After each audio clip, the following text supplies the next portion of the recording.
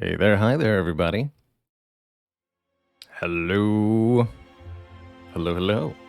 Welcome to another episode of The Baylor Show starring me, myself, The Baylor. How's it going? Hey, there's Lou, The Shepherd, Leffy, Mark McCarr. Had a good time with the Vampire Survivors last night.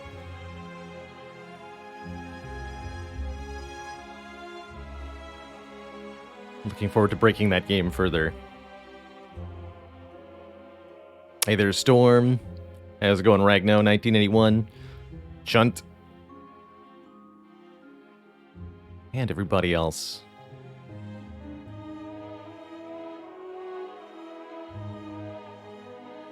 Hey. Right, for just the low price of $3, or local currency equivalent, it's an easy tryout, right?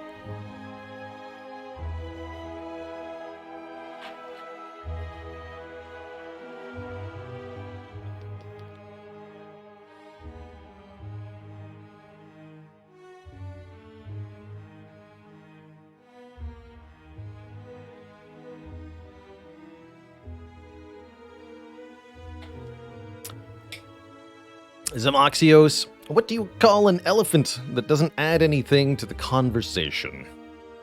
Irrelevant.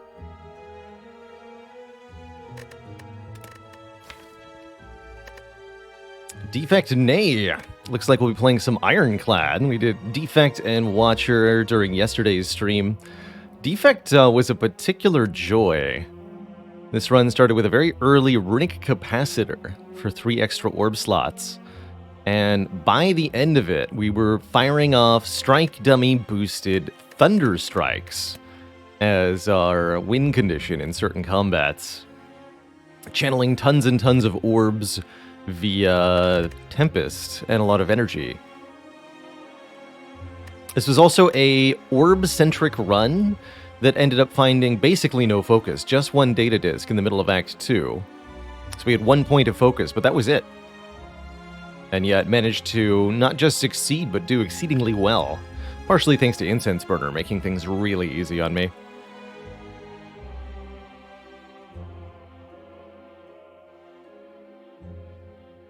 Yeah, with 4x Echo Form, there was like quadruple energy Tempest.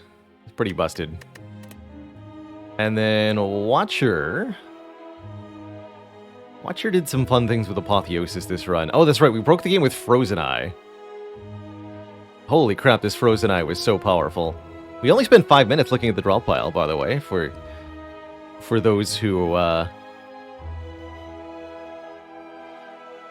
might feel like the relic extends the runtime.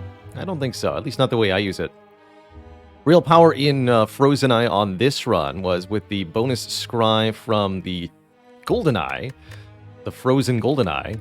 We were able to use our Third Eye Plus to essentially draw like 9 cards, or a full 7 cards. Knowing that the card we wanted was 9 cards deep, we scry 7, discard all 7, and this Third Eye has therefore basically drawn 7 cards. Pretty absurd. Can see that share badge closing in 1 more month. Thank you so much for 35 months, FBI's Most Unwanted.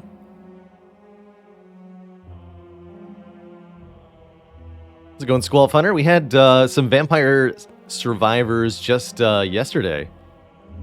We had a glorious run at the end of stream. I think that'll continue to be something that we occasionally glimpse towards the later half of stream as a sort of end-of-show activity.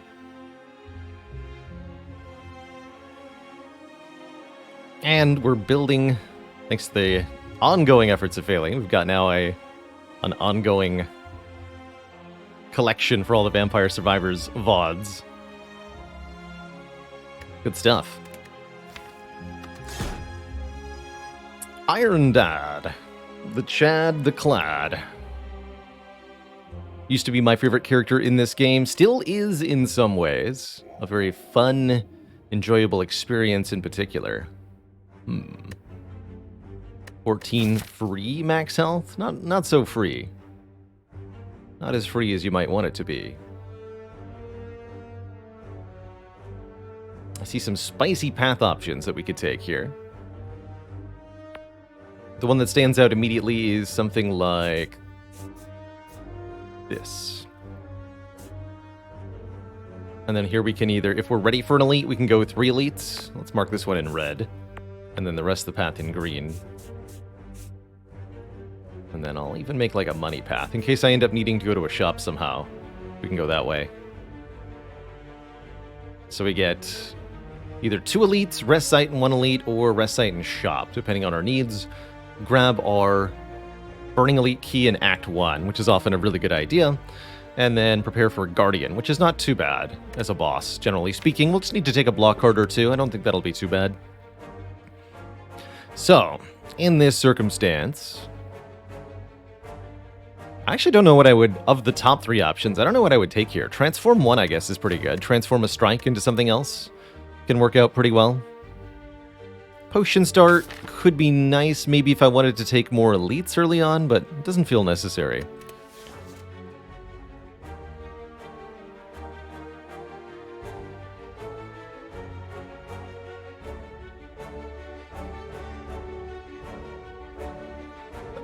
I don't like the max health that much, personally. We take 18 to gain 14 max health. What that means is we'll be down 4 health currently.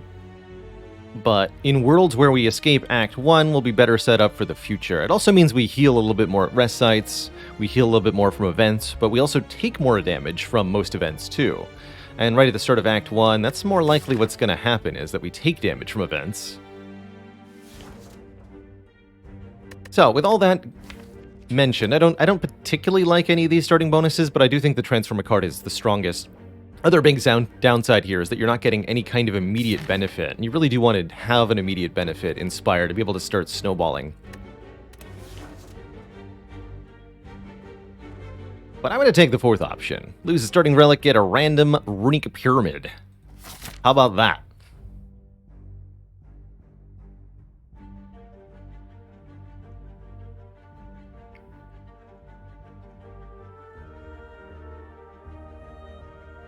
That seems like it makes our act a lot better. Now I'm much happier taking more rest sites and less elites. You don't need as many elites with Runic Pyramid, for sure.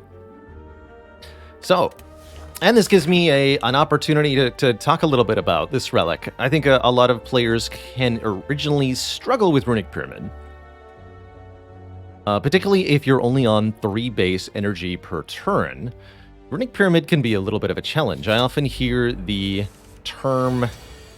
Yikes. Hand clog thrown around. How do you avoid hand clog with 3 energy runic pyramid? And there are a couple ways to do that. One is to just to make sure you're spending all 3 of your energy every turn, even if you're not necessarily getting the full use out of each of those cards. The other thing you can do is keep the deck small.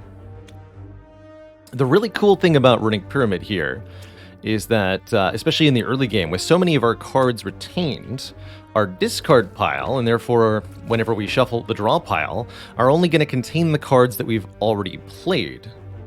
So we play 2 defends here. Now our discard pile is 2 defends, our draw pile is 1 defend, 1 strike. Our next 4 draws, we're going to guaranteed see 3 defends, even though we just played 3 defends this turn. I'll play 1 strike as well. So we draw a full 5, and we essentially draw back all the cards we just played. And as long as we only have about 10 cards, that continues to happen. We get to draw the same couple of cards over and over and over again. That would make something like an early Rampage a really good pickup for us. Let me just kill with 3 strikes next turn.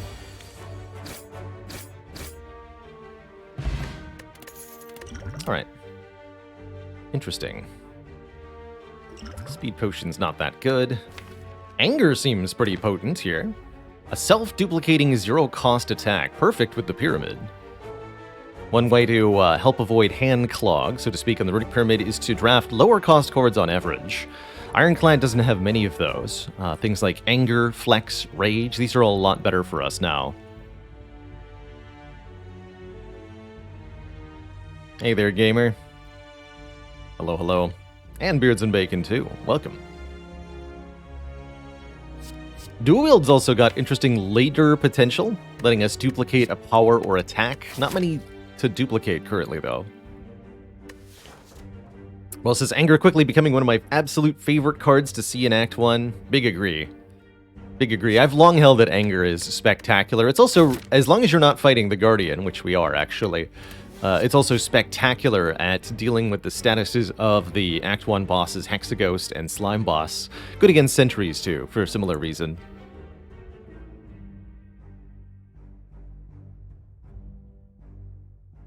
Wonder if it's ever Iron Wave. I don't think so.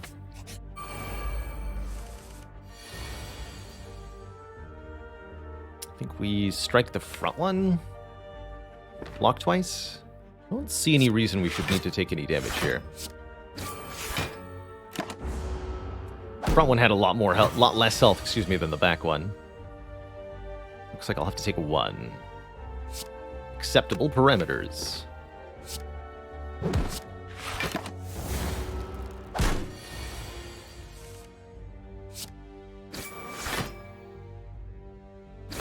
So here, for example, playing these strikes, even though they don't do anything, allows me to draw more cards and kind of forestall that Runic Pyramid Handclog. Yeah. Get some $bucks. I was really hoping we'd see an Armaments. Maybe we still will. That's going to be one of the best cards we can find early game to go with the Runic Pyramid, letting us upgrade basically everything else. Works really well with the cards you're already incentivized to take. Anything with card draw. Yeah, I agree. Speaking of Shrug, here's a Shrug. Clash Pyramid. Yeah, I wouldn't exactly call that recommended. However,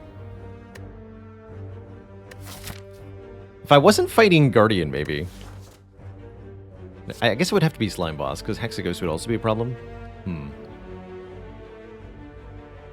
You know, if we were to start removing defense, it's pretty reliable. The kind of cool thing about Clash with Pyramid is that it doesn't get bricked by the Ascender's Bane anymore, because you just retain the Clash.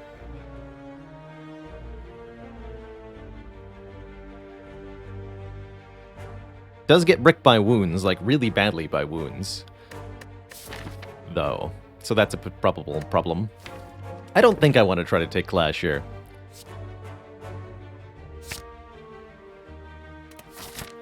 Took a Fire Breathing minus over a Shockwave plus today.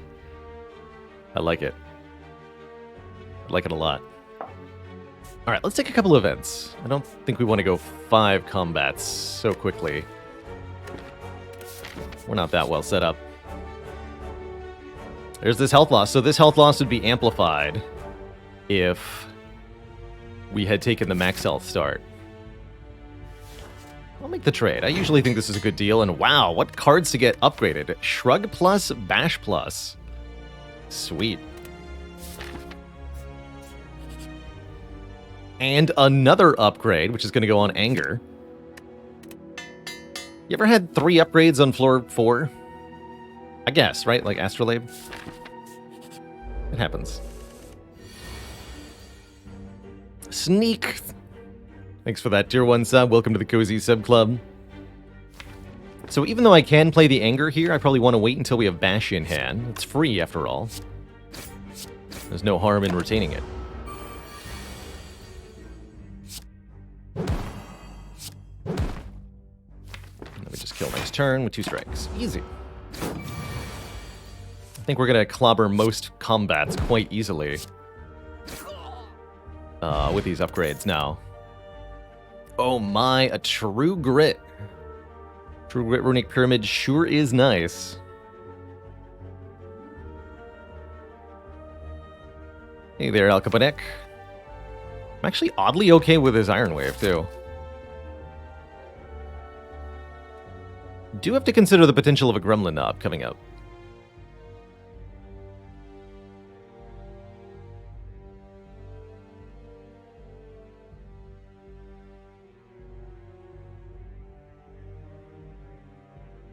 Almost feels like what I want to do is rest at this fire and then try to go 2 elites.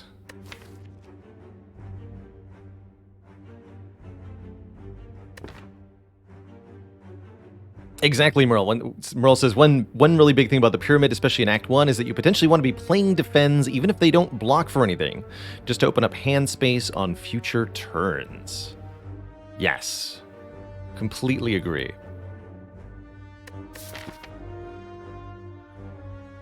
I'm gonna go 3 leads. Yeah, we would have to rest here, I think.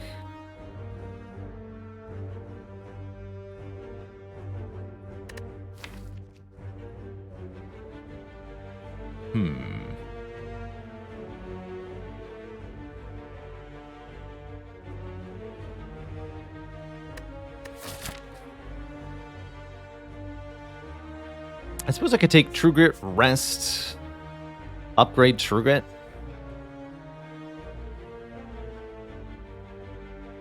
Or even take True Grit, upgrade True Grit, combat, get a reward here, determine if I want to rest still at this fire. But if I take the True Grit, I'm not going 3 leads. I think that's how it works.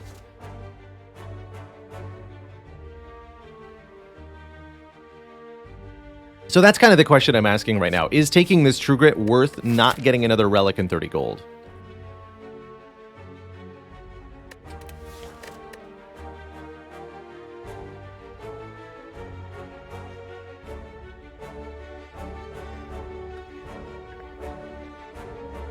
And the card reward from the elites and etc., etc. But we do get the extra upgrade.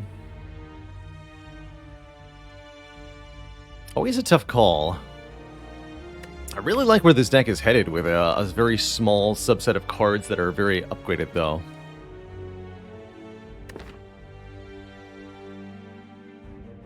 Do we live going red path? We have to take the Iron Wave. That is how I feel about it, if we want to go on the red path. If we want to go red path, I take the Iron Wave here, I rest at this rest site, and we go red. Or I take the True Grit, I upgrade it here, and we go green.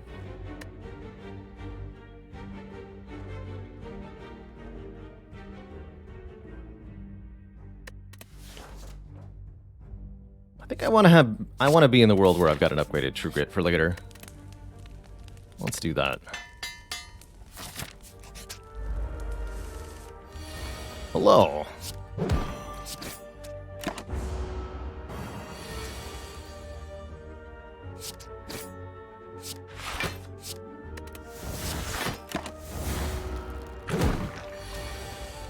And then we bonk as hard as we can. As long as we can.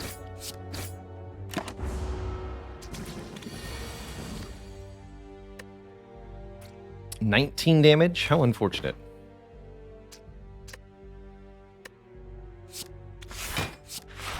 Get rid of slime. Strike the one that's making us weak, because that is the one that's going to attack us next turn. We just redraw into the angers, and we'll be fine here. Easy. Easy, easy.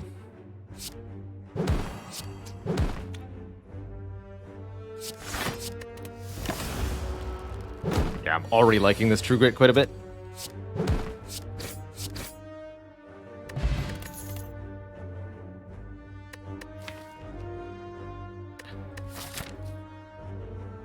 I might be able to take an upgrade Cleave instead of resting. Do I do other games? Yeah, we split our time, I'd say about 50-50 between Slay the Spire and Variety. Maybe 75-25. But there are plenty of other games. Currently on the short-term docket is Into the Breach Advanced Edition and Vampire Survivors. We've both been enjoying a little bit. But there's a long, long list of games that we've played on and off. We just finished a campaign of XCOM 2 on Legendary difficulty. We played a little bit of Battle Brothers a bit more distantly. I'm going to grab Cleave here and upgrade it. Avoiding resting sounds good. 37 health should be plenty here, especially with a speed potion. I think we can handle whichever of these is not Gremlin Knob very easily, and we'll be able to beat Gremlin Knob less easily, but still capably. It's crazy to have such... Look at this. Five upgraded non-starters, well, kind of including Bash, plus the basics. Get a couple removals. And this deck's going to be on fire. I'm also extremely happy to find A, ton of money in this chest, and B, the Gremlin Horn, giving us a card draw and an energy whenever an enemy dies. We also drew Bash turn 1 against Gremlin Nob, so I think we'll be just fine here. But I do expect to take at least a little bit of damage against this fool. Gremlin Nob's always a race. Can you kill this angry boy in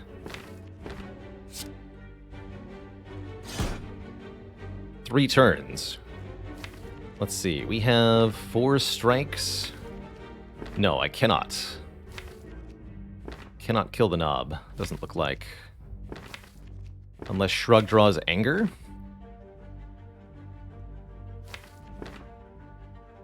What if Shrug draws Cleave Plus?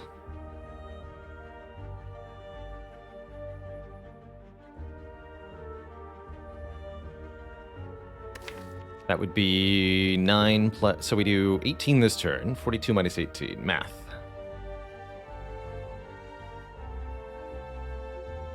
So we leave Nob with 24. This will do 16. 16 plus 9 is 25. Yes, so that's also an out. So we have 1 draw to get... Let's see, there's going to be an additional 2 strikes in the discard pile. So there'll be 7 cards. 3 out of 7 chance that we kill next turn.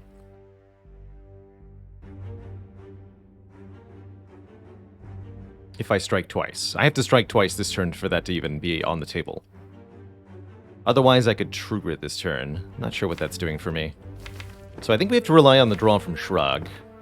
This is why I said we couldn't go red path if we took the True Grit. If this True Grit was an Iron Wave, we just are there. I believe.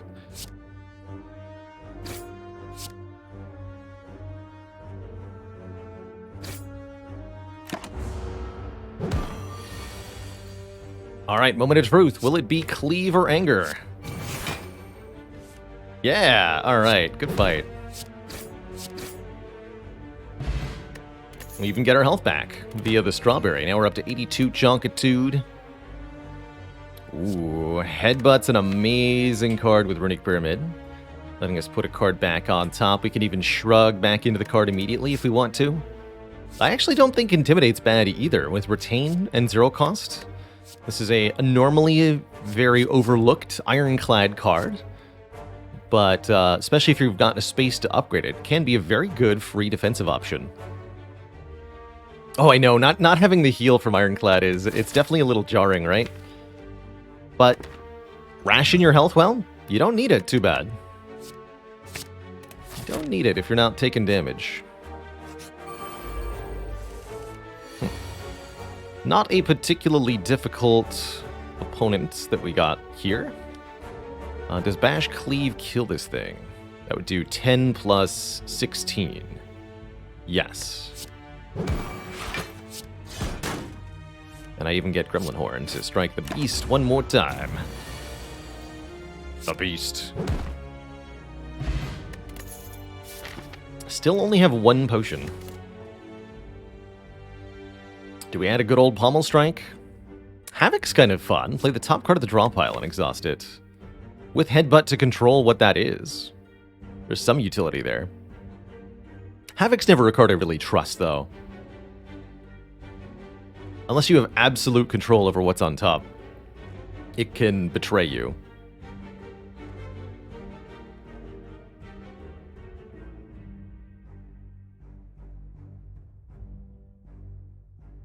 The data.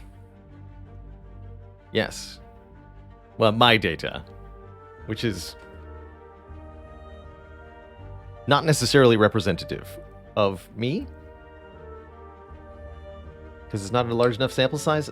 That's so weird. JHTM, thank you so much for 29 months of support. Much love.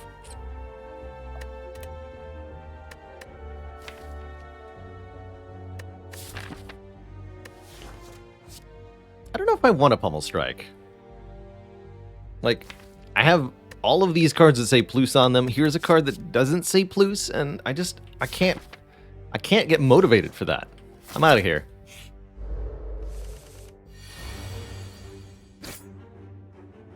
I don't even think I actually want to delete this strike. I think I want to keep it.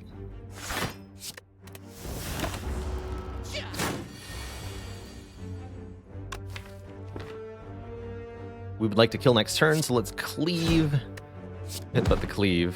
Shrug into it. Next turn, cleave, strike, strike, kills. Or various other methods of murder.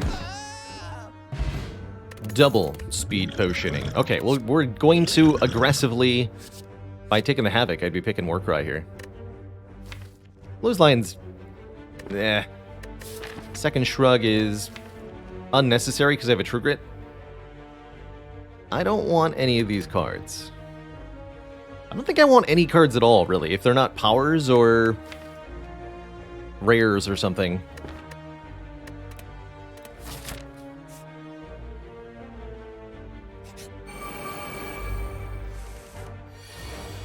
Cleave blues. Oh, they're regenerating? Yikes.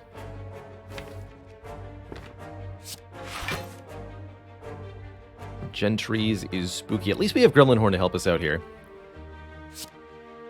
So, top priority in this fight, kill one of them. Can't rely on Bash, so we'll sort that out later. I may use the Speed Potion this turn. We'll see. Yeah, I'm going to Speed Potion. I guess I could just defend, True Grit, defend. But I really need to headbutt the cleave. So I'm going to Speed Potion, double defend, headbutt our cleave on top. Mostly looking for an excuse to use the Speed Potion, quite frankly. And it just lines up so perfectly. How could I not?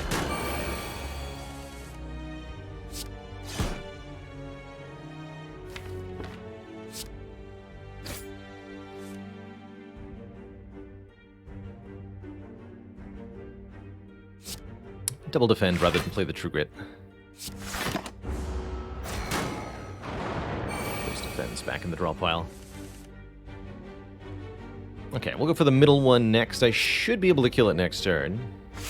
Again, in this fight, not deleting my attack cards, as I actually like them. They're good. Please keep being you, attack cards.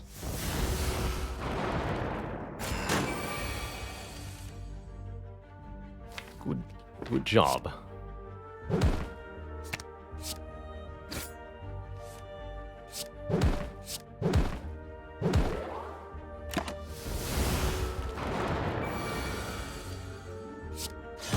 Alright, that was very, very smooth, thanks to the pyramid. We're massively, massively rewarded with all the sustain we could ever want. Meat on the bone with over 80 max health. As long as we're below 40 health after a combat, we'll heal 12. You know, I don't really miss this Burning Blood. Ruben PD, thanks for 24 months of support and the good luck wishes. Who needs these cards? Not me.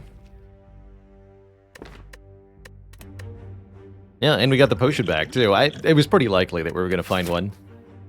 Elixir's not exactly my favorite potion, but it's definitely got some uses, with Pyramid in particular, allowing us to delete any clogging cards that we don't want to deal with.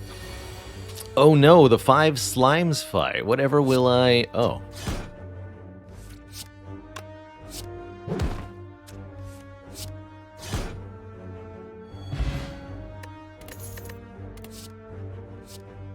Hello.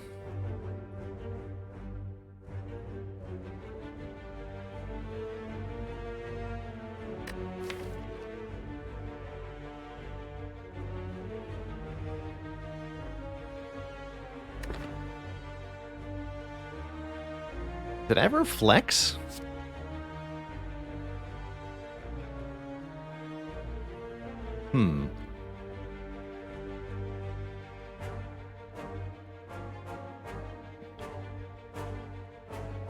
Like, well, yes. There's the Corruption card. Corruption is pretty sweet, generally speaking. A big energy cheat for the Clad.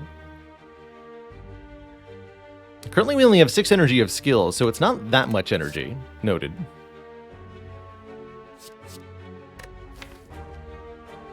But how much damage does Flex do here? Like, actually a ton, especially if we upgrade it.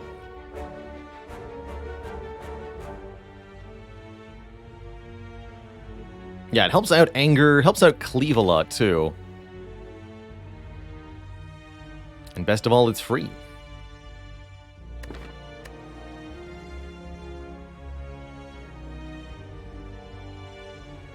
For Corruption to be good, what would I have to do? Corruption's really nice with Anger, generally speaking. We have to go kind of all offense. Are we really worried about Guardian? No, I mean, if we take Corruption, we can just not play the Corruption. I can just use the True Grit on the Corruption, and then it's like we don't have the Corruption. So there's no issue with Guardian whatsoever, taking either of these. No concern.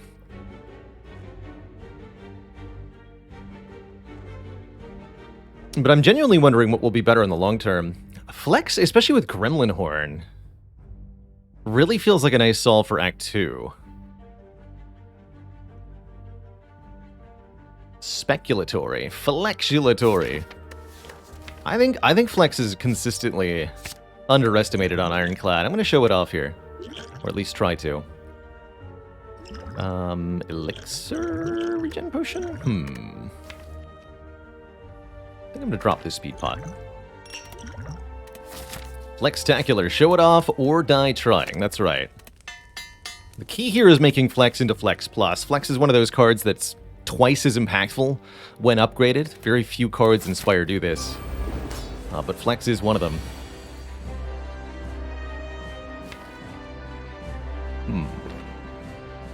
Gonna keep this for next turn. I might be taking a bonk to the face here.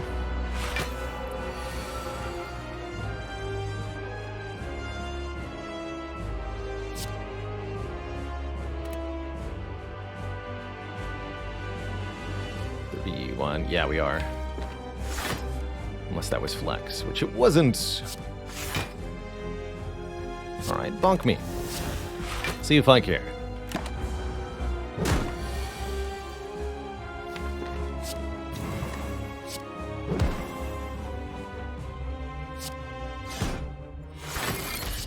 And that won't do enough to matter.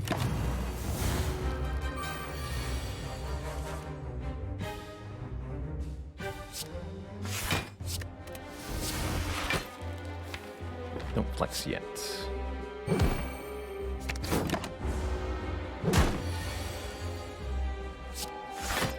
Gonna keep deleting strikes. We can just replace them with angers if we want.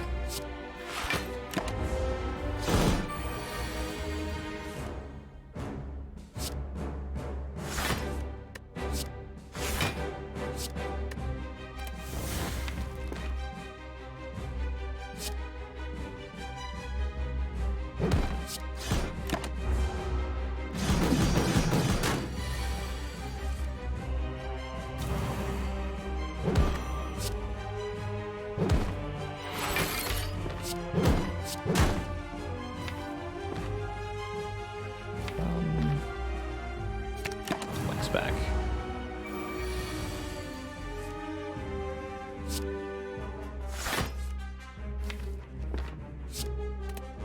Behold the power.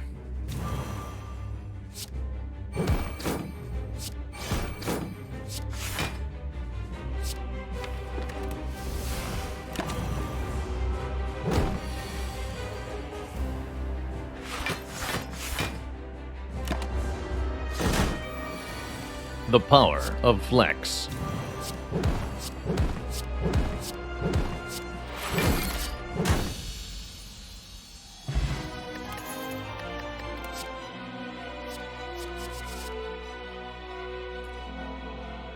And then we're offered Feed versus Reaper. Reaper could be quite a lot of healing, although we do already have healing in the form of meat on the bone. I think we're better off scaling our max health with the Feed here. Chomping down. Gendy225, thanks for 9 months. So welcome for all those cozy streams. And T.O.B. Thank you so much for 2 months. Ever since you found this channel, your Slay the Spire runs quality went through the roof. You're so welcome. For the skills. Let's chow down, shall we? Ooh. Choices. Well, I can tell you all confidently, it's never Mark of Pain for me here. We don't even necessarily need more energy. I drafted some free cards. what I'd like to do is draw the good stuff more often. Just the cleave, headbutt stuff. Taking empty cage to remove 2 of our starter cards. I think I would go with probably 2 strike removes. Could really help us out in that regard. Another option we can take is the Black Star here, giving us additional relics from each elite we can kill. Thanks to the combination of Meat on the Bone and Gremlin Horn, I'm pretty confident that our ability to slay elites is up there. Although we could have trouble against the Book of Stabbing in particular. HG4S asks, can you get the starter relic upgrade after trading it to Niao? No, so we would not be able to find the Black Blood as a boss reward anymore.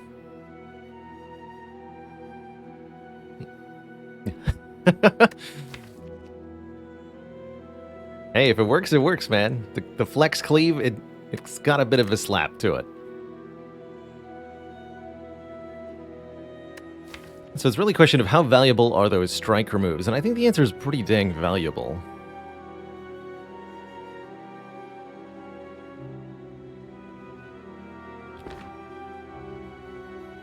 We are going to go to a shop early, so we can maybe make that a 3rd removal, too.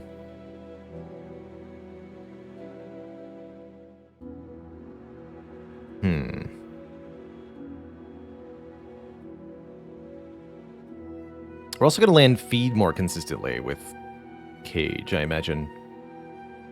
Okay, I'm going to go Cage here. I've talked myself into really, really liking card removals at the current moment. Please, Louvs, 2 strikes.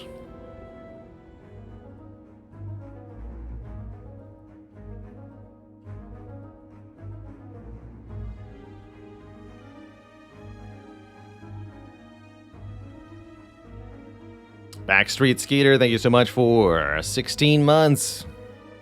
You keep watching, I'll keep yada yada. You got it.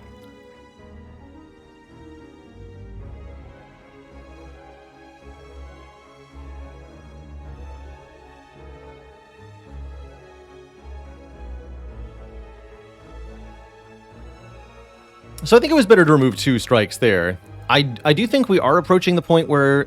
Actually, no. Let me rephrase that. Any deck with an Anger always wants to remove all its strikes. That's what I'll say about Ironclad. As long as you have 1 Anger, remove every strike.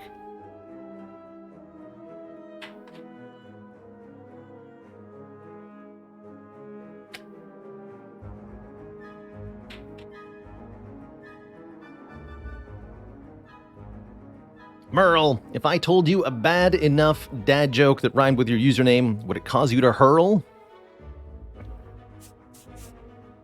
I hope so.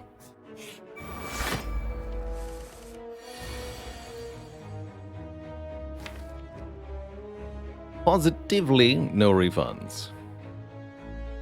Okay, we're likely to take a little bit of damage in this fight.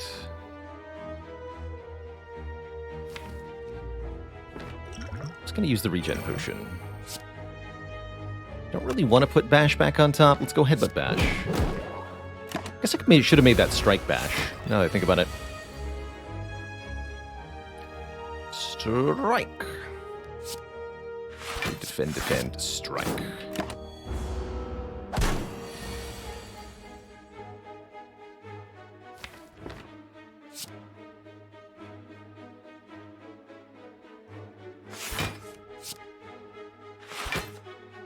Being frail is very bad. Don't play the cleave yet. Do play anger. Do play one more defend. And then we have to do a lot of damage in a few turns.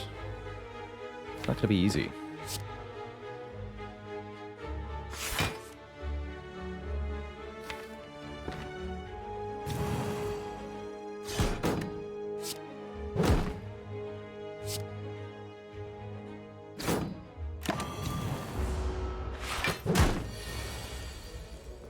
So, can I do 40 damage this turn? I don't think so. 17, 16, no. Not quite.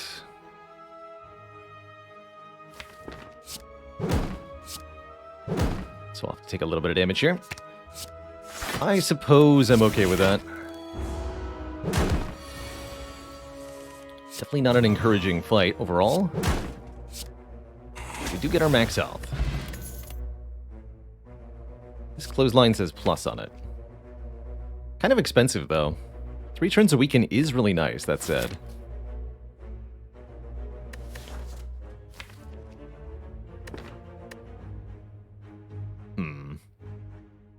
Mostly thinking this will be particularly good against Book of Stabbing.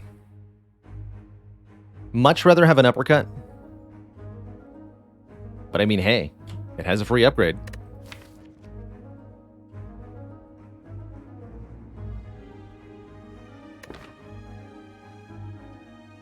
This could also be very useful later on against Heart. If we don't find any better, we can... I'll do it, but I'm not actually sure it was correct. Frozen Eyes back. We could have had so many copies of Clash this run. The shop is kind of bad.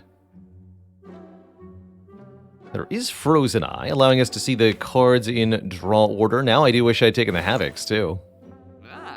Could still take this. Letting me know how many slots I need available in hand could be okay. Could use Shuriken as a way to gain strength. That's a lot of money spent on... Well, actually, I guess it's not that unlikely that we can activate it, but it's pretty difficult.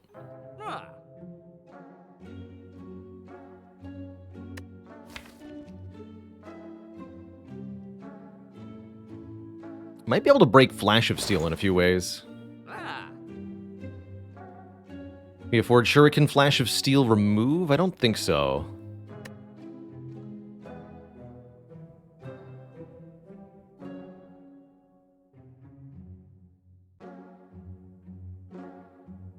No, we can't. Flash Transmutation. Yeah, there you go. Easy. Easy peasy.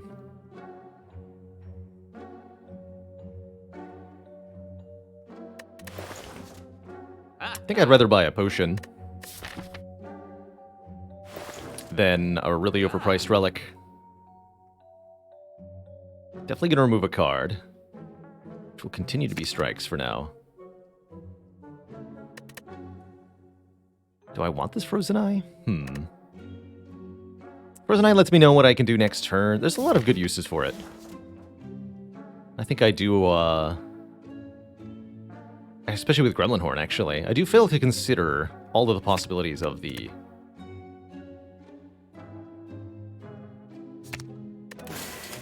Frozen Eye. I'm going to do that. I'm going to take, actually, Distilled Chaos with the Frozen Eye. Let's do it. Let's do it. Greetings, thief nerds.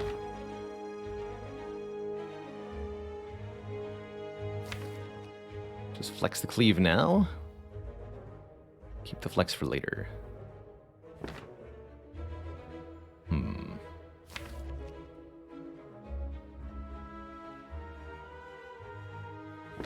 Alright, we are immediately getting used out of this Frozen Eye, begrudgingly, I'll admit it. Maybe I'm discarding the Defend. Math time. This will do 15, this would do 10. Do 25 this turn. Up to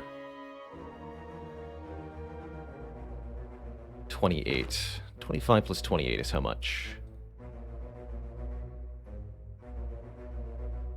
53 exactly? Okay, yeah. When I get this kind of information, I can start to see the use for the Frozen Eye. Like knowing one turn in advance that I have exact lethal on a particular foe.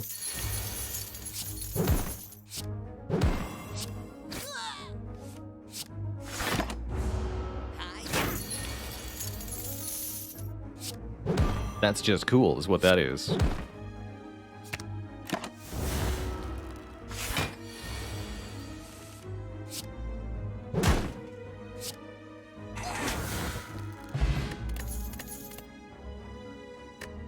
He does want an upgrade. Staying alive is the higher priority at the moment.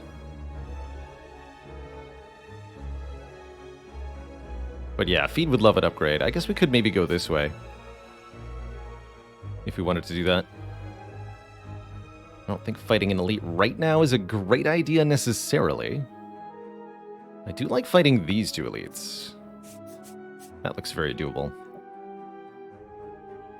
I don't even necessarily need all these rest sites. I mean, most of the deck is already upgraded. Combust is interesting. If I was fighting Collector, I'd maybe consider it.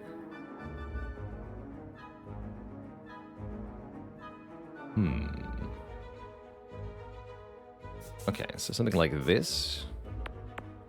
Maybe that. But getting feet upgraded here would actually be really sweet.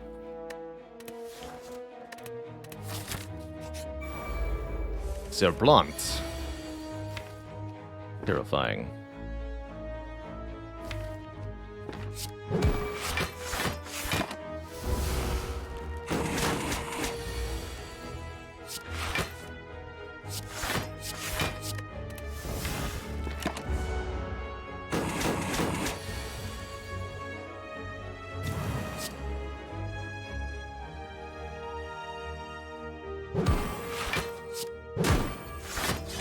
Look at that damage output.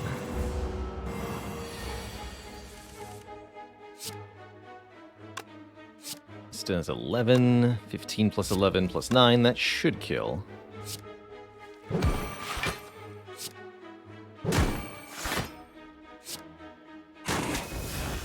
Let me heal 12. Not too bad.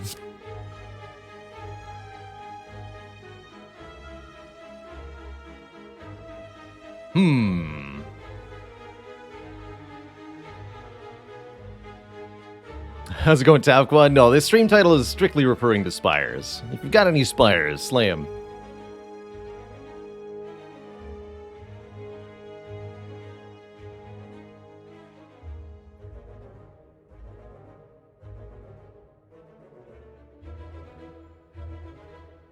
Has Fairly been updating that command every act? I'll let you in on a secret. It's been automated.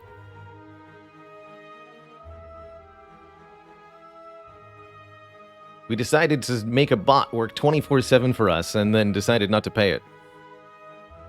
Somehow this is considered ethical.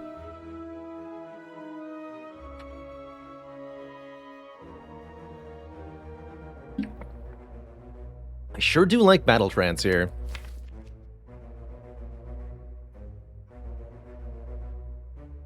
I sure do like Battle Trance here. I also do like Inflame, though.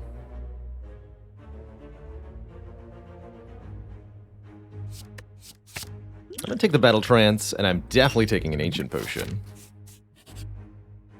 And I'm definitely gonna buy a Relic, which is the Paper Frog. Enemies with Vulnerable take more damage? Cool. I think we could win this fight, but I do want to upgrade that feed.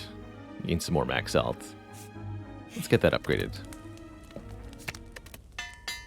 Well, I'll make it a 2 elite act. Should be nice and comfy. Uh-oh. Next turn could be gnarly. Unless I choose to Distill Chaos now, that doesn't feel worth it at all. Not at all.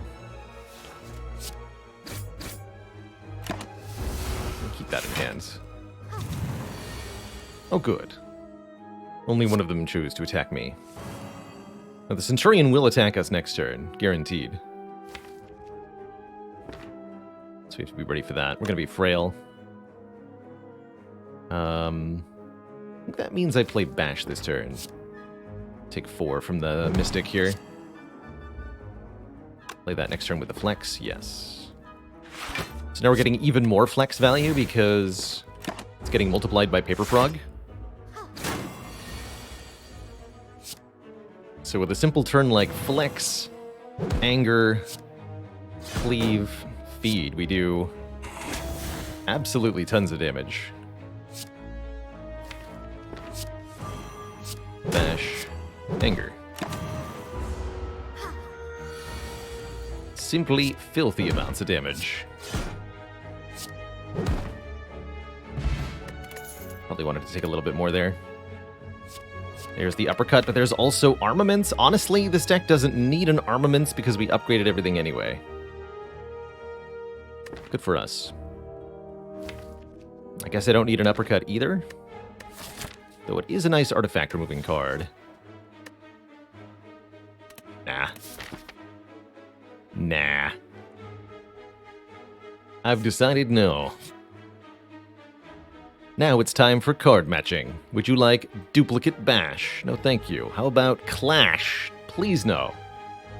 How about another feed? That'll take. Show me the feed. Yeah! Double feed. The Feedception. Don't mind if I do. Thanks.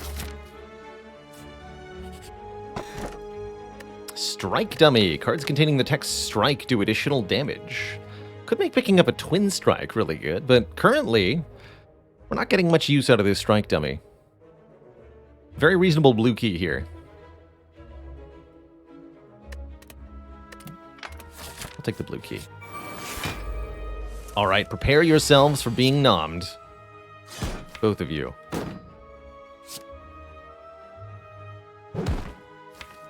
So, Cleave Feed kills that one. That means I can strike here.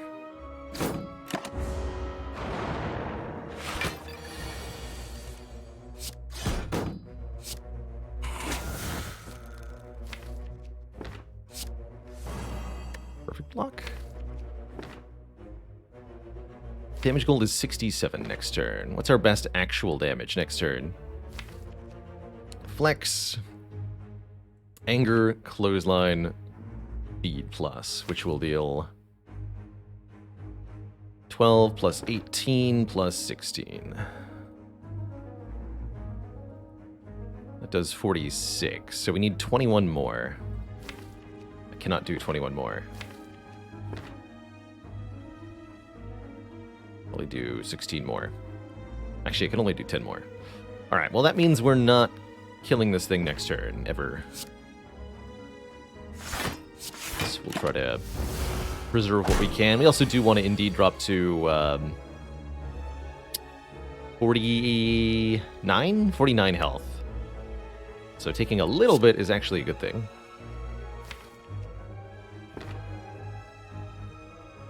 Keep him the big ol' wallop. Anger without flexing, then shrug.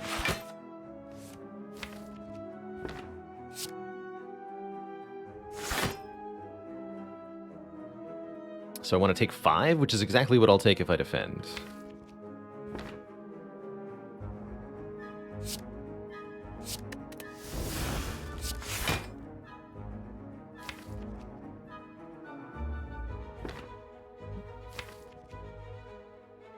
But won't do anything next turn.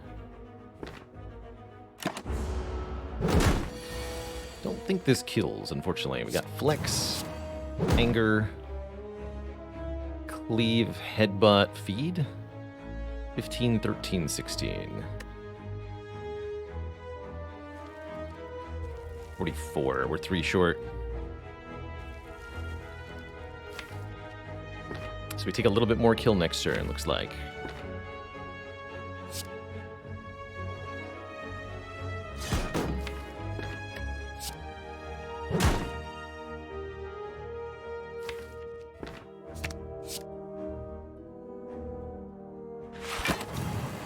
I'd like to keep these potions for our elite fight.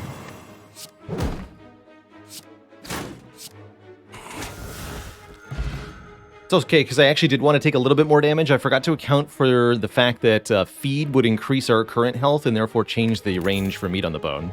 So that worked out beautifully.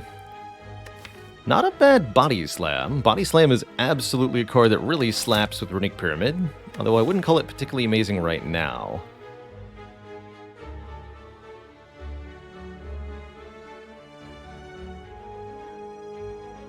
Does meat on the bone consider max health or max health after feeding? Yeah, max health after feeding.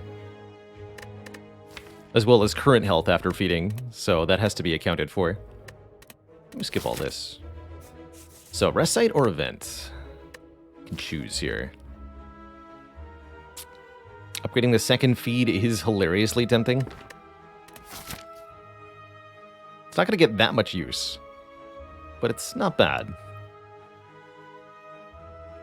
Upgrading Battle Trance seems more immediately relevant. Considering the abundance of rest sites, I actually see a lot of use for this event, too. Let's take one event. Go this way. It's a combat. Pretty dangerous combat. But it's a combat in which I can feed 2 times, so that's probably a good thing.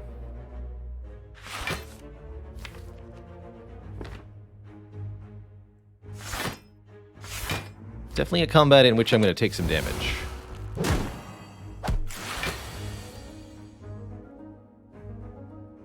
Like, ouch.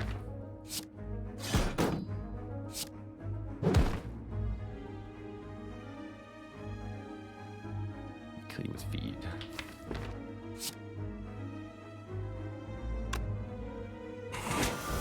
Thought about using headbutt there. Maybe that would have been better, but not today.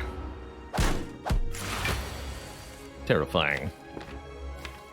Don't you know that I don't like when you do that, sir? Sir?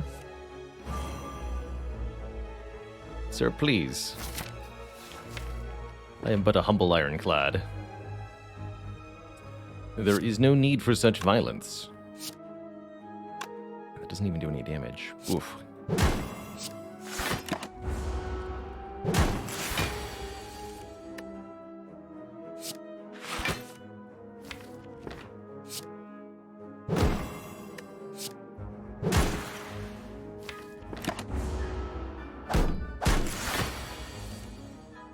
Okay.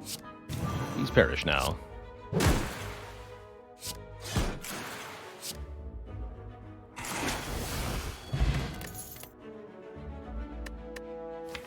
Havoc is back. Havoc is looking better than before. Still not that many good Havoc targets, but we don't necessarily need a whole lot. With Frozen Eye, I think it's worth it. Let's take it. Havoc plays the top card of the draw pile and then exhausts it, which has all sorts of utility. Gremlin Leader is up next. More like Gremlin Bleeder. Am I right?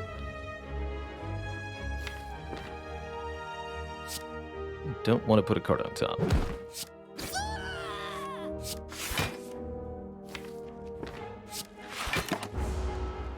Gremlin Horn's going to carry this fight pretty heavily. Shouldn't be too hard.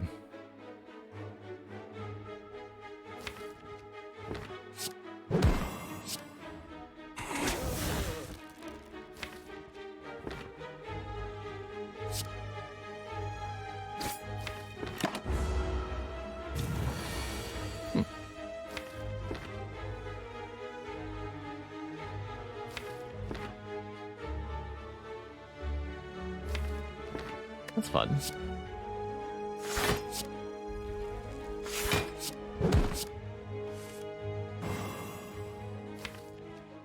Okay, I'm definitely going to do Bash next turn.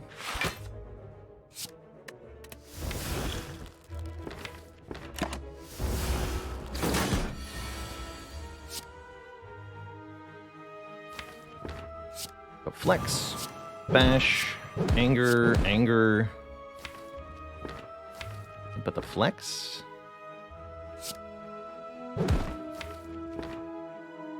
Yeah, hit with the Flex.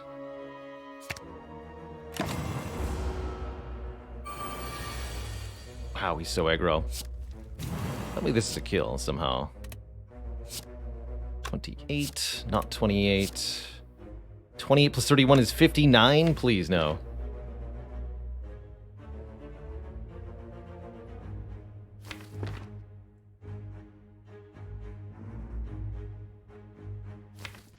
Does 10.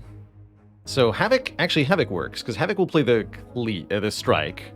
If it hits the leader, we get the kill. If it hits anybody else, we get a Gremlin Horn proc. Was that counting Frog? Yes. Yep.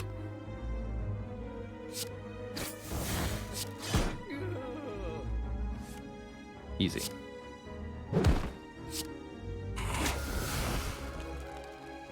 No potion required. Get a Toxic Egg. All skills from here on out will be upgraded. I like a Flame Barrier Plus quite a lot, thank you. Never, didn't, almost not have it. Havoc. We should be still good to go. 37 health into another one. Might be resting before the boss. But I'm going to upgrade Havoc now. Make this card free.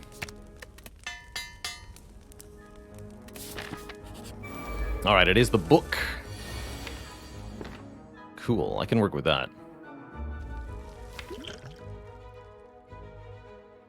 Think about keeping this Headbutt and the Havoc so that we can double Flame Barrier on a key moment. We could do 12 damage back per moment of spice. Or I can just Anger, Headbutt the Anger. That's a sad draw next turn.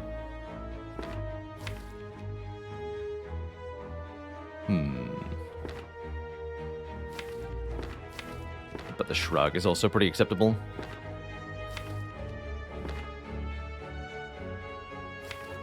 Havoc something, then bring the Havoc back. Also, kind of decent. If I just Havoc this Defend, I'll draw the Battle Trance next turn, which gets me to Cleave.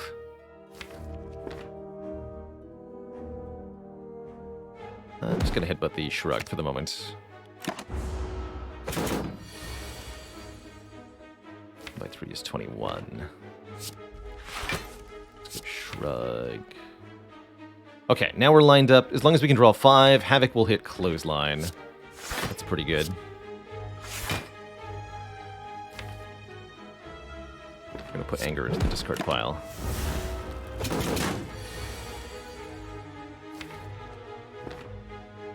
Or if I draw 2, if I play Battle Trance, it'll hit Bash.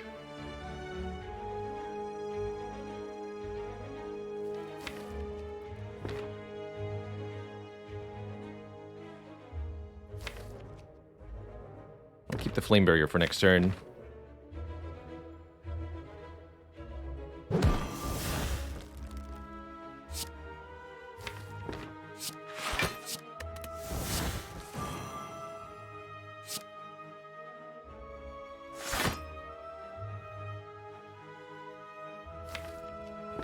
Gonna flex speed.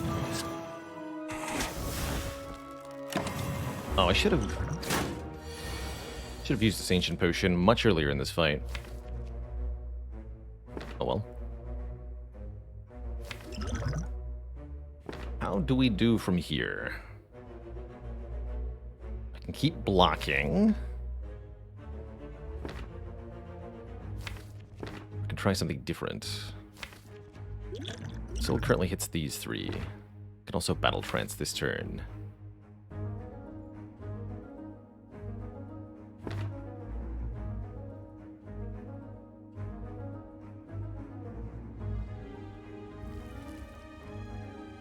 See a decent take 10 route here. We go Havoc those 3 cards, play Bash, Anger, Anger. Maybe I'll use the Flex Potion in the Bronze Automaton fight. This could also reasonably be our barrier turn. Don't play the Bash. And then we can maybe Headbutt the barrier anyway for next turn. So we'll do 30 damage.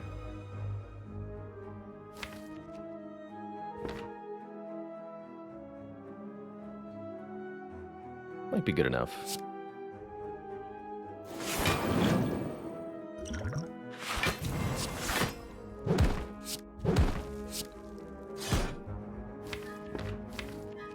So I'm going to draw 1, 2, 3, 4. Might as well make it all 5, right? Could also use the Havoc now, but I don't think that's a good idea. So here we go. Headbutt the Flame Barrier, Havoc the Flame Barrier. Then I can True Grit Shrug full block. That looks good.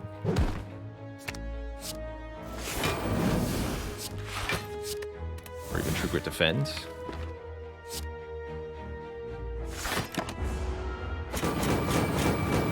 Ah, that Flame Barrier really paying off in this fight. Beautiful.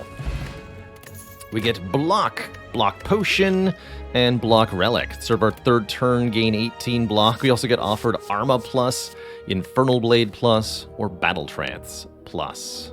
All pretty spicy. Beautiful.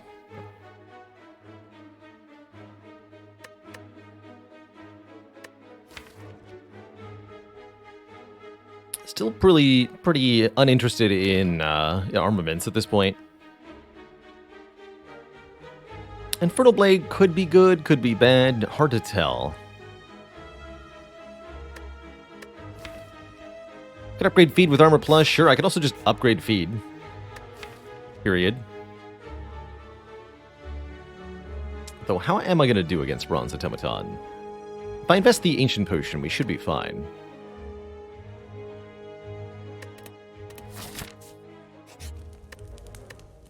Block on turn 3 doesn't actually help in this fight, though. Not really. 49 health going to be enough? Might not be. Could reasonably just rest right now. Get 35 additional health. Easily get through to the next act. It's not like I need this feat upgraded. I'm going to do that. Just for comfort. I think we could easily end up having to face tank the Hyper Beam in this fight. This is a really bad draw. Turn 1.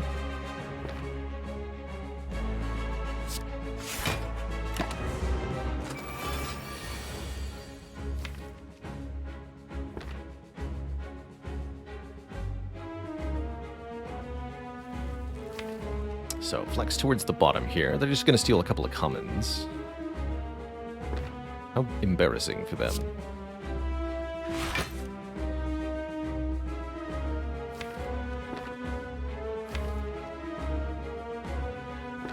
I guess I should be havocing cards I don't want to draw anymore in the first part of the fight. So let's do this. Havoc that, Battle Trance into Bash, move an artifact from the Bronze Automaton.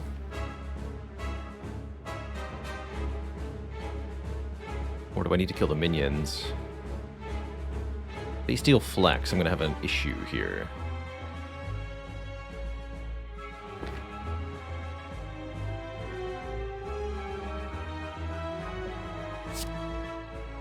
We need to be getting those artifact layers off.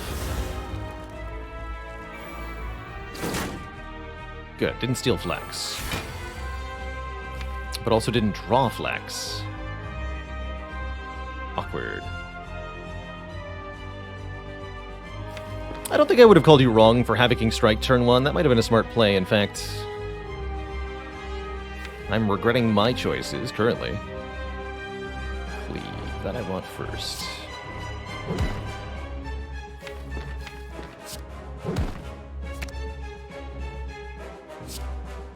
Let's get rid of the strike here.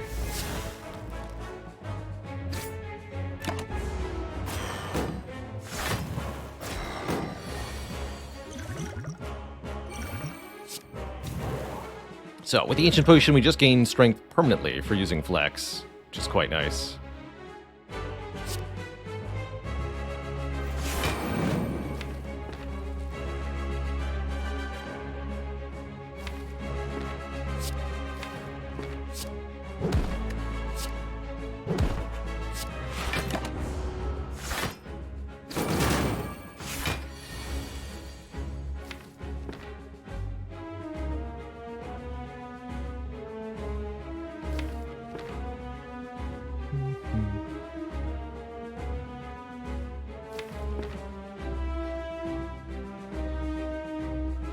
Let's get rid of Cleave next.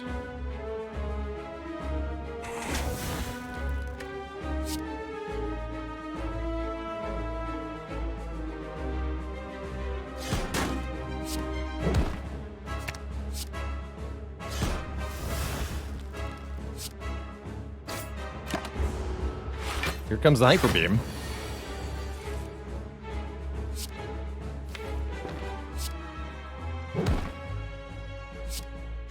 I didn't get through the artifact layers in time. That's okay.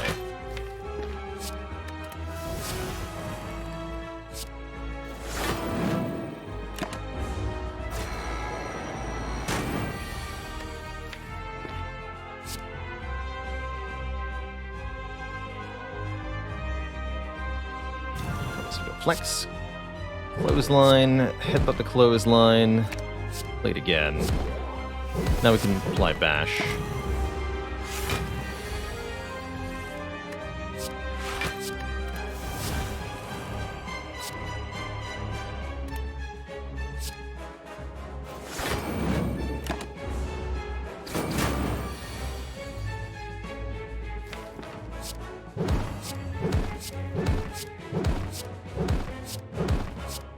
the damage. So angy. So tasty. GG. Emu Like Bird, thanks for 25 months. Sorry, 29 months of support.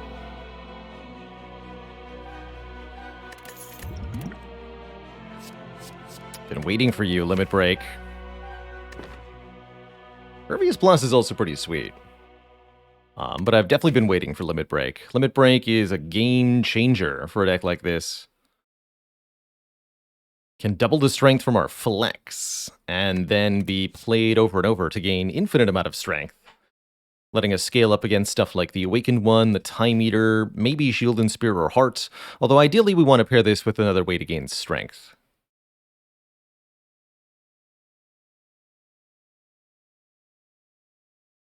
Hey there, CryptoChin says, after watching videos for a long time and lurking the stream, you passively learned enough to finally beat a 20 for the first time. Congrats. Always a pleasure to hear the stream has helped people out. Yeah, with Headbutt especially. It's going to be a Limit Break from me.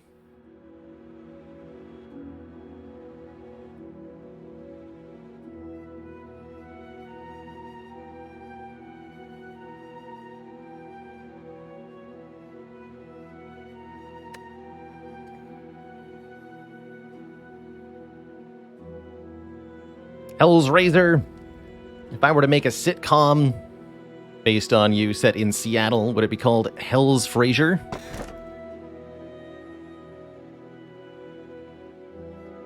Interesting set of relics here. No energy offered to us. So we're going to be doing this on 3 energy per turn.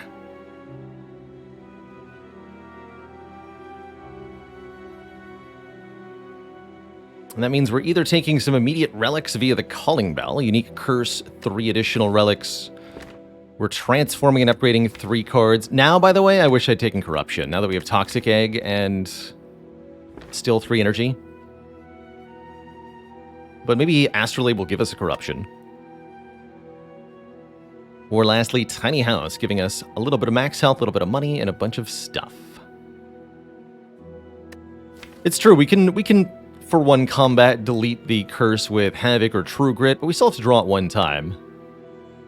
And we may not actually get that much use out of the relics that we get. I'm liking the idea of dunking our remaining starter cards quite a lot. I'm going to do that. Hoping we get some kind of power or energy generating card. Second Wind Plus will work, letting us exhaust all non-attack cards in our hand. Metallicize Plus for 4 block per turn isn't amazing. The Wild Strike Plus, that's pretty underwhelming. But at least it does damage. Efficient damage. So, I think we predominantly want to be taking combats right now. Every combat we get into is more max health gained.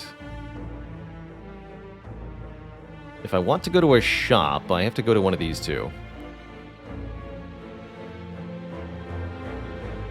So that would preclude taking only combats. I don't necessarily want a lot of combats. I think Transient will hurt me. I think they're going to be really long, difficult affairs as well. Let's not. Let's say we didn't. Havoc Second Wind. Where's Flex? Coming up next turn.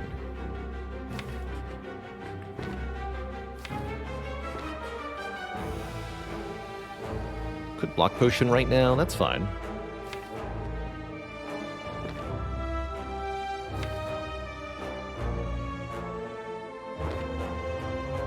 Alright, fine. Might as well play this. The rest.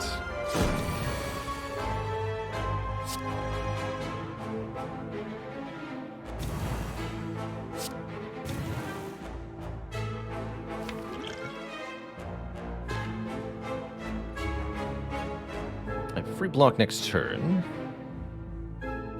Second Wind, Anger, Headbutt. Do that.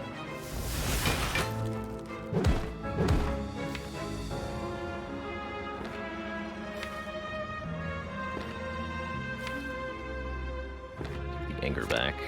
Might have actually been Second Wind that I was supposed to get back.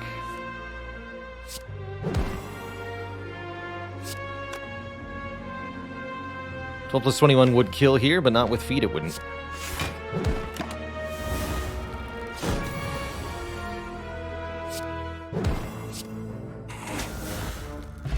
We do get a potion back, another Distilled Chaos to use with our Frozen Eye. Only I'd taken a Barricade, hey? Since we have a Havoc, a Warcry Plus is actually pretty sweet. Draws 2, which means it's essentially net neutral, and lets me manipulate the top card more effectively, or protect a card from Second Wind, which can be really, really nice.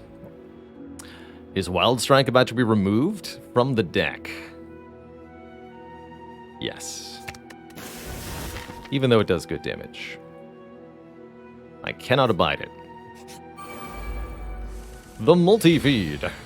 Also, ouch, the spikers. Apparently. Please no.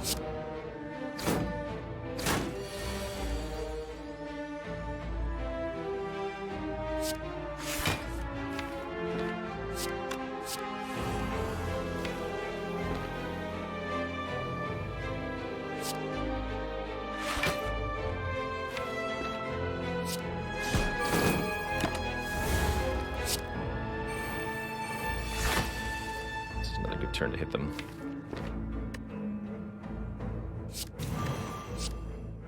Can I kill the front one? That's the question. With 2 hits.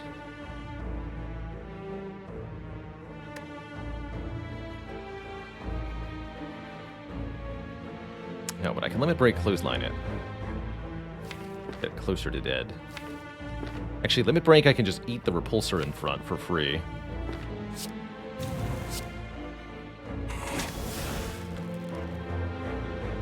Glorious.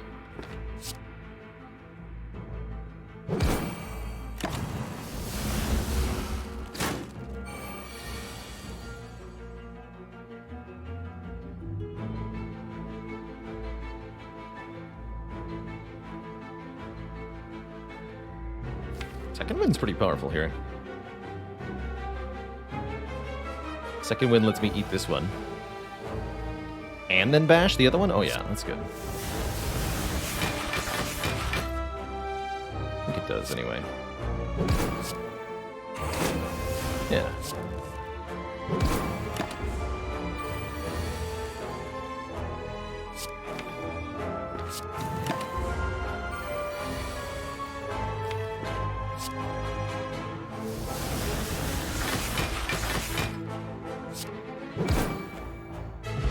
Cool. Energy? Would anyone like some energy? I sure would. Greetings, Speed Demon. Been watching the YouTube videos lately and happy to finally catch a live stream. Always a joy to hear. Welcome, welcome. Have a seat. Don't be afraid to ask questions. You'll find we've got a very, very question-friendly community here. Dear Lord, that's terrifying.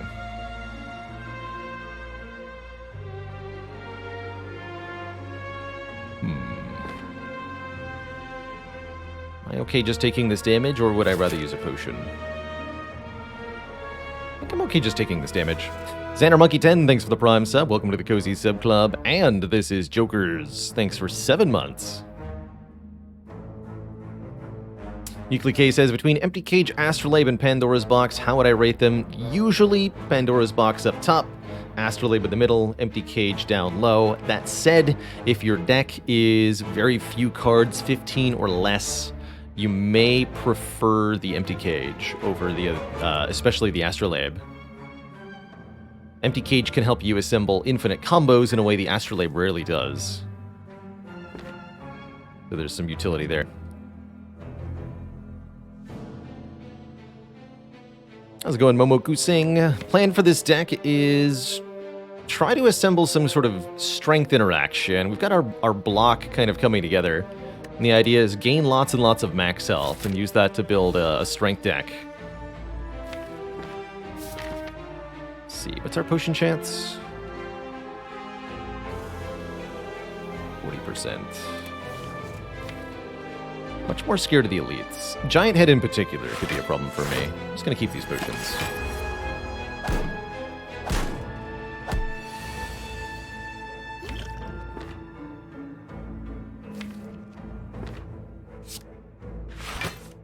5.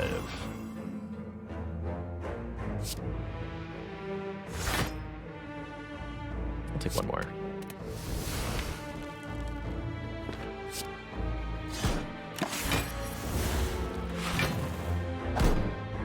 Thanks to Runic Pyramid and Frozen Eye, we're able to get sort of additional value out of certain cards or card combos.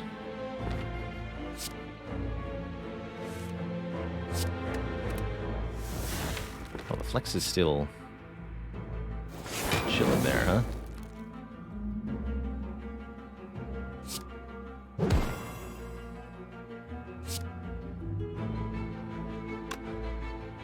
Kind of hard to know how to assign the damage. They all need to die at the same turn.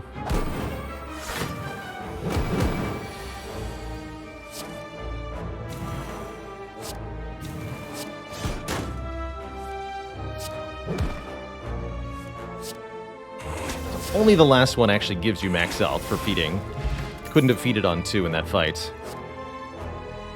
On 3 energy, do I take a second Flame Barrier Plus? I don't know if I can afford to do that. I don't think I can afford it. If I had a Corruption, I could. But I don't have a Corruption yet. Did want to go to the store.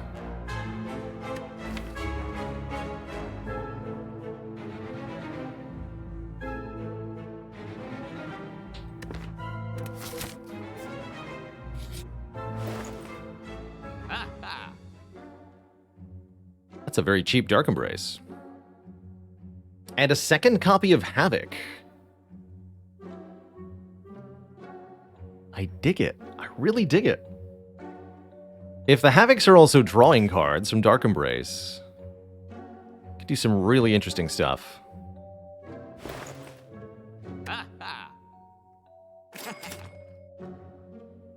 Definitely buy that membership card first. And I could even remove a card outright in addition if I wanted to. I don't know that I do currently. Could remove a base defend, but if I get a corruption, it won't matter.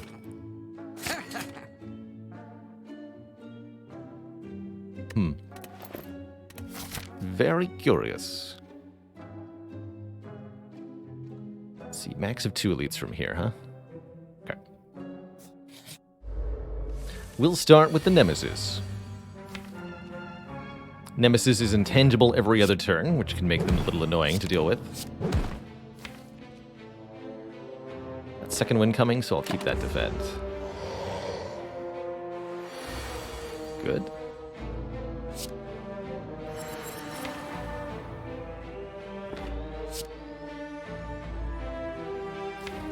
Two Havocs.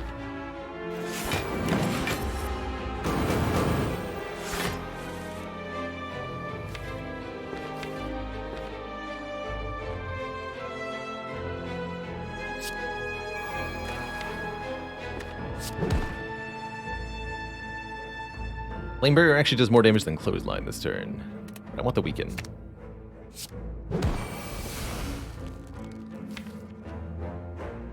Destroy Cleave.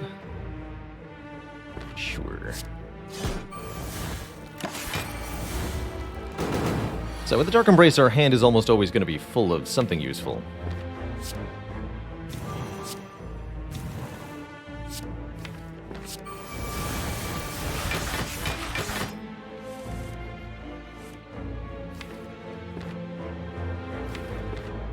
This is some spooky draws, man. Though I actually do want to get those into my hand now, so they leave. I could shrug. Don't want to.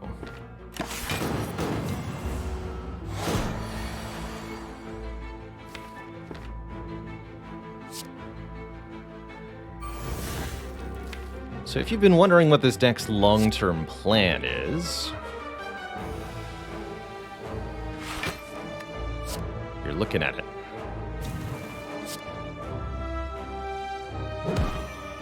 It's Headbutt, Limit Break, play it again. 16 strength. I can have a second wind here, let's do that. Why block on the next turn? Shouldn't have to.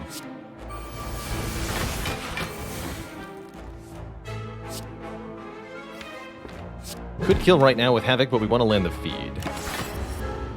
So I'll allow this to happen.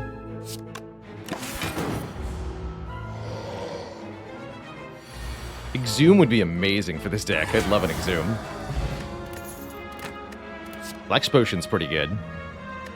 And I guess I'll take one more Shrug. Flex Pot or Dupe Pot? Dupe Pot's actually better, because we can dupe the Limit Break. Although Limit Breaking the Flex Pot, it's spicy as well. Seems fine. Match keep again? Son of a gun. I've been struck with pain. Do I want this powered through? I don't think so.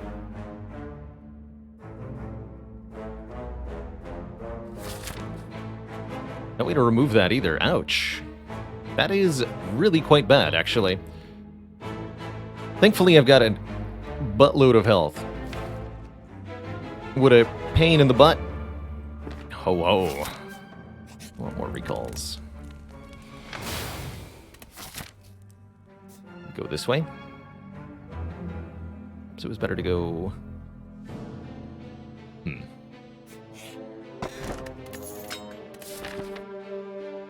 More fights is going to mean less health. That's okay.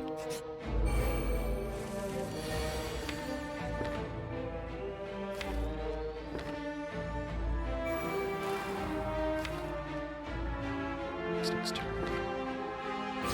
Okay, this fight's going to suck a lot.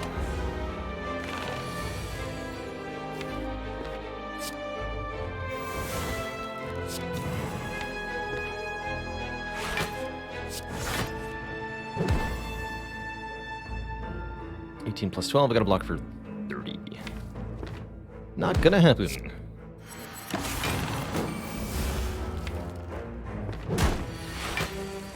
Okay, top card is currently Pains. Let's just get rid of that.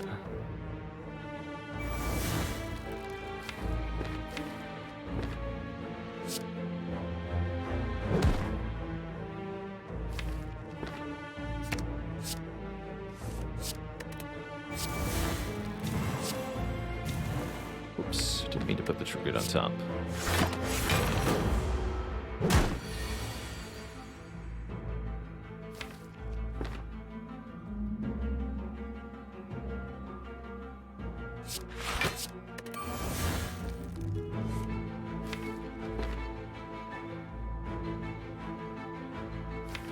The limit break.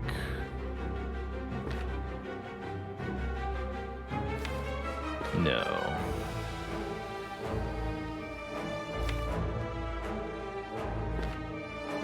I like the True Grit.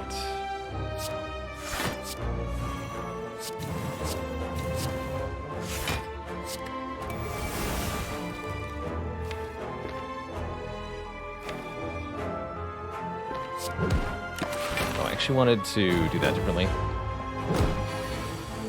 think we're fine still.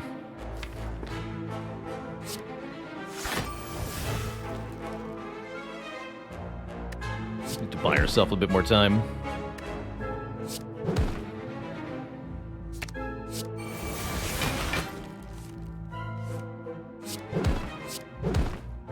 Yeah. Easy.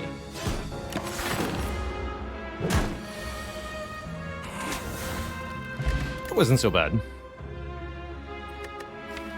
Yet again, we're offered armaments. Yet again, I'm gonna refuse.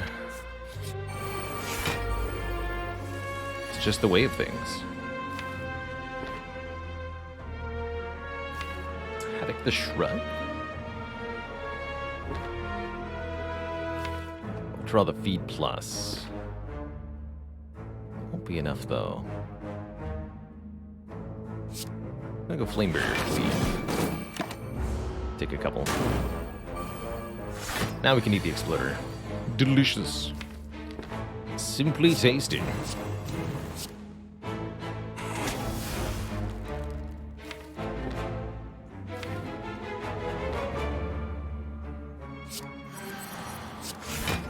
Okay, we can second win that pain. Easy peasy next turn. Anything I want to Havoc.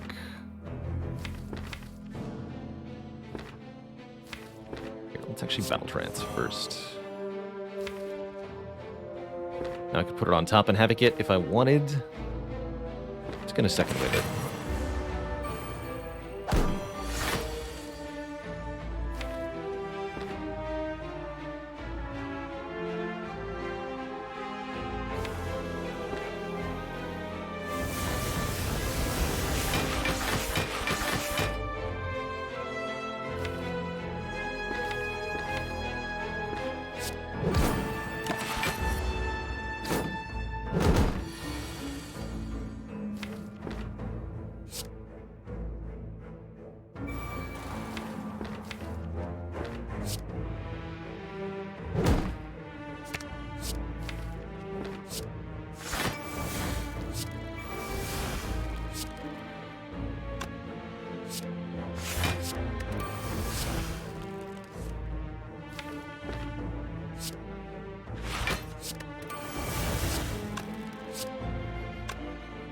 Eat the Guardian, actually? That makes more sense.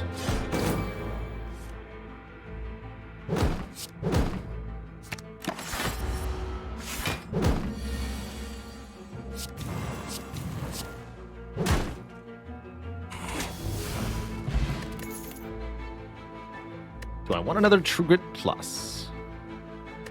I'm going to carry around this curse. It seems pretty reasonable. Sure, one more. Actually, Pummel's okay, too, with Akabeko and with our Flex Limit Break. It's a way to do a lot of damage very quickly. Let's grab that one. Oh, thank goodness, there's a merchant here. And wow, what a store. Look at this. Dark Shackles Plus, Master Strategy Plus, Feel No Pain, another True Grit, Fiend Fire, Bottled Lightning.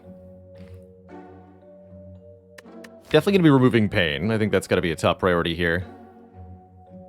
Can't convince me not to buy Feel No Pain, and I think the last thing I'm going to do is buy Dark Shackles. Card removal, Feel No Pain, Dark Shackles. Feels amazing. This Dark Shackles in particular is such a valuable card, with Runic Pyramid and 3 base energy. Basically blocking an entire turn from a boss for 0 energy. It's going to be a game changer. True Grit would be nice, but I don't think it's as nice as the... Oh, I can buy it too. 14 gold, huh? Sure. What a store. So, another relic or... No, we want the max health too. Yeah, let's keep taking fights.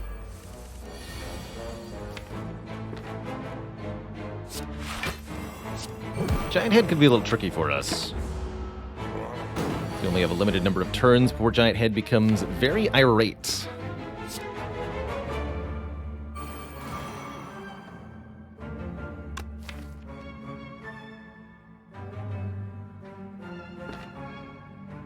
We need to thin out the deck quickly before that happens.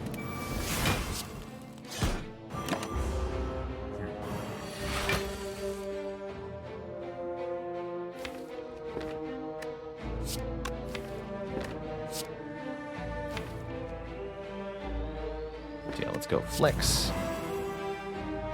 Break the limits. Battle Trance. Sing Red on this turn? Need to make room in hand, so yes. Bash. Italicize? No, Feed. That's about limit break.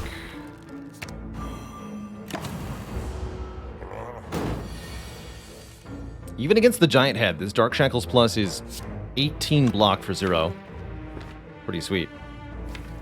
Don't have Dark Embrace in play yet. It's also okay.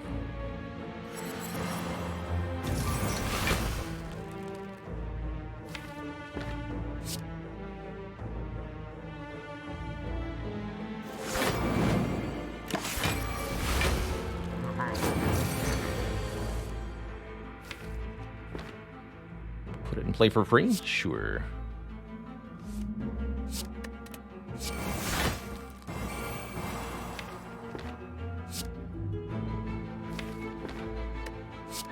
Like that too.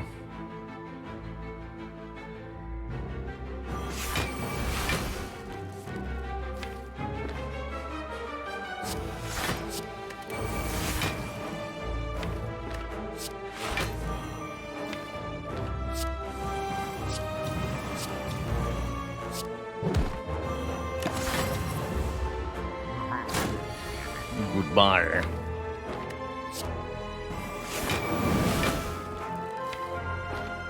And yet here we are.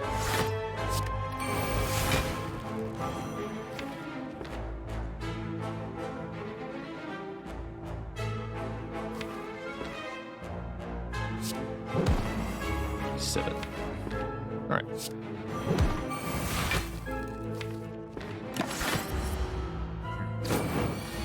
It is time, he says. And for what?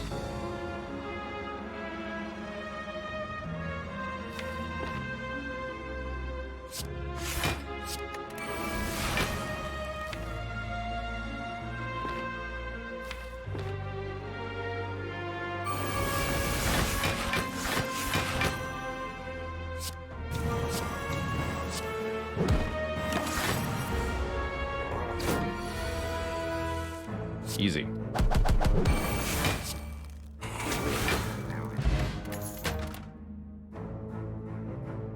Already got pummel. Don't feel like I need the boomerang here. Our last fight, transient. Can I eat the transient? Probably not. Boy.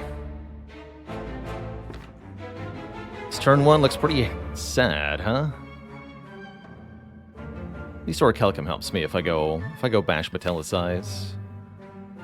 I don't really want to distill these. Okay, let's just do Bash Metallicize. Take 12.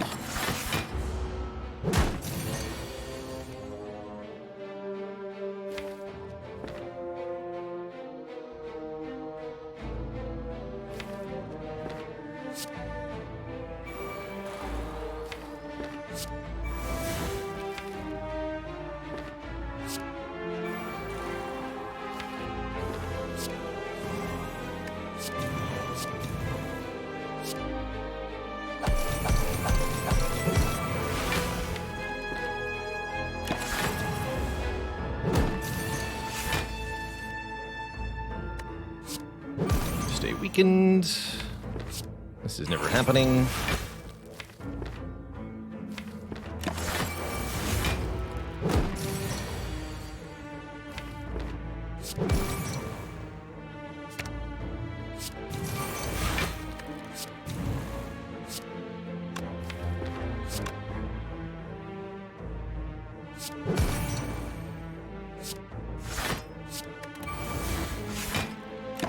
Perfect block.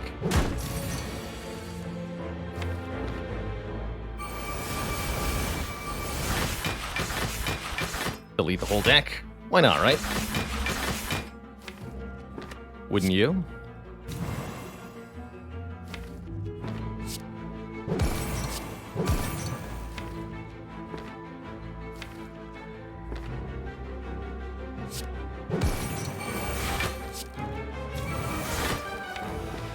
Problem there, but doesn't matter much. 50 damage per anger, by the way.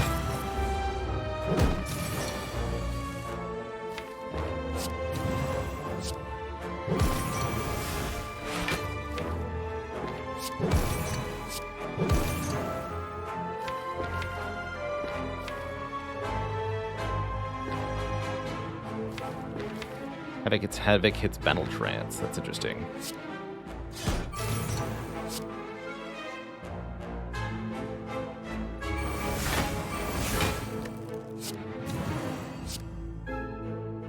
Wow, we're like really close to being able to eat this fool.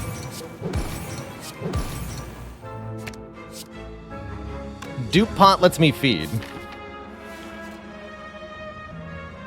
I have enough money for a new potion. Alright, let's do it. Delicious. Delicious. Yeah, we got a cultist potion. Yes, the hit points. And yet, you'll just feel hungry 30 minutes later.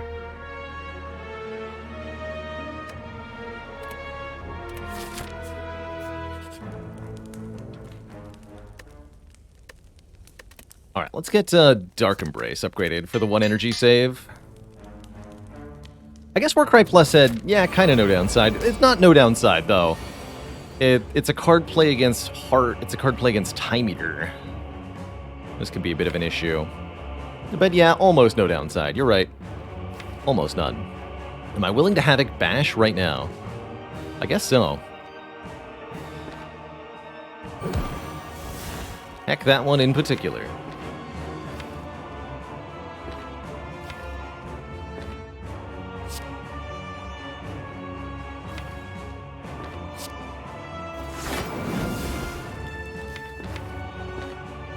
Don't want to delete my headbutt.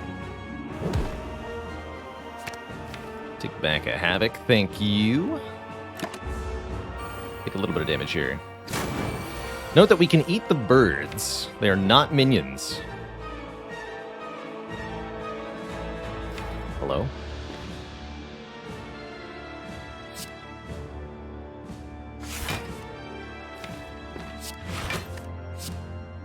Exactly 17 before flexing? Easy.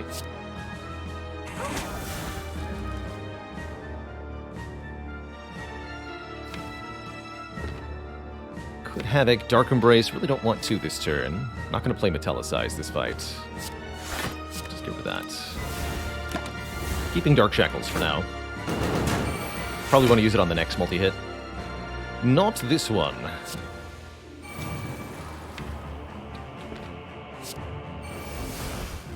Havoc the Clothesline, sure. Probably meant to play Flex earlier in the turn, that's okay.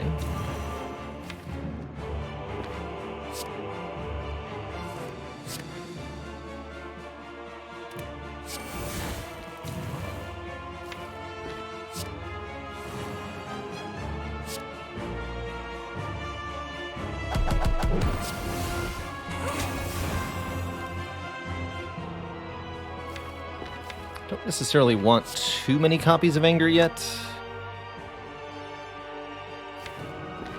I'm going to do the Dark Shackles thing. I guess I can play Metallicize. Okay, I'll play Metallicize.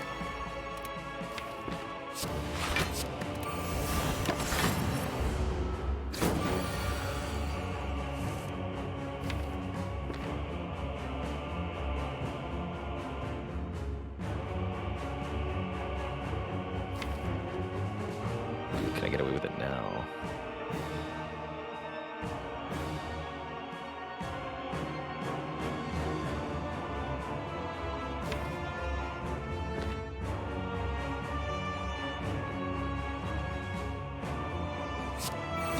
This is fine.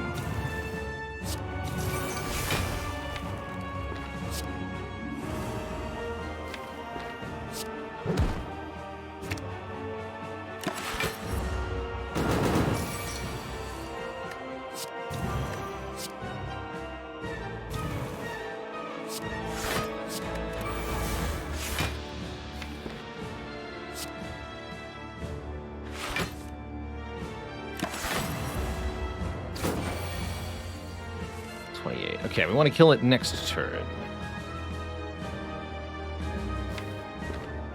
Gotta make sure I don't delete my only attacks. I have Anger and Headbutt, and that's it. So we gotta be careful here.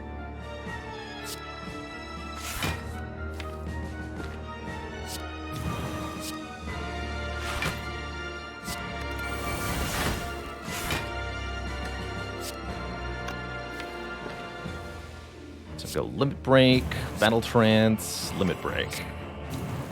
Now we can Anger.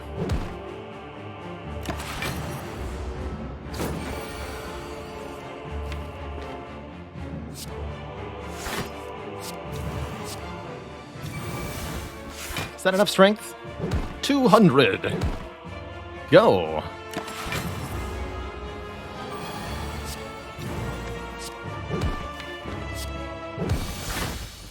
Bonk. Alright, Time Eater, you are probably going to meet a similar fate. Pretty sad turn 1, though. I guess I'm just not playing any cards turn 1. Okay. That's, yeah. I could Cultist Potion here. Maybe want to lose one of the feeds. So I have room in hand next turn, at the end of the turn. Yeah, playing one feed seems reasonable. Don't feel compelled to use my potions at the moment. I'm not afraid of the Time Eater. Neither should you. Could second win to really full block. Hurts to lose Flame Barrier. I think I'd rather go Flame Barrier Havoc the defend here. It's not a full block. We do some good damage back. How is that beat on the bone range? Hello? That's absurd.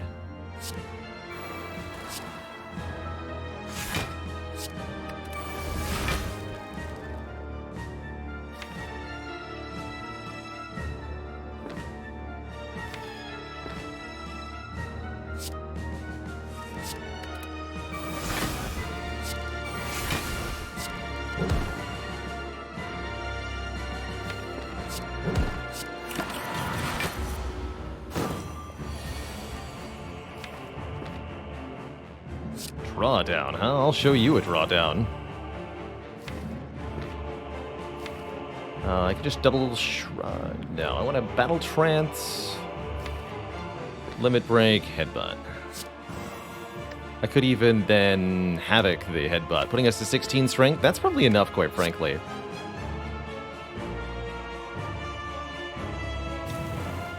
Well, actually 12 strength, right?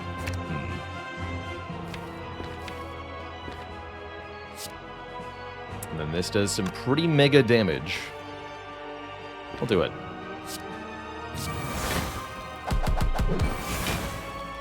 Yeah, that was worth it. Skipping this attack turn from Time Eater is huge. We can even use Dark Shackles to remove 4 strength from the Time Eater this turn as well. While getting rid of some unwanted cards. Oh, I meant to Havoc first. Want that to draw 2.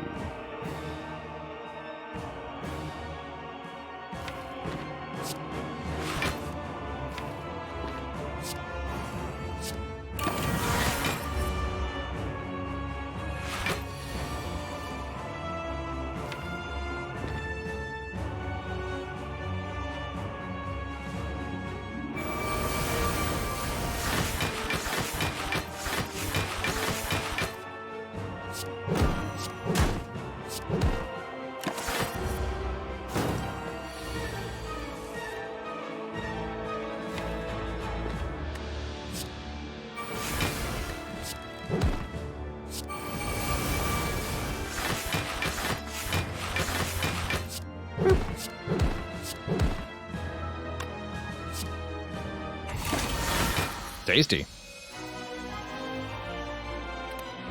To thump, a deep pulsing dread can be felt throughout the room. Is this the heart of the Spire, the source of all this evil, all this max health, over 170. Till 1986.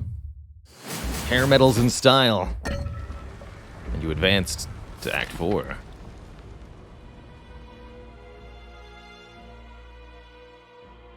So that worked out pretty good. We're down 21 hit points here. I think we'll rest to get back up to full, as we're not going to be able to do that otherwise. The other reasonable consideration is Feel No Pain upgrade here.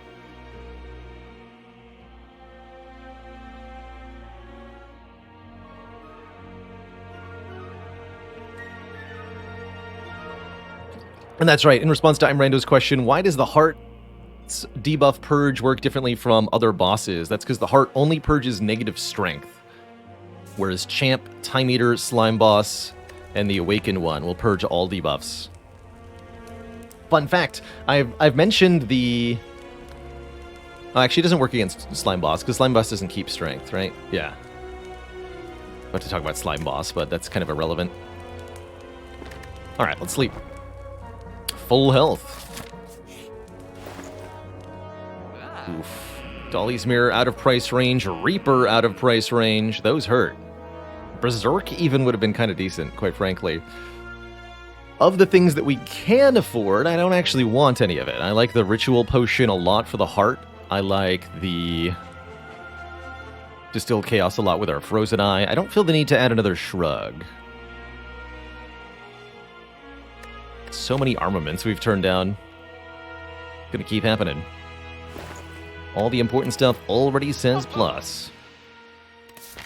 So the good news is we have 170 hit points to work with for the next couple of combats, even though our per-turn energy just isn't there. We're able to manufacture enough value from the Havocs and such. Except like an Havoc the second win, that'll help a lot next turn. Or will it?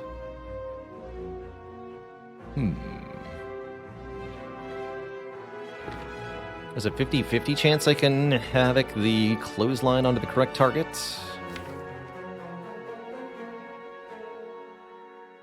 Not great odds, actually. Fun fact, your potion chance is always 40% for this combat, as potion chance resets between acts. So I've got Headbutt, Havoc, Dark Shackles. Second Wind is the top card. If I Havoc Second Wind, I just get 3 instances of block. I also get True Grit and Feel No Pain. I think the Feel No Pain happens last. Otherwise, that'd actually be pretty decent to Distilled Chaos right now.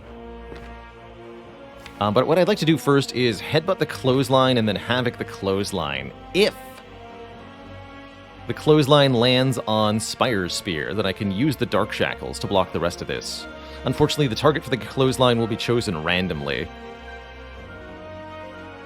So I don't have any assurance it's actually going to occur.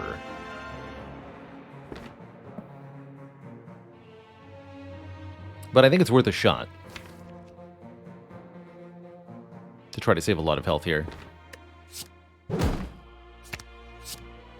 Yeah, sweet. Alright, do I still want to Distill Chaos these 3 cards? It would save me... Currently taking 25 minus 6. It would save me all of that. And get the Feel No Pain in play. Let's do it. We need to be faster in this fight.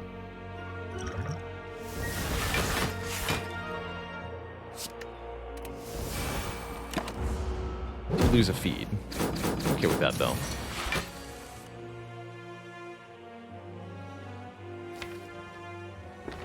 Totally cool with ditching a feed. Negative strength. If I play Limit Break right now, I go to -2 strength. Fun fact. Not what one would consider a desirable outcome most of the time.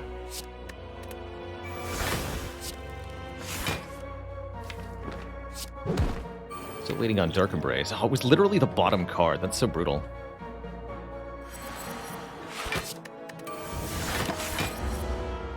Note how little damage we've managed to do so far. Next turn's going to be real spicy-like if I can't fix things.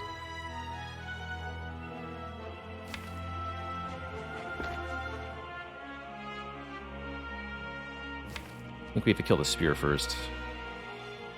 Don't want to play Pummel.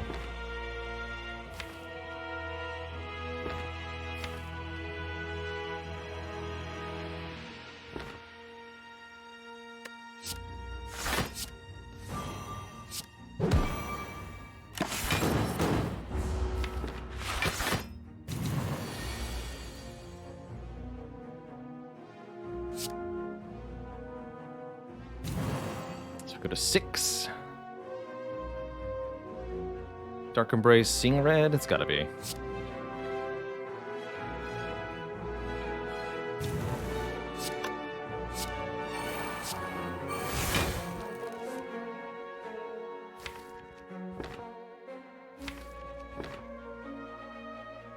I think it's second win, that's huge.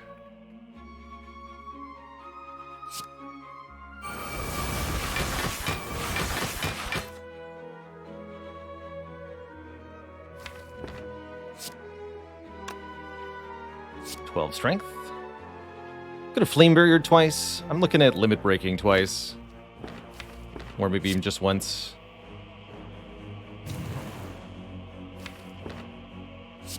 This is now 24 times 5. Yeah, we can actually just kill the spear. That's going to be the play. 36 plus 120. Yeah, 120, right? That's not enough. I need the third attack. Speed won't do it. but we draw the anger.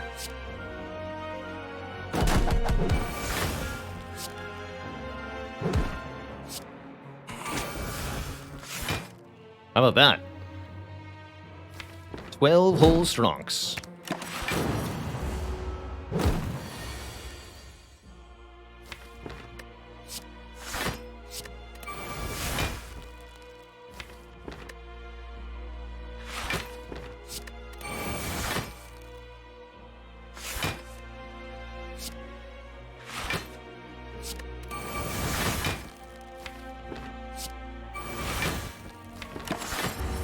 Deck is really good. Just amazing.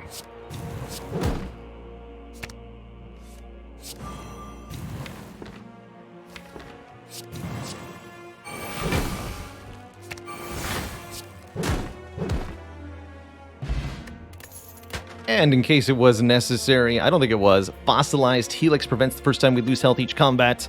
Power Potion gives us an extra power in the heart fight. And, yeah, take your pick. All of these are great, pretty much. Bloodletting Plus especially for energy generation, looking very juicy with his hit point total. I think with our card draw, actually, this is probably the better pick over the Feel No Pain. Especially since I might get a second Feel No Pain from the Power Potion anyway, or a second Dark Embrace from the Power Potion. Give me that.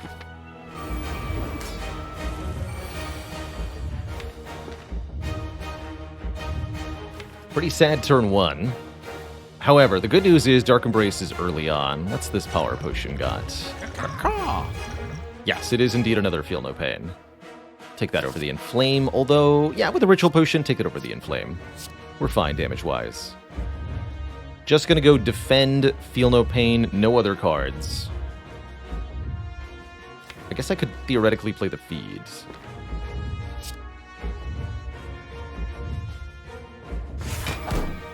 But I want to keep this buffer intact for turn 2.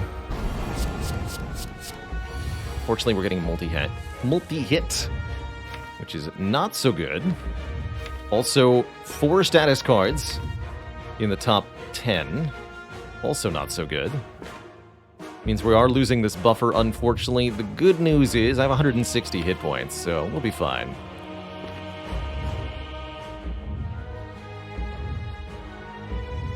I could even Flame Barrier Headbutt Havoc the Flame Barrier. For a ton of damage.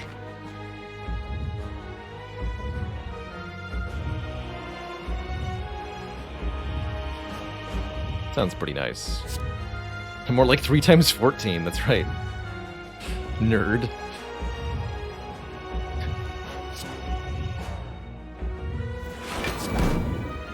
More like 42. Here, how about you take 12 by 15?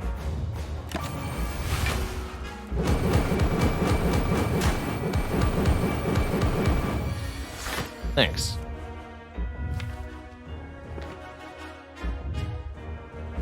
Just delete the statuses. Don't play Dark Embrace until next turn.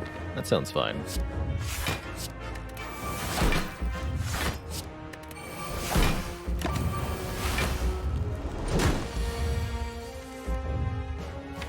Go. Flex is still a ways down, so we can limit break now if we want to.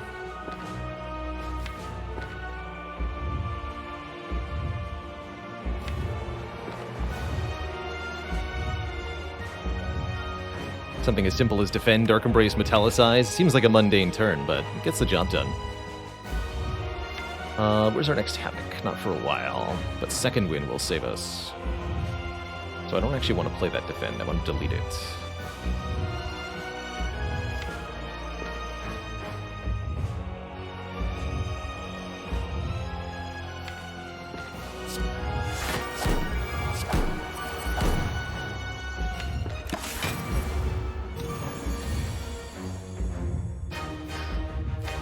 Unfortunately, Dark Shackles won't do anything here. We'd have to remove the artifact layers. We're actually in a bit of a pickle.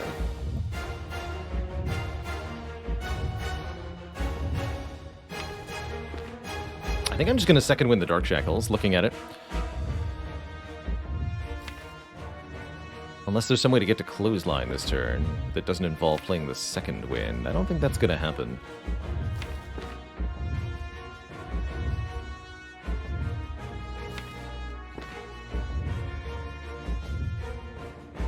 So we play Limit Break. War Cry. Yeah. Okay, here we go.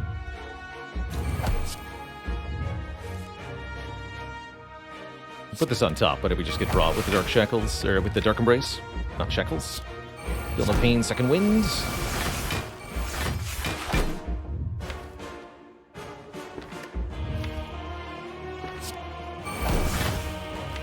I want to Havoc the clothesline.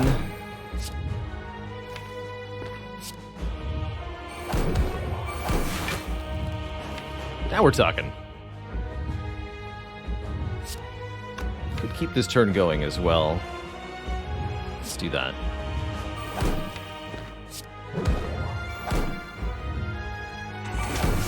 Keep flexing my hand for the moment.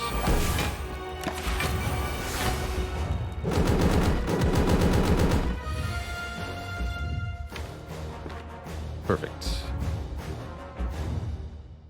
Just flex second wind. That looks good to me.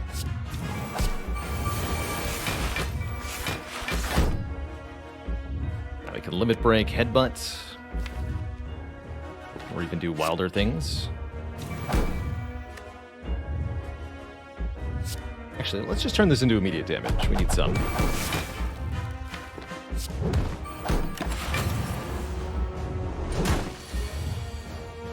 And we should be able to kill before it attacks us again. Easy.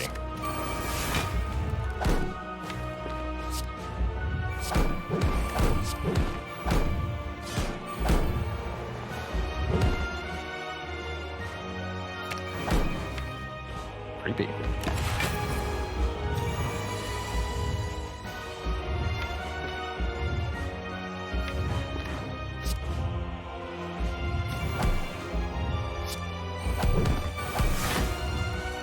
Delicious. Simply delicious. GG. What a chonky clad.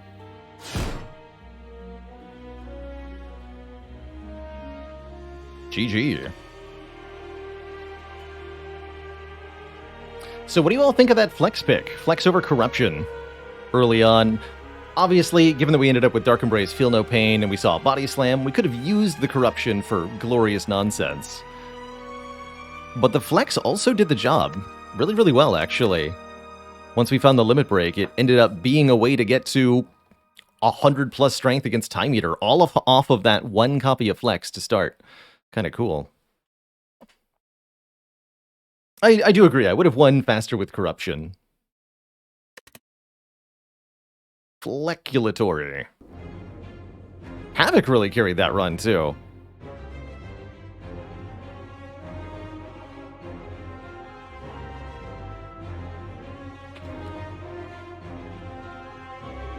Really like that as a Havoc highlight. Now what has it been done? The Spire sleepeth, and so shall I. Flexibility is important if you want to win a lot of runs. Peter Demon says, how do you handle the flex if you get unlucky and do not find a Limit Break? There's a couple of other ways to make flex into permanent strength. Artifact is one. Let's look at the relic collection here. Specifically in the shop relics, there's a couple. So, Clockwork Souvenir. Start each combat with one artifact. If you have an artifact when you play the card Flex, you lose the artifact and just gain 4 strength. You can also use the shop relic Orange Pellets. Whenever you play a power, attack, and skill in the same turn, remove all your debuffs. The Flex strength down is a debuff, so if you play Flex and then activate Orange Pellets, you'll also get to keep the 4 strength permanently. You can do the same thing with Artifact from a potion, of course. An Ancient Potion can be very useful as well. So these were all ways that I was kind of keeping in mind for how that Flex would become useful later. And there's a couple more creative ways that you can do it too. Just draw a lot of cards and play the Flex 2 times per turn. Can work shockingly well. A Panacea colorless card, that's another way to get Artifact. I actually, in particular, really like this card on the Ironclad because of Flex specifically, but also because of Battle Trance. Upgraded its 2 artifacts, and a Panacea Plus would have let us play plus Flex 2 times for permanent strength, and that would have been a huge game changer as well. Oh yeah, and this also works on Berserk. So that's another way that you can make the Flex really, really powerful. Let's see, Family's not around, sweet. Win Ironclad.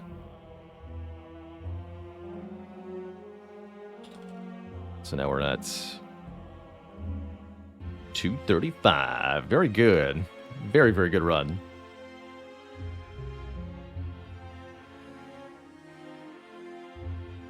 Nice streak, too. We're on 6 in a row, looks like. 1, 2, 3, 4, 5, 6. Yeah. Good stuff. Not too bad at all.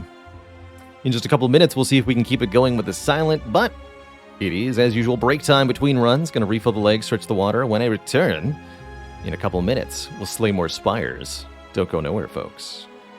I'll be right back. And yes, Ragno, if you play 2 copies of Flex, or 1 copy of Flex and drink a Flex potion, the strength down debuffs will combine into 1 effect, and then you can gain artifacts after that to sort of cheat that. We actually saw that come into play in this Watcher fight against the Heart. So if you want to see that in action, actually, the VOD of the Heart fight from previous stream will answer basically all your questions. In that fight, we actually used a duplication potion on Panacea Plus to gain 4 artifacts, and use that to block 2 Flex potions, 2 fastings, and the Vulnerable from Heart.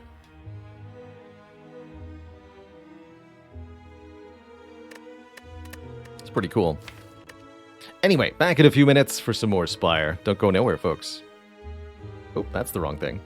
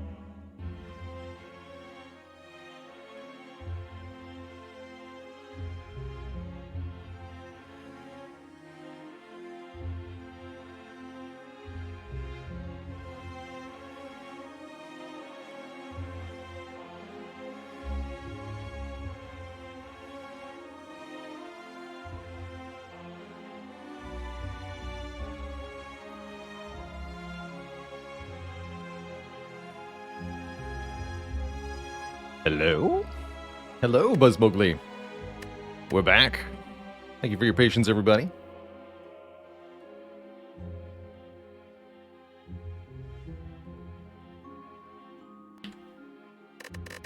We are back. And I'm pretty hyped for some Silent. Might be a boss swap Silent. It's really going to depend on what our starting options look like here.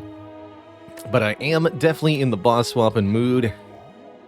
Ever since our kind of data breakdown. Ooh, rare colorless start, though.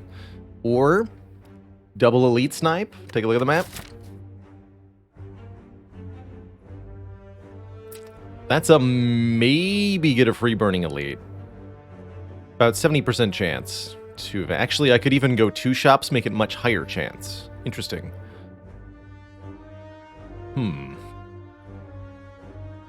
Okay, so very high chance to get the Burning Elite for free.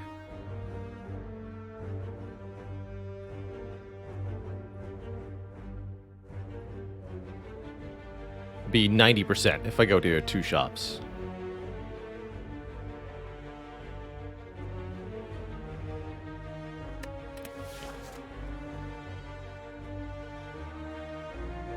That's pretty sweet. Any tips for Ascension 18 with the Silent? Found it pretty easy so far, but that one's proving hard to slice through. That's when the elites have more challenging movesets and abilities. Let me guess, you're dying in Act 1 a lot. I feel you. Everybody does. Everybody, even the top players. As soon as you hit that Ascension 18 and you have to fight the super-powered Gremlin Knob or sentries that add 3 dazed or worse, Lagavulin with the -2/-2 is really punishing for Silent. Surviving those early elites, you basically have 2 options. Option A, avoid elites, by and large. This allows you to build a more heavily upgraded, combo-heavy deck, full of stuff like acrobatics and tacticians and reflexes and prepareds. And that can work, but is a little unreliable. Option B, add as much damage as you can into your deck as quickly as you can at the beginning of Act 1, because you're going to need every little point you can get in order to beat the elites early on. Ascension 18 really does require that you are consistently able to knock out one of the slavers on turn 1 or able to take out sentry by turn 2. You really just have to have the damage. And for Silent, that means, best of all, Backstab, highly recommend, but also early Blade Dances. Even if Flying Knee or Sucker Punch is the best attack card you're offered in a card reward, it's often better than nothing.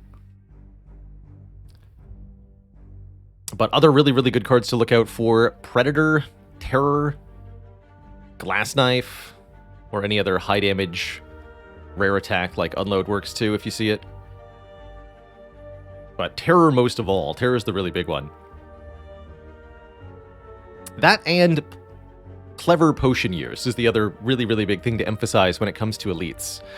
Potions that you find, particularly potions that deal damage, save them specifically for getting through an elite fight intact. So plan to use the potions that deal damage against the elites to give you the extra damage. Fire potion especially, but also the fear potion, explosive potion, poison potion. Anything really helps. Alright, so am I doing this or am I boss swapping? What are we doing here? It's a really tasty Burning Elite Snipe.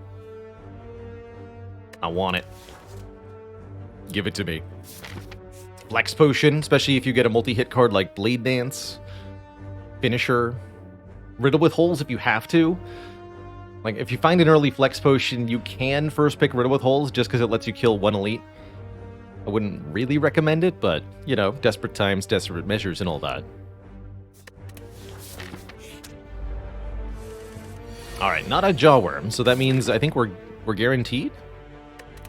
Or, Cultist, rather. That means we're guaranteed from one event. Speaking of, Fire Potion, that's for killing an elite. And since I took Niao's Lament, I'm allowed to pick the well-laid plans on floor 1. I'm gonna do that. Yoink.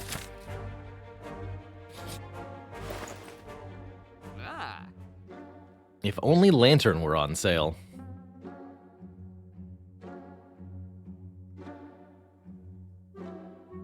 Definitely not going to pay out for a quick slash here. I think we just, since we're going to another shop, I think we just move on.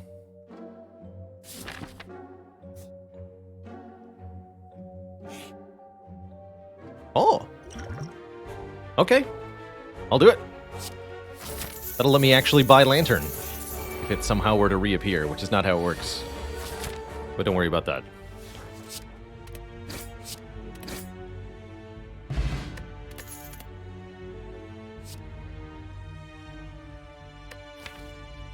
Interesting.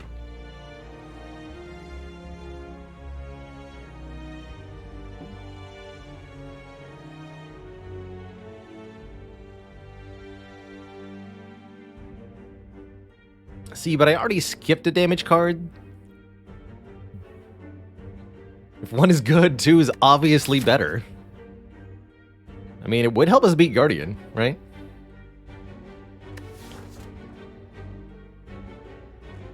I do sometimes advocate for double well-laid plans in very large decks where you need to get one in play quickly. You know, if you've got a 35-card deck, if well-laid plans is on the bottom, you might be in for a tough time. But if you have 2 copies in a 36-card deck, it's a bit more manageable. I guess I'm taking a Bane. Feels a bit awkward. We'll have to pick up some kind of poison. Well, we won't have to, but we will want to. I could take Heel Hook. I really don't like Heel Hook very much as a card. Doesn't have the long-term potential that Dropkick does on Ironclad. You can't really make Heel Hook into an infinite. Heel Hook infinite's not a thing that anybody says with any amount of seriousness. I'm going to take a Bane here. I feel like we do need a damage card, even though we're not in immediate pressure here because it's a 1-hit point elite. We do want to fight this elite to get access to the extra rest site. So I'd like a damage plan, ideally. Oh hey, a well-laid plans.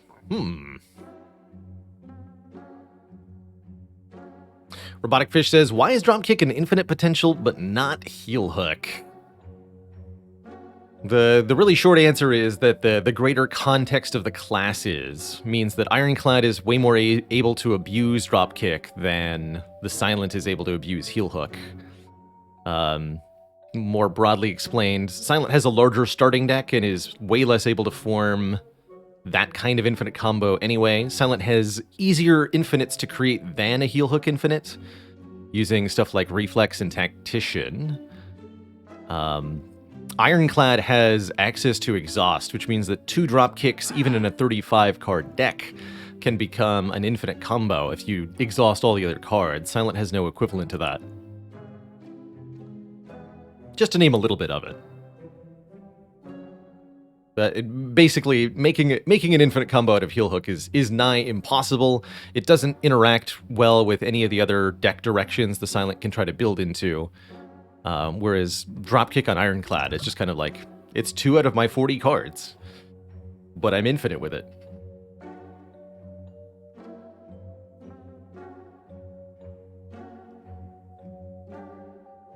Man, Panagraph also an option. I realistically should remove this curse. Let's start with that. Even though I have a well-laid plans, I do really like this discount all-out attack. Compared to, say, paying out for Glass Knife. Or I could just pay out for Glass Knife. And we're set. For a while. Glass Knife, particularly upgraded Glass Knife, just blaps super hard. Last time I bought a trip, I immediately found Terror. Of course, this time if I don't buy the trip, I won't see a Terror all game. That's just how it is. That said, I think I like taking a Glass Knife. Let's pay out for the Glass Knife. It's spicy-like. Souvenir was the last option, but I think we want to invest in our short term here, even though we're getting 1 free elite. We want something for beyond that. Ha! Chonk. Get wrecked, sir. A Blood Vial heals us 2 per fight. An Entropic Brew will contain a bunch of potions for us, and we find the Terror immediately. Roll of the fizzle beef.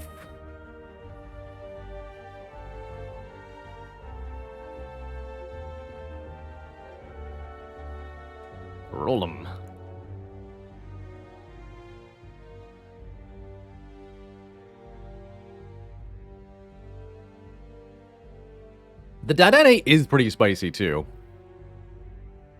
But it's not as spicy as Terror when I've already got a glass knife.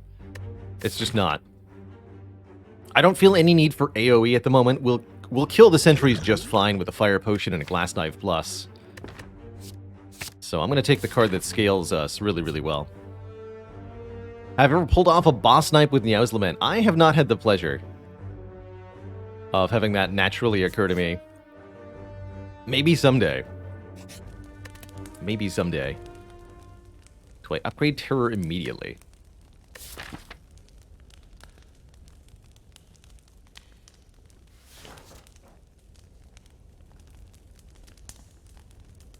Or do I upgrade Well-Laid Plans? Well-Laid Plans helps probably more in whatever this elite fight is. Let's do that first. Oh!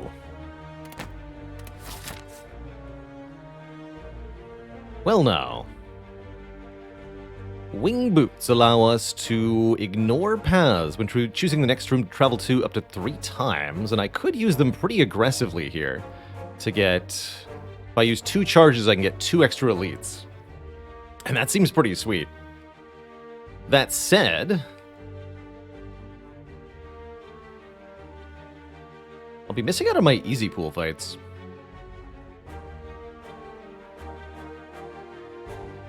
We actually have 1 easy pool combat left. Okay, only 1? I'm not that worried then.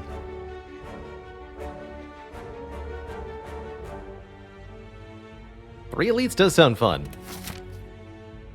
I mean, let's see how the first one goes.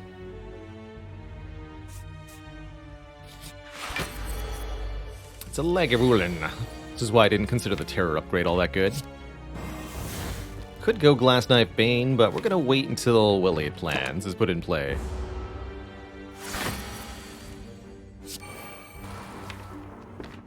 Play 3 strikes next turn. Keep, defend, neutralize.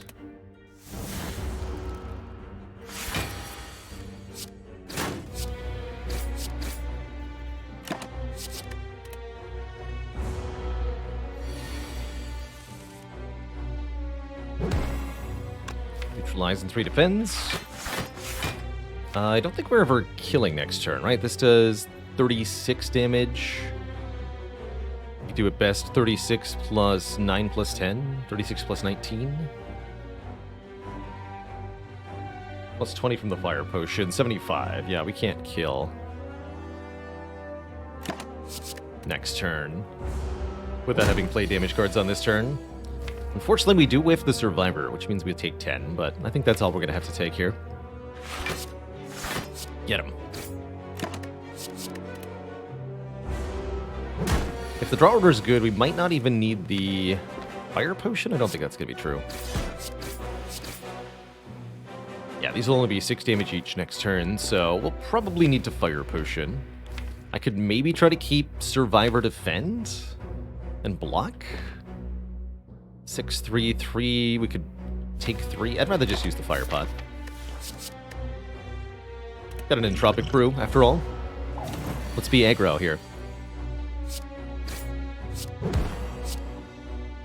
Yeah, I can't quite kill without it. We even get a potion back. Beautiful. As well as a Stone Calendar. Doing damage on turn 7. If a fight lasts that long, which I think it's unlikely to. That'd be a hella speculative accuracy, although I'd love to get shivs if we found some after this accuracy. I don't think it's correct to take the accuracy now. That seems ridiculous, right? That seems ridiculous to me. I could maybe take Deflect. With the Well-Laid Plans, it's kind of nice.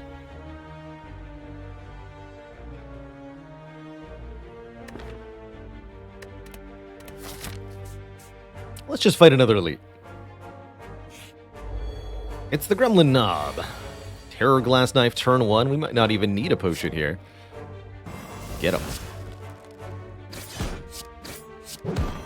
Look at that. Below half HP already. Although math says we do 9 this turn. This is 9 plus 9 plus 10, 28 damage. So I have to use Distilled Chaos next turn. Because we're one short. It's a bummer. If only I'd upgraded the Bane instead of the Well-Laid Plans. I think we're fine, though.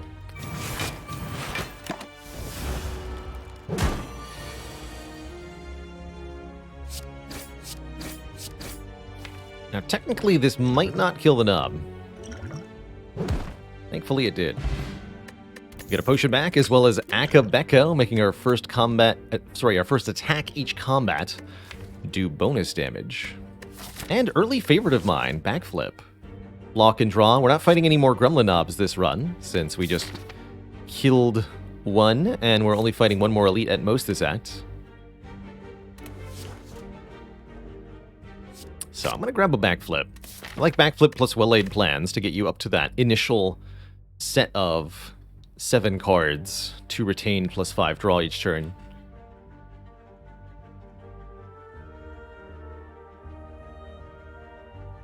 How many Bane can you add to a deck without poison? And 1. Definitely 1. And not more than that.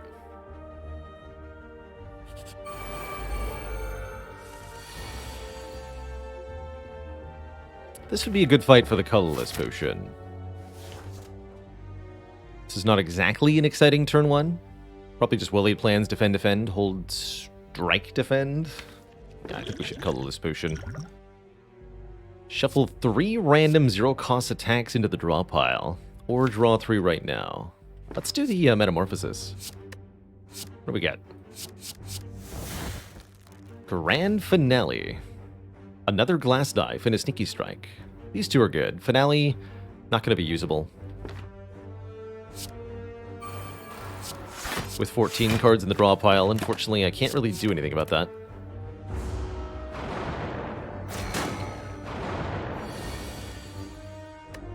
$20 damage twice.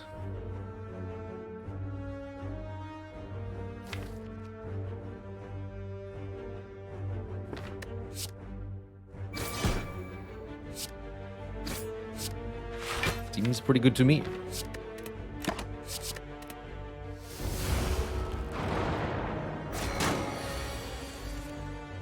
Unfortunately, core problem is there's just no way to get the right number of cards into the draw pile. I can't block myself from drawing. I can't control the draws. So it won't happen. Not even going to retain it for that reason.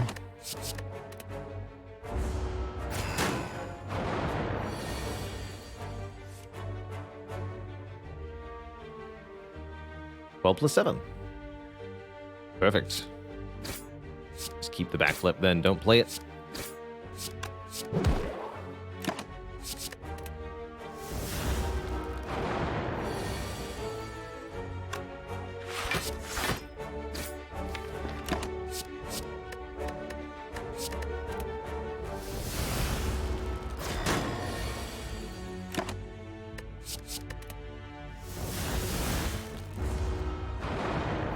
Get him, Stone Calendar. Card draw. First time we lose health each combat, draw 3. Gotta love a Centennial Puzzle. Ooh. We have Well-Laid Plans already, a Terror and a Glass Knife. Can we further multiply our attack damage here with Phantasmal Killer? Poison Stab also to work with Bane, by the way. But yeah, Phantasmal Killer here, particularly upgraded Phantasmal Killer, is a spectacular way to get some Chonkitude.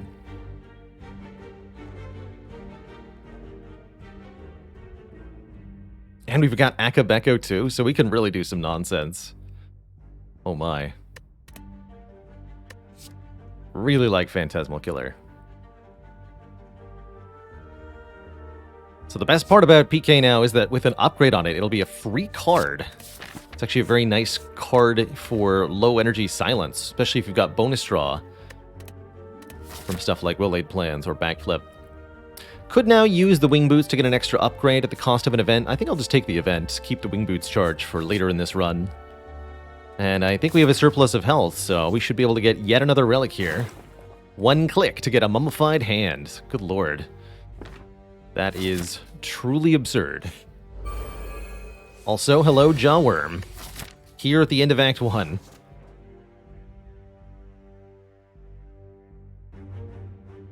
Hello. I'll not take any damage to you this foul day, worm. Observe the interaction.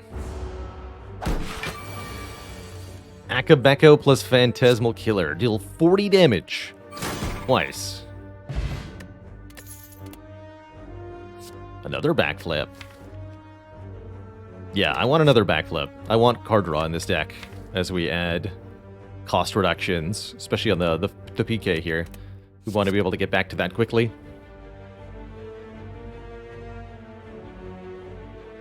Bit less interested in Blur with the well-laid plans, although there's definitely some really good uses for it. But no, I'm all about this second backflip right now. All about it.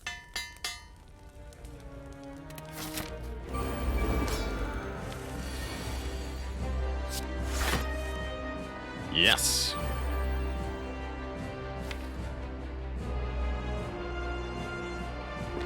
Next turn could be weird.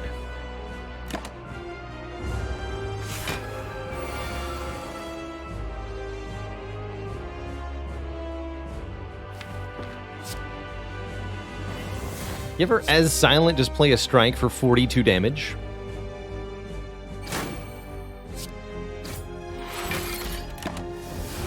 An unupgraded strike? You ever do that?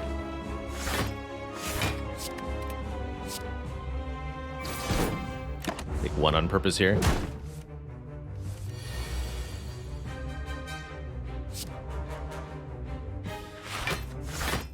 Take one not on purpose here.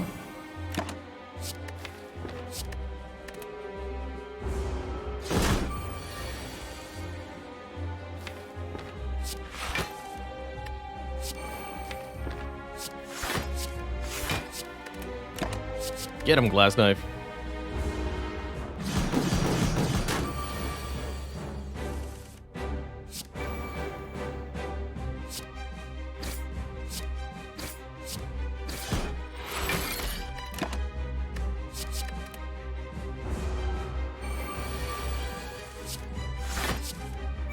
Get him, Stone Calendar. GG.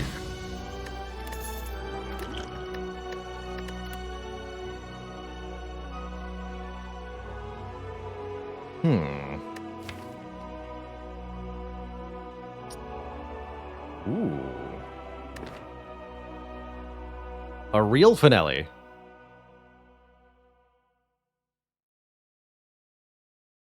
And I have 2 backflips now.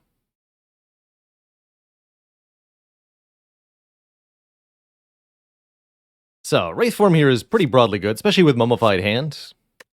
2 upgraded 3 turns of intangibility gives us some bonus survival in fights to allow us to set up our damage. Another copy of Glass Knife would just be some really good additional front load. 2 Glass Knives would mean we frequently draw 1 on turn 1. They separately scale from one another. But Grand Finale can only be played if there's no cards in our draw pile, does 50 damage to all enemies. Finale's an intriguing option here. There's a way for us to try to... We can multiply the damage by a lot. So 1 successful Finale here can be 150 damage or more if we set it up properly. That has a lot of potential for later on in this run, especially.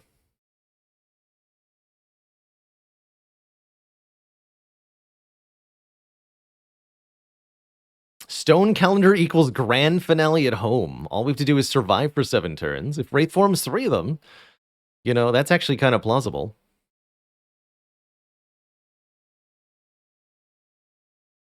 I'm having a hard time, 1, convincing myself that we're actually able to play this Finale very often. 2...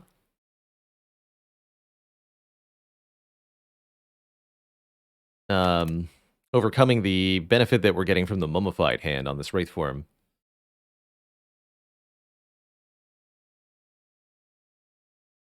But man, I really want to make this a finale run. I really do. Let's see what we can make happen. Empty Cage? Star, Hovering Kite, or Runic Dome? Interesting. Very interesting. It's a pretty cool Black Star, actually. Although we might struggle with elites. We also totally might not. Kite's really nice, yeah, with the discard that we're going to want to add. I mean, we already want to add Acrobatics and Prepare to this deck. So Hovering Kite could be really nice for that reason. Actually, the more I think about it, the more I really do like Hovering Kite. We also do want a Tools the Trade if we see one.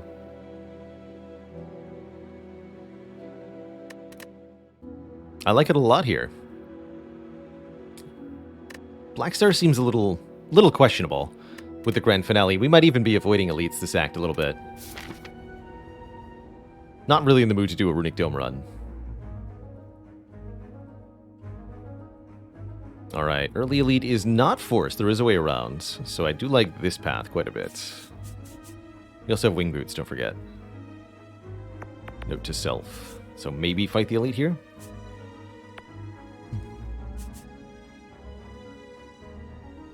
It's also maybe this if we feel really capable, but I really don't think we do. One of the few no downside boss relics is Hovering Kite. That's correct. For that reason, it's got a lot of power to it. I think there's a lot of potential. Oh, Chosen! We might actually be able to reliably finale Chosen. How cute. Just gonna do the damage now.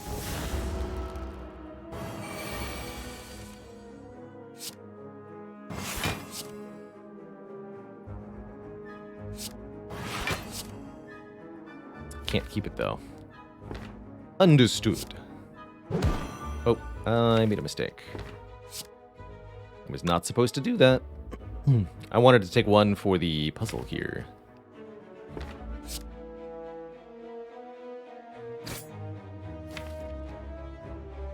I have to draw them both. Might have to use the potion now.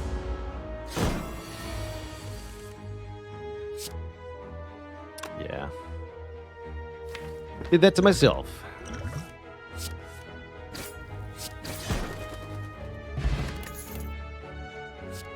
Agony Plus? It's a free attack that we get 2 of. Great with card draw. Great for front-loading our enemies. With a free upgrade, I love it. We're offered bites for strikes, and we've removed no bites. Oh, and we have the Blood Vial. Oh my goodness. We remove all of our strikes, replace them with 5 bites for no max health. What a deal. Actually amazing bites. So that means our strikes will do more damage and will heal us. I think that Expertise can be a nice piece of a Grand Finale deck. I don't think it's a good piece of this Grand Finale deck, at least not yet. We are unable to create enough hand space to cause Expertise to draw much. Although I guess even draw 1 is fine. But yes, bites definitely make taking more elites viable. We'll certainly be going for the red one here. Possibly this one as well.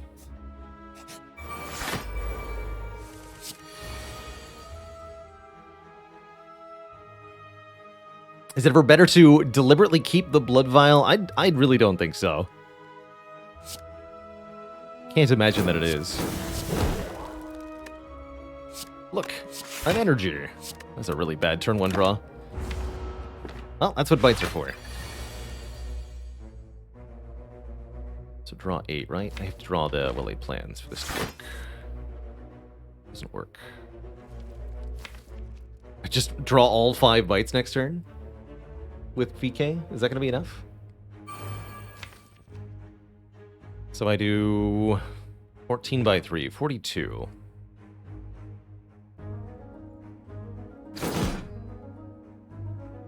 Yeah, that'll be enough. 241.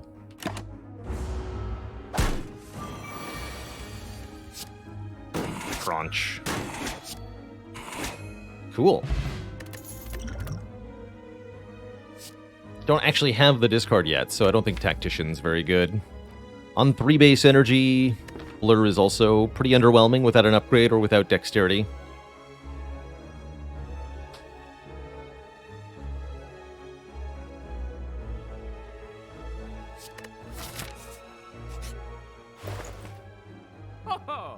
Make the Bane work with a Twisted Funnel. Flechettes, another card that could be really powerful here. Deal 4 damage per each skill in your hand. This deck has the ability to get a lot of skills in hand. It also hits really, really hard with Akabeko, which could be quite powerful. If I remove a card, what do I remove? Do we still remove a Bite, or is it removing Defend Time? Removing Defend Time, I probably don't buy Flechettes. If it's remove Bite, I could see taking Flechettes. Currently, the defends don't seem that good.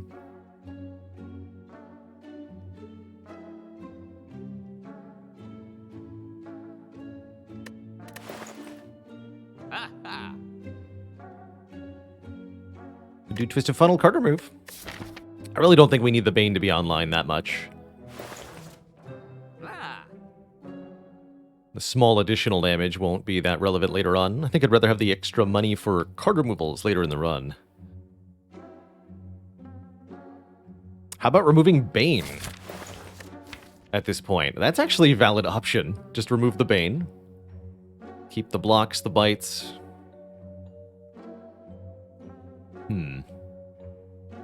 You might not be wrong.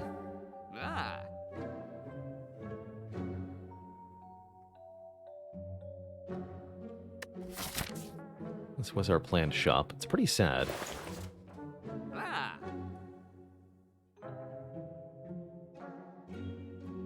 Yeah, we could still add Flechettes if we want to. I think we're going to want to. I have to believe that we're going to want that Flechettes. I fervently believe. Is for Ride? Not today. Not today.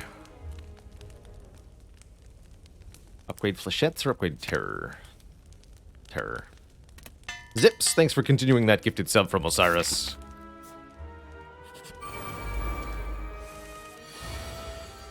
Alright, 12 by 3 immediately. I could backflip to try to make it more. It might become less. Don't have Gremlin Horn anymore, and that's very sad.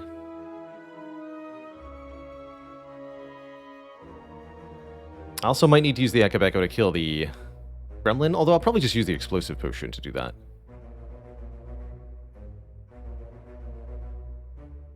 Guess let's see what Well-Laid Plans makes free. Backflip. Okay. We'll backflip. Got 1 skill. Double damage attacks next turn might be nice. I think we actually just want to hold the Phantasmal.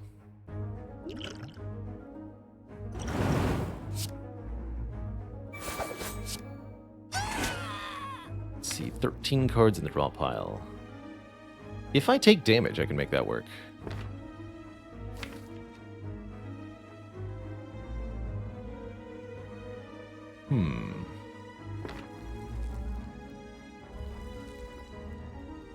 Have to take damage next turn.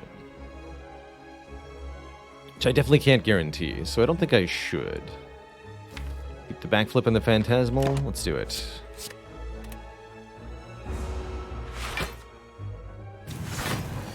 Yeah, we don't get attacked.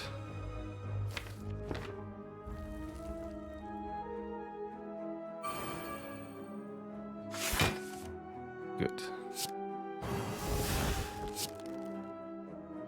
Alright, so that Glass Knife will do stupendous damage next turn.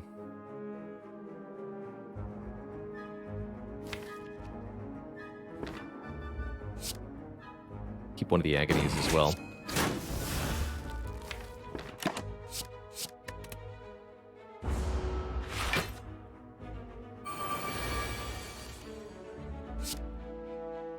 The Crunchening.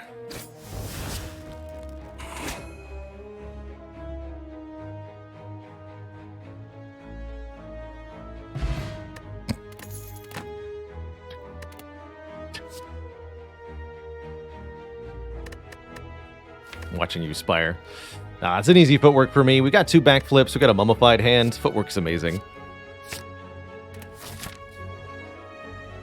Footwork's great. That elite went really well. We came out of that with full health, used only 1 potion. It wasn't even that good of a potion. How are we feeling upgrades-wise? Would love to upgrade footwork. Would love to upgrade... maybe one of these backflips, ironically.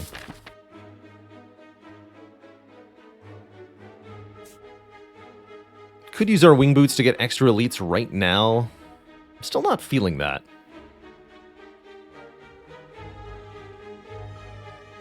Probably fight this elite without using the wing boots charge.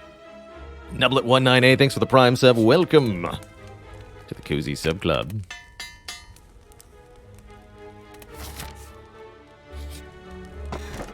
Oh, pen nib. Oh my goodness gracious. Oh my. Stupendous damage. Divinity stance. Silent. Hired GG, thanks for the prime sub as well. Welcome to you.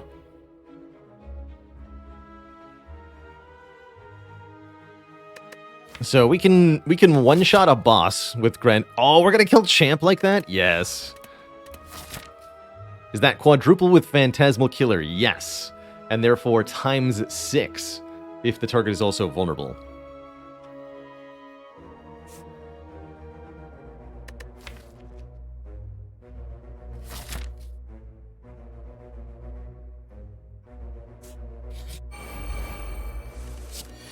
The book. The book knoweth.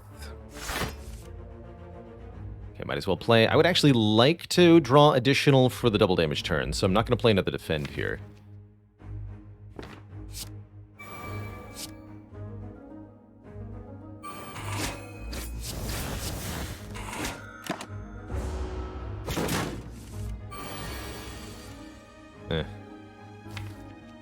Sad. The sad turn. Can't even finale properly because there's 1 too many cards in the deck. So I'll keep Bite Neutralize.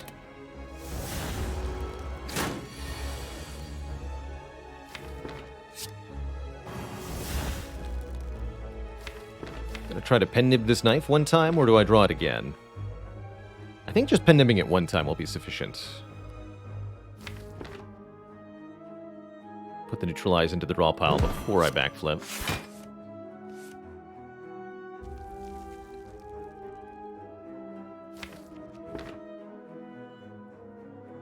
Bite Survivor, keep Bite Glass Knife? Yeah.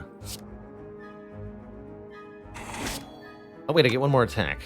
Forgot about the Kite. Keep the Flechettes in the Glass Knife then. Gotta think with my hovering Kite. Go bite a sandwich. How's it going, Bleffy? Thank you so much for those 200 bits of support. This is gonna be a bit of damage, right? It's gonna be 70 something? Or no, we set up the Phantasmal. Wait. Chat. Chat, I just realized.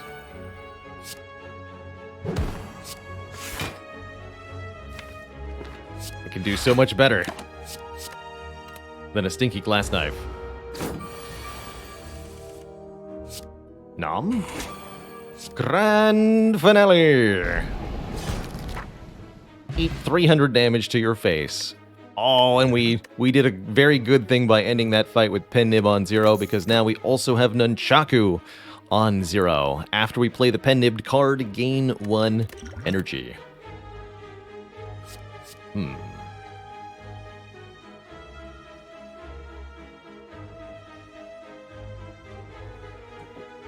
Although realistically, I actually want Pen Nib on 1 and Nunchaku on 0. So I get an energy that I can use to then play the Pen Nibbed card.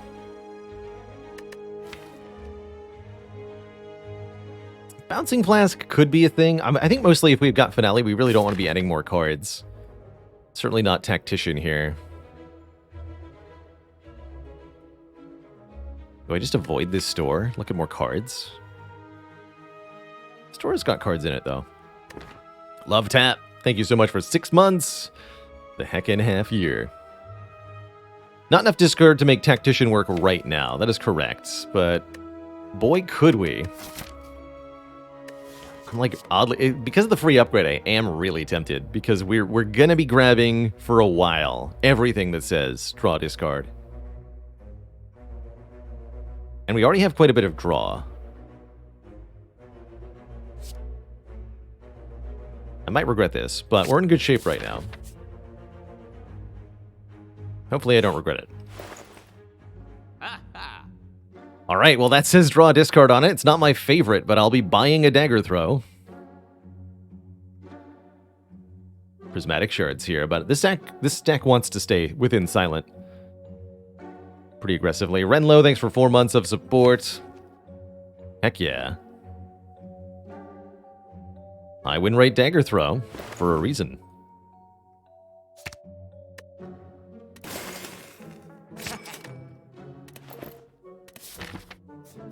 Now we want to take card rewards, pretty much.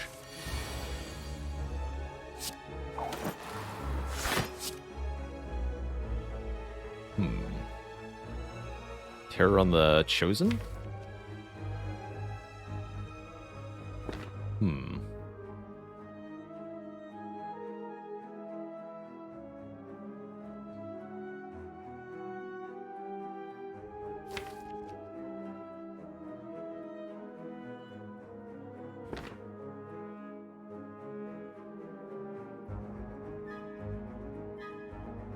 I mean, we're playing this. We're going to play the attacks.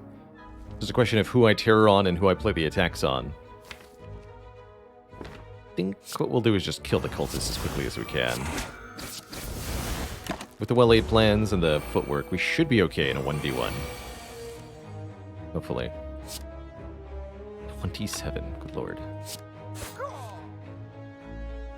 Yeah, caw to you too, sir. Take some damage on purpose, get more cards in hand.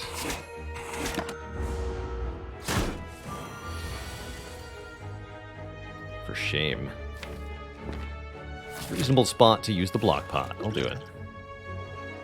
Actually, wait.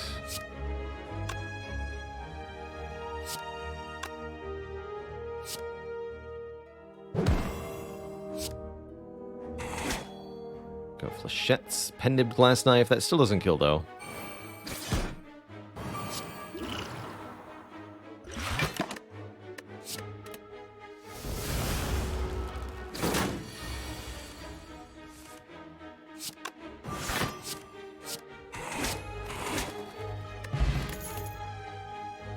Blah.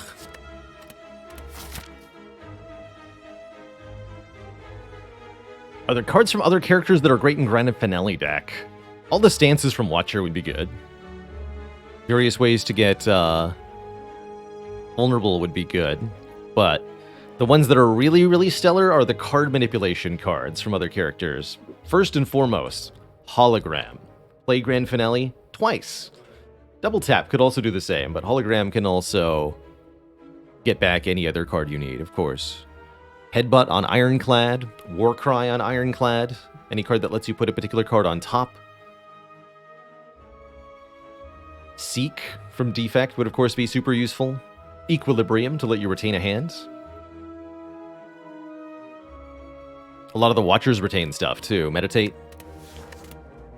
But yeah, essentially any card that from the other characters that draws cards, retain cards, or fetches particular cards is going to be helpful in this situation. I think I need to be looking at more card rewards. I don't think I can take another event here.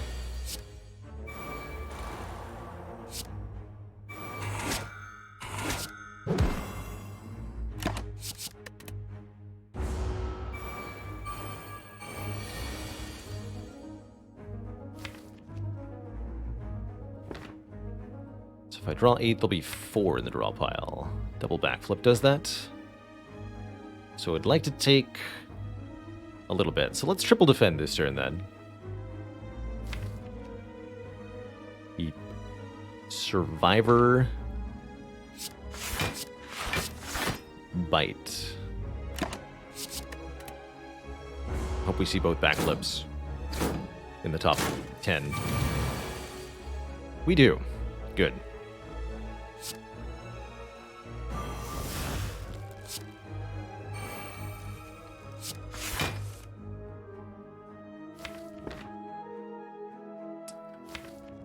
An endless agony there, so we gotta make sure that I make more room in hand first.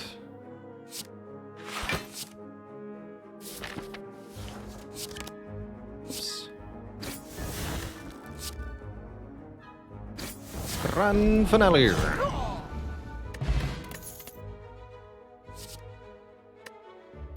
Still no acrobatics are prepared.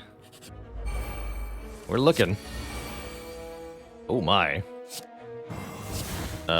Rip Snecko.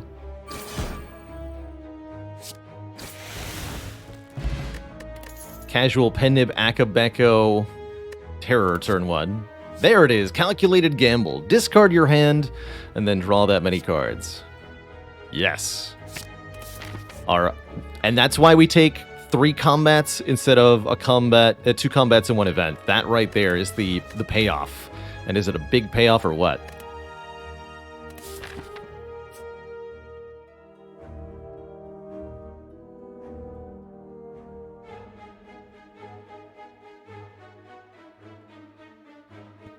Limburg says, I thought Agony goes in the discard pile if your hand is full. Yes, but if there's room in your hand, it will occupy that room and you won't be able to draw the next card because your hand will suddenly be full. I'm not 100% sure if that would actually apply in that situation, so it might have been possible that I was okay there. But I know it's possible to get your draws blocked by Agony for that reason. Agony duplicates, your hand is full, you can't draw the other card.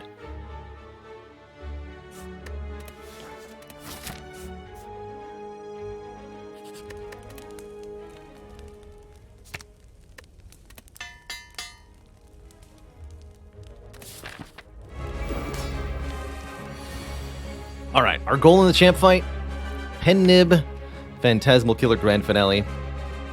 Might have been fun to upgrade the Grand Finale to make that 60 more damage.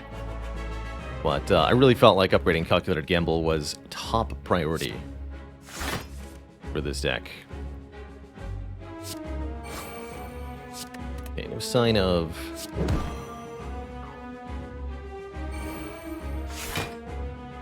Oops, I did that wrong. Whatever. No decided what late plans yet.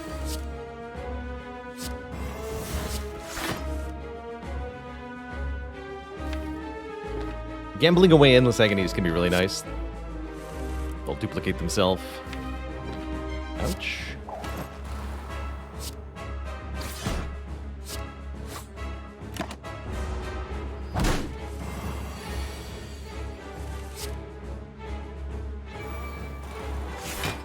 I don't want too many of them, though, do I?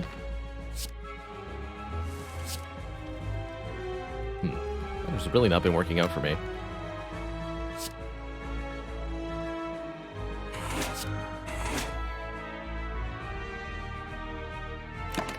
Looks like we got him, though.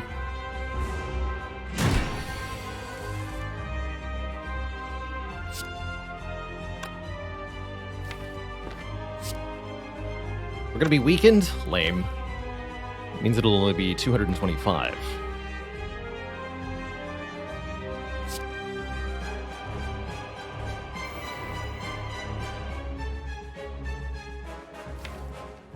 Still want to do this.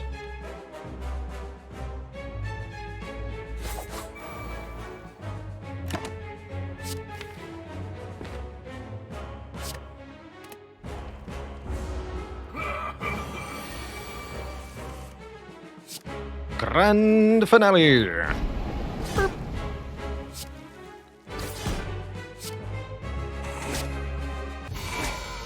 Delicious. Simply delicious.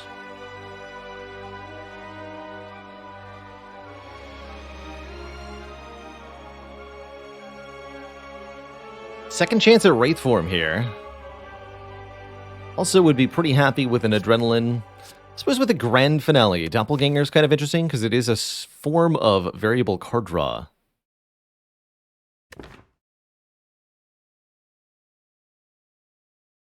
I just like having more card draw. Adrenaline is a really nice little deck compactor, I like to think of it.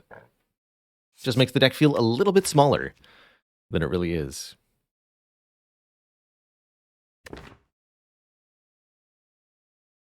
Currently not feeling like I need Wraith Form that much. Not where this deck's headed. I don't think we're going to need it right now. I keep refusing those.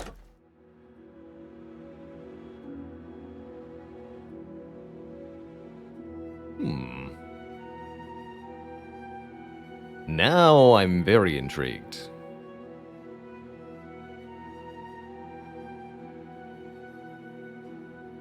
Lots of circular relics available.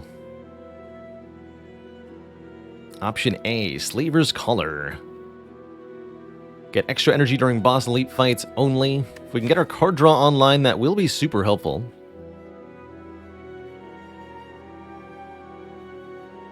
This deck definitely would benefit from more energy, especially as, again, we're still looking to add more card draw. I'm really hoping we can find some acrobatics. Ring of the Serpent. 1 additional draw per turn. It's going to make Grand Finale math a little bit different, but in general, the big downside with Ring of the Serpent is that we lose the Ring of the Snake for the turn 1 draw. So we'll draw 1 fewer card on turn 1. But 1 additional card every other turn. And especially as fights get longer, that becomes more and more useful. It's going to make it more frequent that we play Grand Finale. It's also going to make it more frequent that we start our turn with a card that says discard in it. And that alone is very, very powerful. It makes the calculated gamble more consistent. Yeah, we have more cards in hand each time, because we'll be retaining 2, drawing 6, so 8 card hands for gamble. More frequently see Tactician, so it's kind of like energy too. I really do like this actually quite a lot in this situation. Lastly, Velvet Choker. Velvet Choker is extra energy, but limits us to 6 card plays per turn. I think with the Adrenaline and the Gamble and the Tactician, we probably don't want this. If we wanted more energy, we should take the Slaver's Collar, as we're only going to really need it against boss fights anyway, and elite fights. So I would say always take Collar over Choker, but I think the Serpent's even better than the Collar here, especially with the extra energy from Mummy Hand, hopefully the Hovering Kite being fully online, and the Tactician. I think we can take more draw and really benefit from it. Always cool to see Ring of the Serpent takeable. I'm hoping that it ends up being outright good for us, but that has yet to be determined. Yeah, we're trying to play too many cards per turn usually, like the Endless Agony, especially, the zero-cost cards, the Mummified Hand. What we want this deck to do is be able to play 10, 20 cards per turn, and just draw the entirety of itself, and then play Grand Finale. And I think what this deck needs is card rewards, first and foremost. I'm sure we'll end up wanting some upgrades once we find cards in rewards, but basically we don't want events really at all this act. Kind of unusual for Act 3.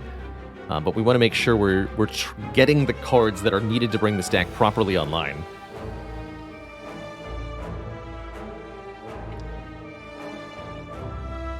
So what does that look like pathing-wise, and can I survive it?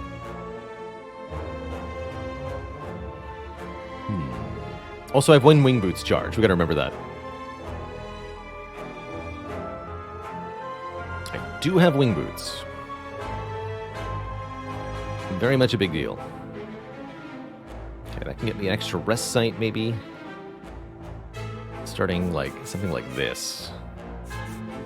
Currently, we've been able to do combats with very little damage taken. And like jump over here. Rest site, event, elite, rest site, upgrade a couple of the cards we've picked up. And if we don't like how that's going, we can reevaluate at any time with the Wing Boots. Probably remove a card at this shop. Let's do it.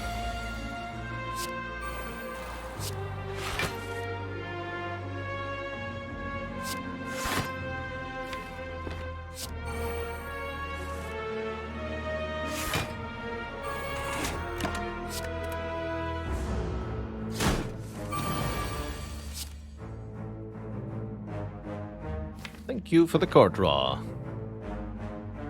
You may die now.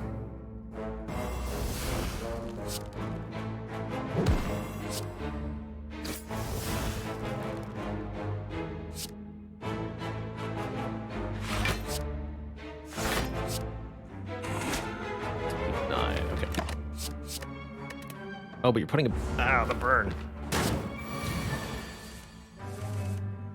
The burn. I mean, it doesn't matter, because the glass knife is just as lethal as the grand finale is, so that's fine.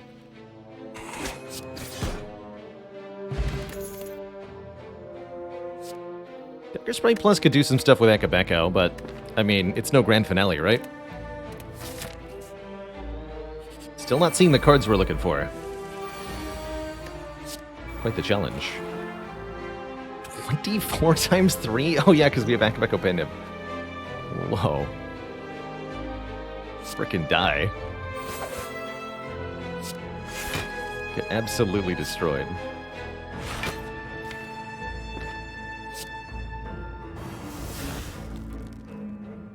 Keep the defend in the finale? Sure. And then we don't need to double the damage on the finale. If we play it, we win. In this fight. Crunchy. So we're gonna have 9 in the draw pile, 3 in the draw pile. Yeah, we can do that.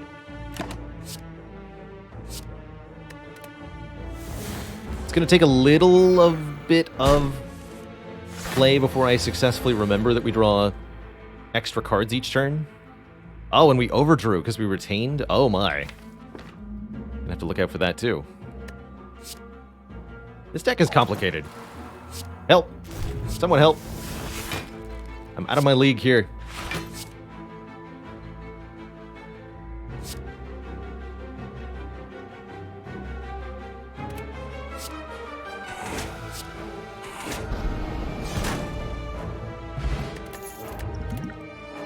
Oh, thank goodness. It says discard. Get it! Backflip was also decent, but prepared, perfect. Perfect card.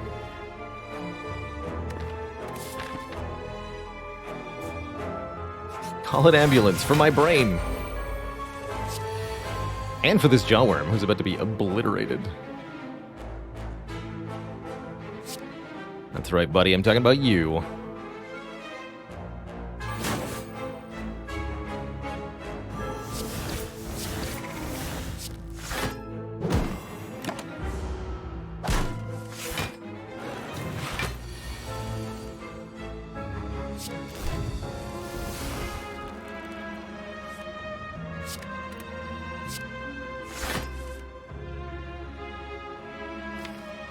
Hello? All of my powers?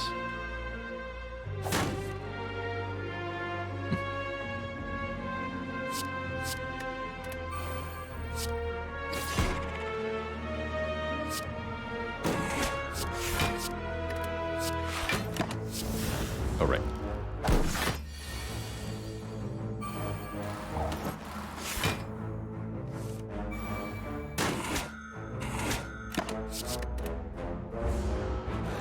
Definitely not used to the 6-drop return yet. We'll get there.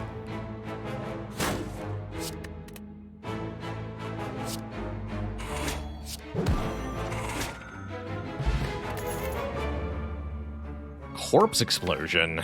Seems unnecessary with Grand Finale. Like, if I play a proper Grand Finale against Donu and Deka, they'll both die. Likewise, Spear and Shield. Shouldn't need that card. Really glad we've looked at so many card rewards, because they have been crap on average, so... Quantity over quality, I suppose.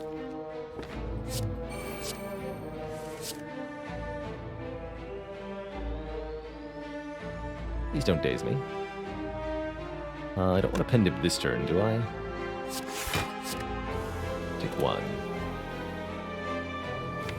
Spiker Solution? Bites. And footwork, too.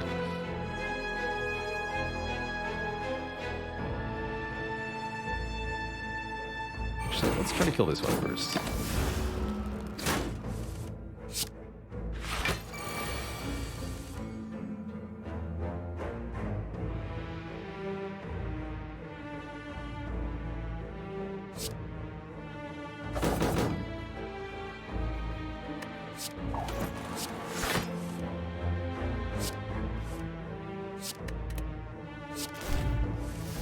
Yes, fool. Of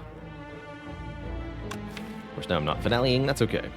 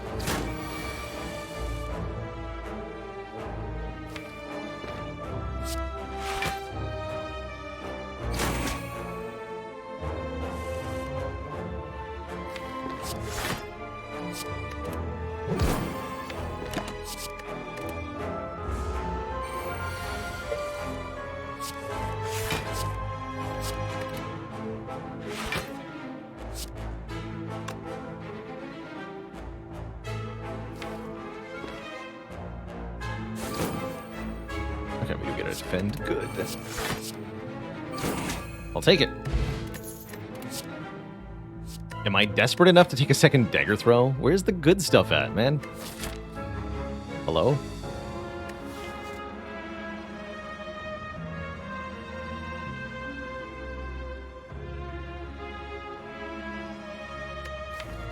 I don't think I am desperate enough for another dagger throw.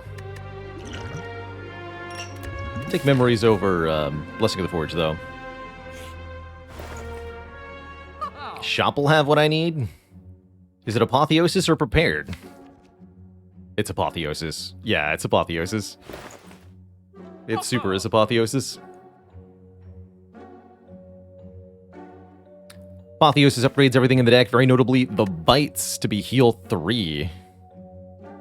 But also the Prepared for the extra card draw, all of our blocks so that our block engine works better. Yeah, it's the Apotheosis. I almost want a Sucker Punch, but I'd rather have a Leg Sweep.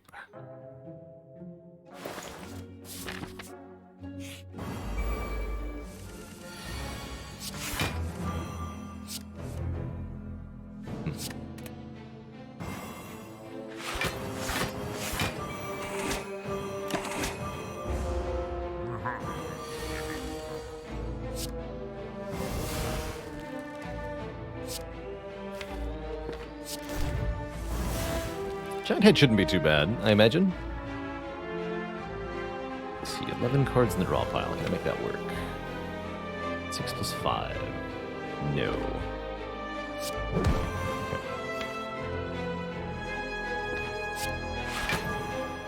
We'll be back for that later.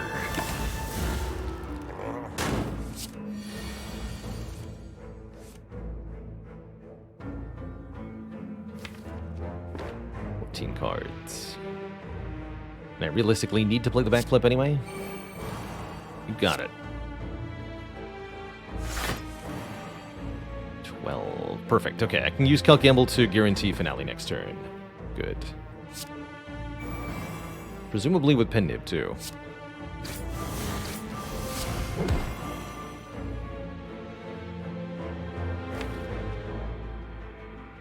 Oh, not if I do it like that. Let's go Glass Knife, gamble for 4. That feels right.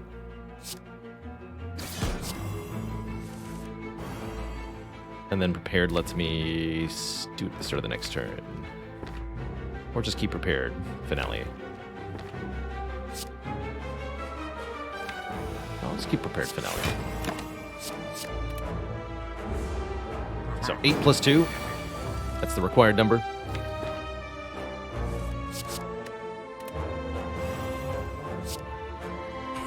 Get him, Pen Nib.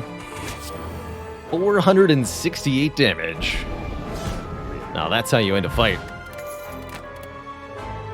Second terror, no thanks. Dash. Not today. Masterful stab. Pretty blah. Onwards. Still haven't found our acrobatics, but I'm still hopeful that one day our child will grace us with its presence. Josh Prox, thanks for 2 years. Surprised it's only been 2 years. So they say. 2 years so far. You know? Excellent draws.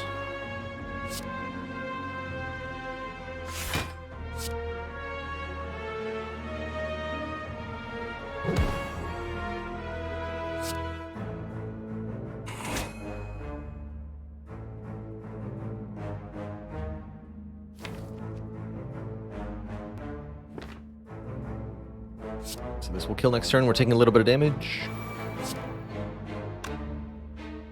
If I retain 2, I can only draw 8. Otherwise, I'll draw 9. I actually do want to draw 9, though.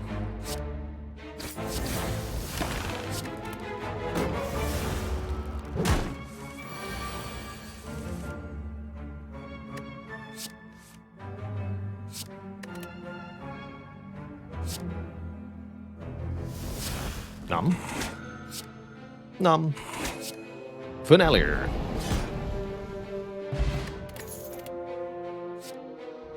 It's here. At long last, the card we've been waiting for, Acrobatics. It's even got a plus on it already to help us find Apotheosis if we need it. It only took how many card rewards? 1, 2, 3, 4, 5, 6. Like 4 from the previous act, too. Like 10 card rewards before we saw one of these. That's not too bad, actually. At least we saw it.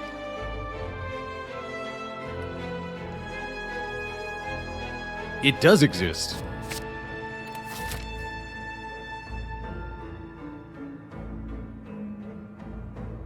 So we still want to go to 2 rest sites. But not 3. Just upgrade Apotheosis and Recall. So I think that means we'll use our last Wing Boots charge to fight a 3rd Elite. That sounds good. And we even got 9 gold for taking it. Yeah. Yeah. Yeah, we did. Make Apotheosis free. Dang it. Nemesis could be tricky. We gotta make sure we line up the attacks with the...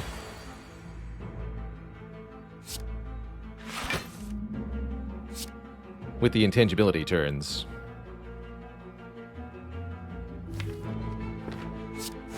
Correctly.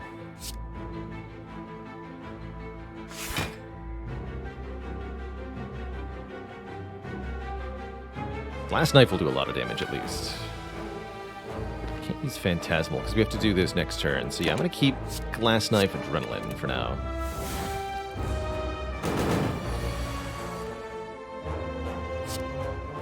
No point in playing that.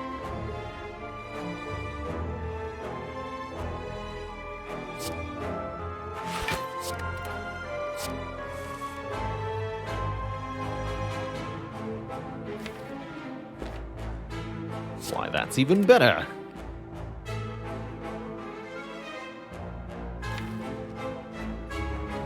Still looking for terror.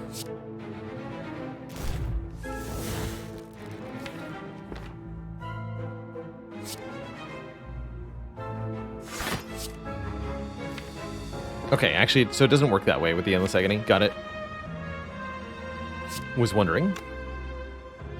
Now we're down to 3. Okay, so we'll do Terror, then Glass Knife. Forget the Flechettes. Should just discard them? Yeah.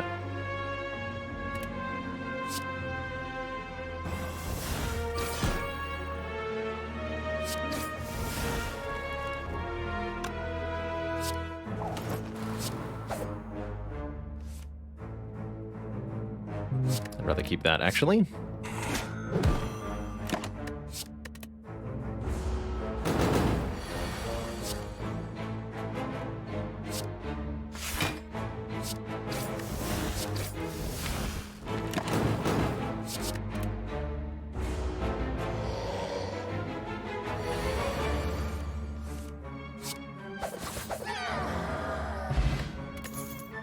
Well, hello there. Kunai. Second copy of Prepared. Kunai says if we play 3 attacks in 1 turn, gain a point of dexterity, which can help us scale up even more for our block cards. Although we don't necessarily play that many attacks on each turn, I'm sure we can gain a couple procs each combat, thanks to the Endless Agony, if nothing else. Smooth Stone would be a nice further addition, but we gotta take the blue key to go to Act 4. was an after image there that we could have taken with the Mummified Hand, but I thought the Prepared would actually serve us better. Especially with Apotheosis, upgrading it. 131 gold for the Red Mask, applying 1 week on turn 1. I don't think that's good enough. I will leave. I'll fall, lose 1 of the bites. We're down to 4. Going down to 3 is fine. I think I'd rather lose a bite than a defend here. So I'm okay with losing a defend in that situation as well.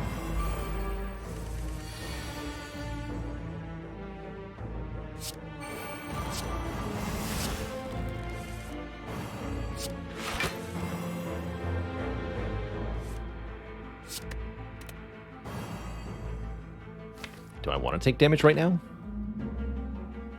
I think I do. Let's go defend footwork. Keep this defend.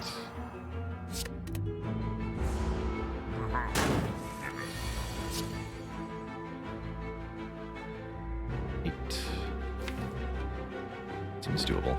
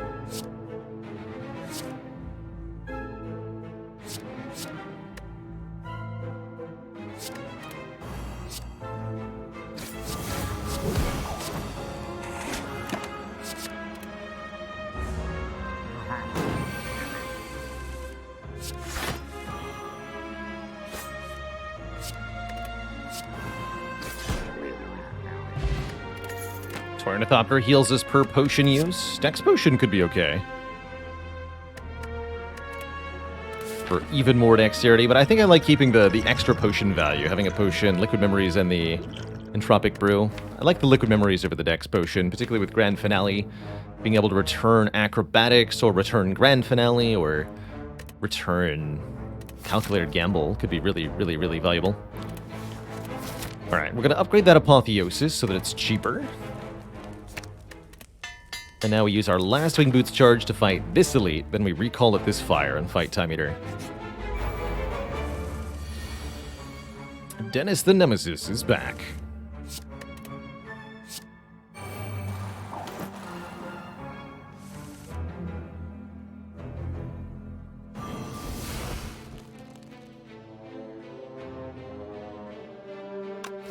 I think that's worth doing.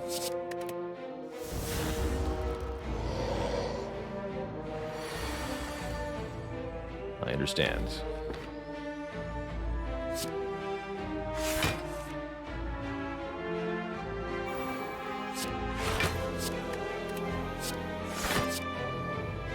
I'm taking damage, so I can't draw only 6. Got it.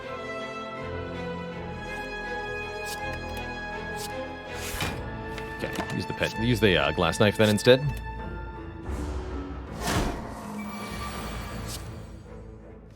It only does 120 damage. Oh, that's because it's not pen-nibbed. For shame.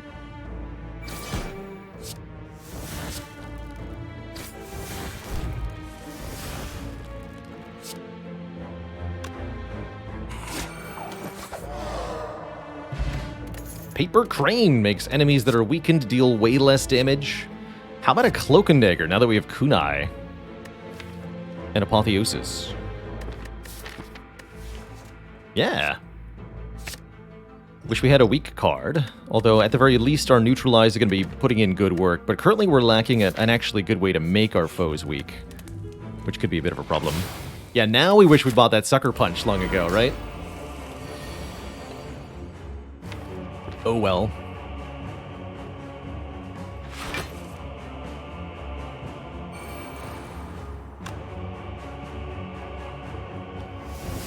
It's pretty good damage. Keep the prepared and the tactician or the blocks? Heck it, give me the energy this turn. Let's see if I regret this. Maybe. I don't want these duplicating themselves forever, so let's lose them right now.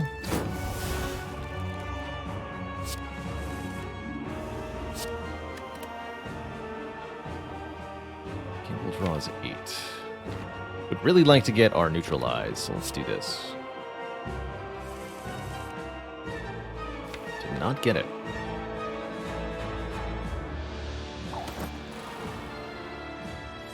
There it is.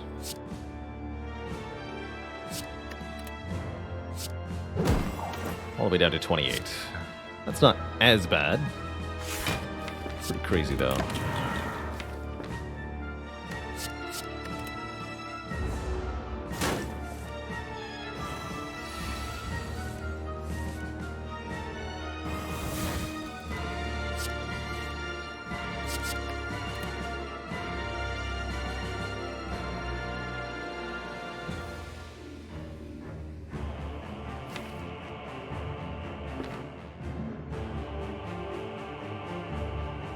By Phantasmal Gamble, we'll draw 6. There'll be 8 in the draw pile.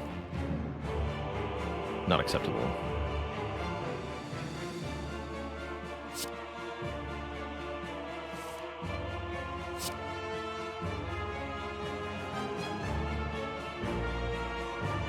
It's getting discarded one way or the other. This is getting played. This is getting played. Draw 4. 8 in the draw pile. Still not really acceptable.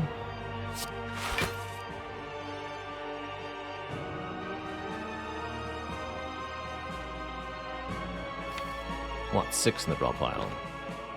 I have draw reduction. I want 5 in the draw pile.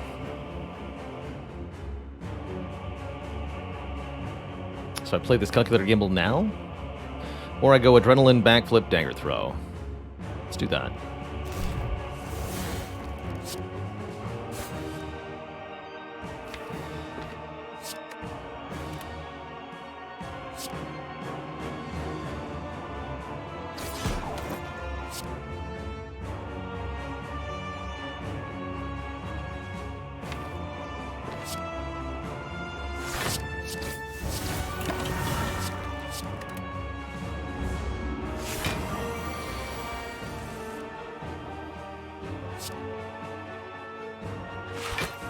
Kaboom! It's only 270. That'll have to do. That's 13 times 5. Let's acro first.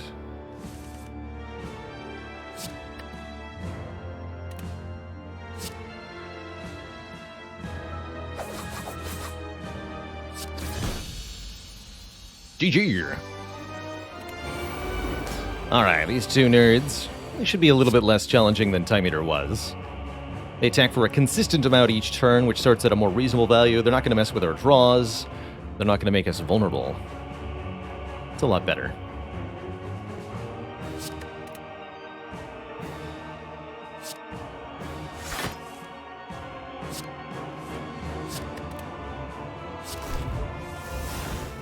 There's our plans.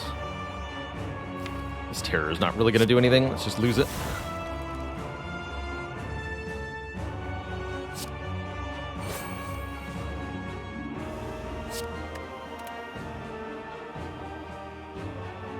Let's see here. I want to get a kunai proc too. I also like to take a small amount of damage. Yeah, keep the finale, draw a million. Can I deal with 5? No. So it's gotta be 6. Understood. Okay, so I need to retain 1 card. Could do defend, bite, keep survivor finale. That sounds reasonable.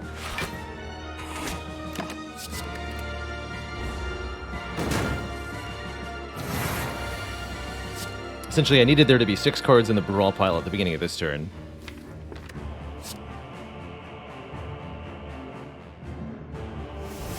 Now we go. Phantasmal, Footwork, Survivor, discard the stuff that draws cards.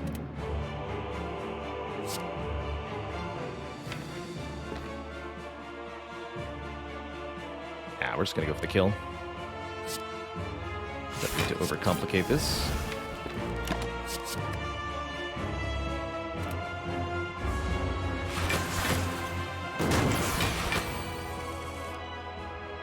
Although if I could set this up differently, it might be really nice.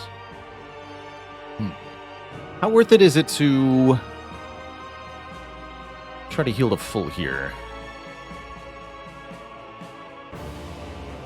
Off the bites. Essentially, deliberately avoid pen nibbing the grand finale. It'll do to what? 240, actually? So that still won't kill Deca. Cool. Cool. Let's do it that way, then.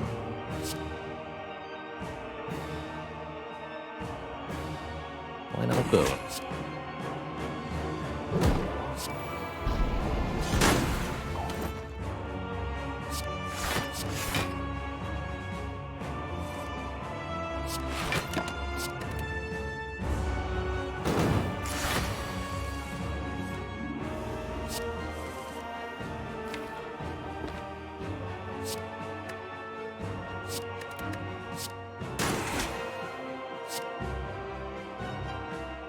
I could have a bit more plated armor for this. Stone Calendar is going to be a problem, though, right?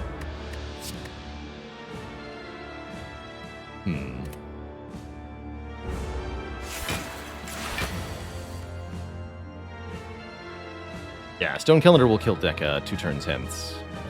Okay, so it basically play as many bites as I can for the next couple turns. I can work with that.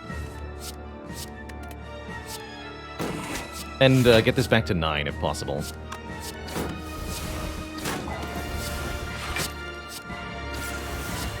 Would really like for it to be on 9.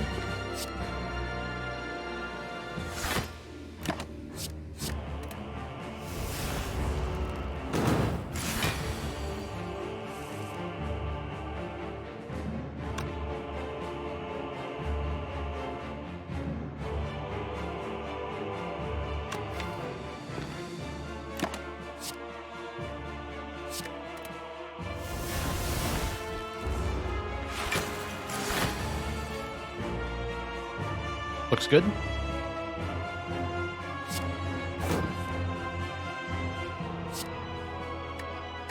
Two more attacks. This is 24, this does 8. That'll be enough, so I can go bite, glass knife. Good. 2 thump, 2 thump, 2 thump, a deep pulsing dread can be felt throughout the room. Is this the Heart of the Spire, the source of this fully charged Pen Nib plus Akabeko, an important combo that might be necessary to kill one of the Spire elites early on in that fight. I guess we can just rest at the rest site because we have an Apotheosis, right? Missing 5 health. We could theoretically get it back with bites and use that to upgrade something like Adrenaline just in case we draw it early, but I'll hedge my bets. And just rest. Chemex and Transmutation in the same store. You love to see it. Not too helpful to us, though. I'm pretty happy just buying a boat thingy. 10 block turn 1, definitely helpful. That helps us deliberately take 2 against Spire's Spear on turn 1 so that we can draw extra. What are my thoughts on Stone Calendar? I think it's a very good relic in a select few fights. In particular, I think of Stone Calendar as an Act 1 boss assistance and a heart assistance. Minus 50 health on the heart, basically, which is really, really quite nice, actually. Yeah, we'll take the boat thingy. Didn't find any weakness, unfortunately. We are going to be kind of relying on that one neutralize to save us from the first cycle of heart attacks. Do I buy a backstab? No. We have lugged this Entropic Brew around for quite a while. I sure hope there's good potions inside. Dang it. Okay, so this guaranteed makes Acro free, because everything else is free anyway. You got it.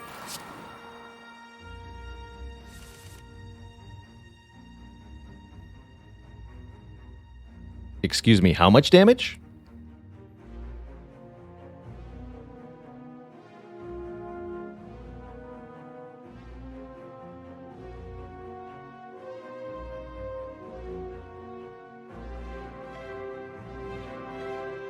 Oh, chat can't see. You have 6 skills, is how it says. 24 times 6 is what it is currently at. And I could actually play the Phantasmal Killer and retain it, although I'd have to get more skills in hand next turn.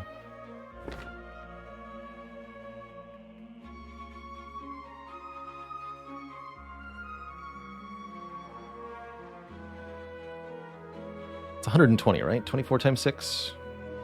No, it's 144. I can't math. Okay, so that would outright kill the shield. I do like that a lot.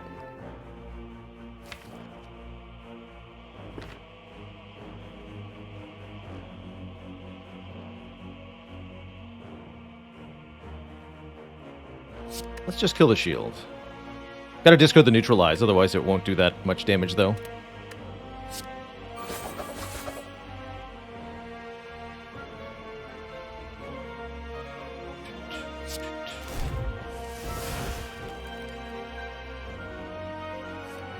Okay, Gamble's gonna be what we keep next turn. Gamble defend or something. Again, not gonna play defend. I want to take 2 to draw with a Centennial Puzzle. Gotta block 10 times 4 next turn. Actually, just keep the gamble, because I'll draw 9, right? Don't keep the defense.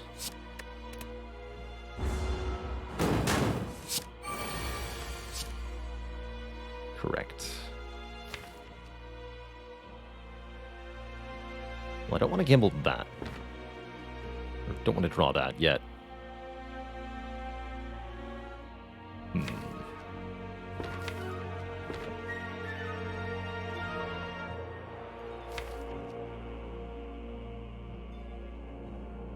Always get the health back a little bit.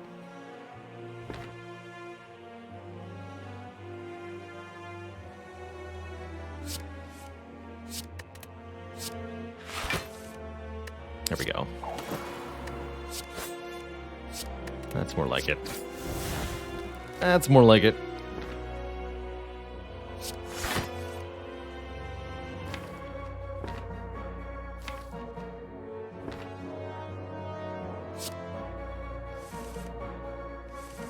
I was really hoping I could discard this Tactician. Indeed I can. Take 1. Deal. I'll take 1.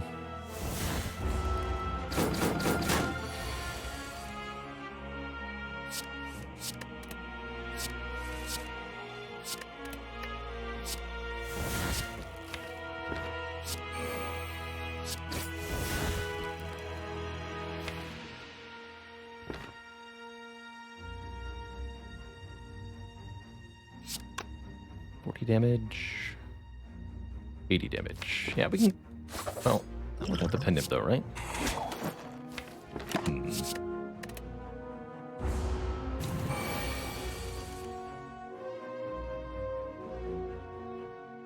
Yeah, I have to use the pendant. I'm okay with that.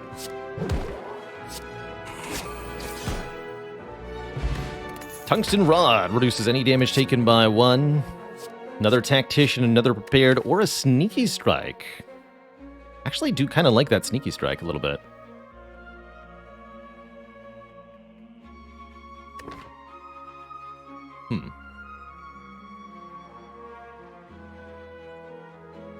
I think we should just keep it as it is, actually. Yeah, it's kind of nice with the kunai. Fairly efficient damage.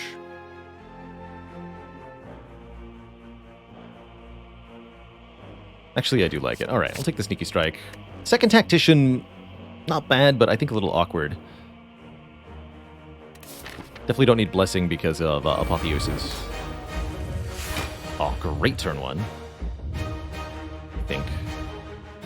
I just gamble it? Or do I backflip and then gamble it? I think I backflip, then gamble it. Ooh, then Acro. Oh my. That's the turn 1 we wanted to see.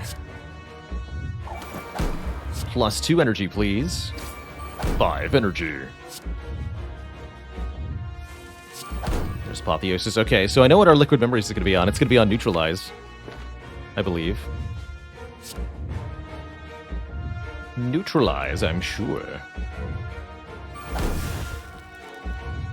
We take one on purpose, we can keep drawing cards this turn? I think I'll do that.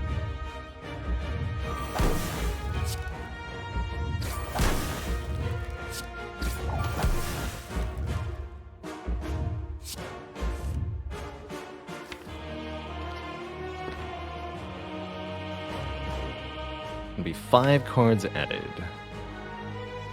There is 5 draw on the draw pile, exactly. Interesting.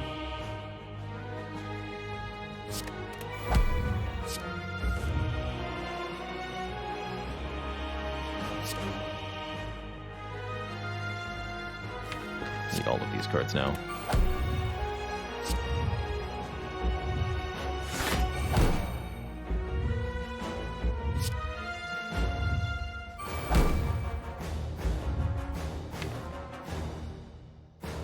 So the heart adds 5 statuses. There'll be 9 cards in the draw pile. I draw 6 natively. This draws 1. This draws 2. Yes, we grand finale next turn. And I'll Liquid Memories to get the Neutralize back. Then we'll drink the Entropic Brew as well.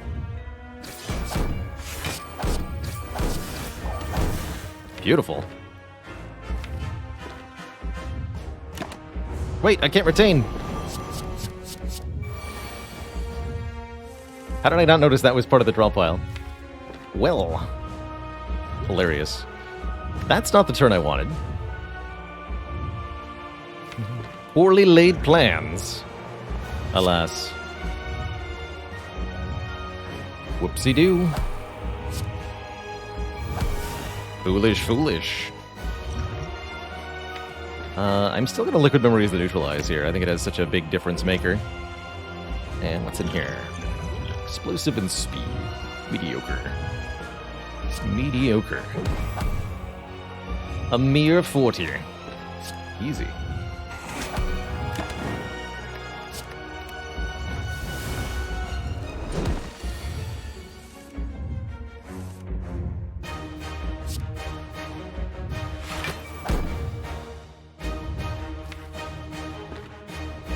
The Adrenaline for next turn.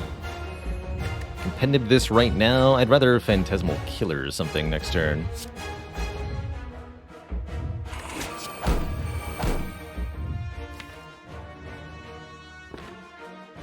Sure. Let's keep these 2. Thank you, Tungsten Rod. Okay, that's not too bad.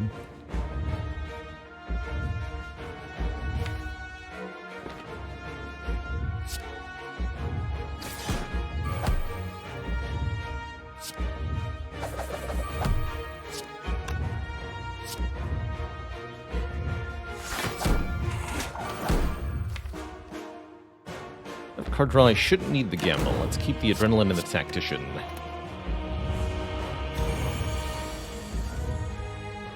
Alright, weakness is offline, unfortunately. That party's a little sketchy, scary, spooky.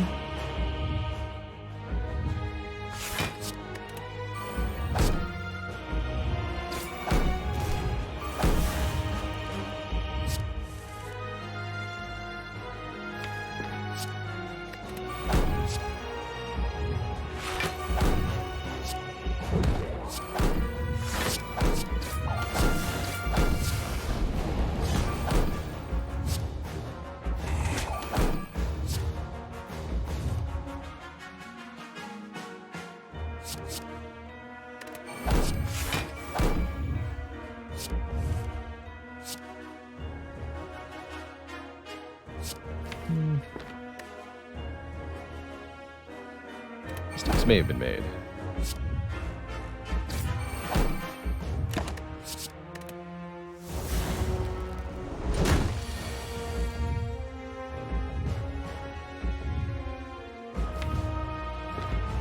I think this would be the turn for the speed potion. Make sure I don't die here.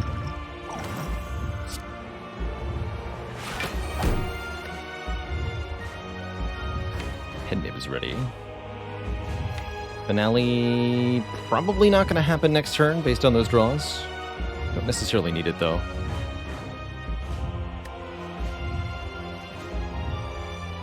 I mostly just want to play blocks this turn, so I guess I'm pin nibbing a Shiv, huh?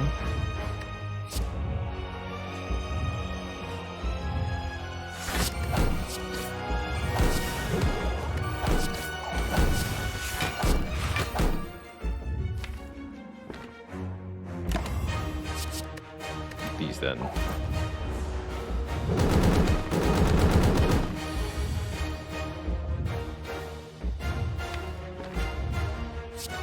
Stone Calendar coming in to help us this turn. Should be able to easily finish it before the next attack.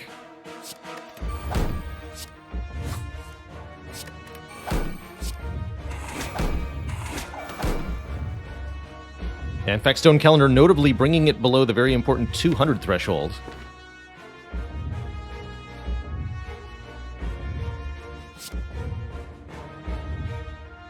I'll do the full damage there.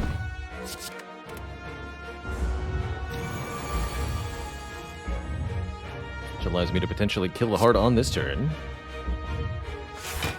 Only potentially, though.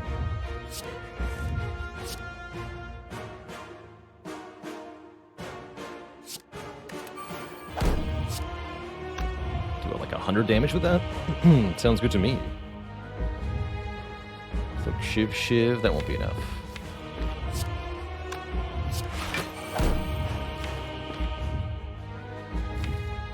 Gambled for Finale, actually.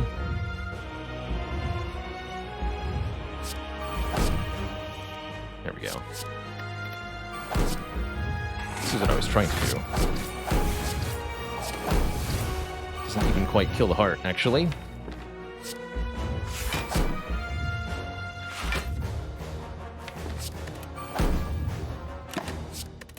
Truly a sad day.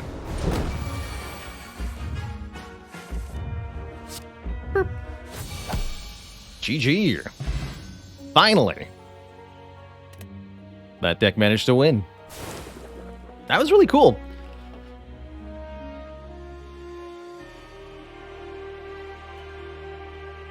That was really cool. Just having a run where Ring of the Serpent ended up being an important boss relic. Being able to ignore those two Wraith forms on purpose, take the grand finale instead, and make it not just win, but win pretty decisively. That was really fun. That was really fun. GG. Yet another win for Dagger Throw. That's right.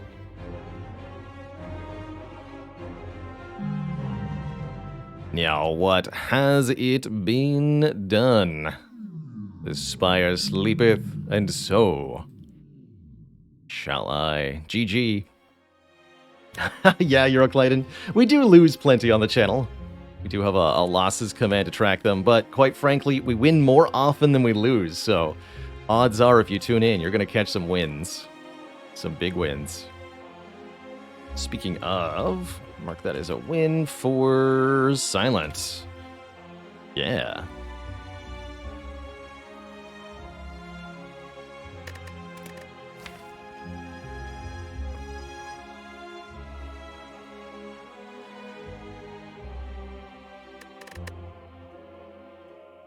I can't believe how long it took for this hovering kite to be good.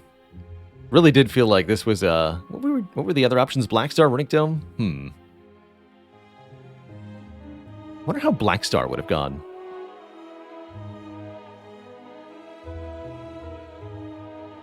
It's very satisfying killing the Book of Stabbing with a 300 damage grand finale. So what went well? In this run, we just got a really fantastic start. The Niao's Lament letting us get the free Burning Elite was pretty good start, but better yet was the early Well-Laid Plans, early Terror. Two cards that I think really work well on Silent.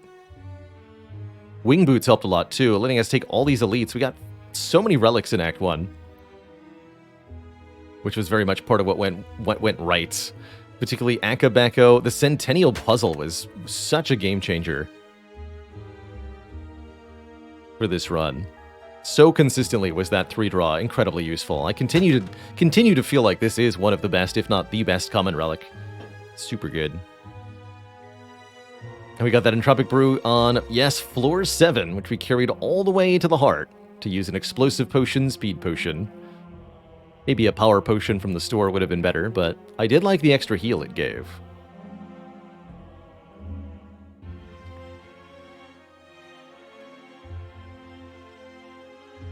Did we have the blood vial for good bites? We did, yes. Yeah, we lost the blood vial in exchange for 5 bites. That was a rarity, and it was a really unusual occurrence, but super, super helpful for this run. To be able to swap 5 strikes, we hadn't removed any yet, for 5 bites was excellent. Just excellent. And those bites sneakily really carried us through the act. Like, you can see that we were taking damage somewhat consistently. 7 damage here, 4 here, 3 here. Actually, not that much. But the bites were keeping us at full health basically the entire time, and that's what made the Centennial puzzle so good. I could always take a little bit of damage to draw a bunch of cards and then heal it back with the bites. It's great. Good luck on your A15 run, Eurocliden. Next up, I do feel like playing one more. Let's do one with the defect. But before I do that, I need to recharge my brain a little bit. Gonna refill my water, stretch my legs. Back in 5 to 10 minutes or so for one more run. Definitely only going to be one more. My brain is already 3/4 of the way to fried after this run, and I can't say that this pyramid run was easy to think through either. Two very mentally challenging runs. So, back in a few. Don't go nowhere, folks. When I return, the robot.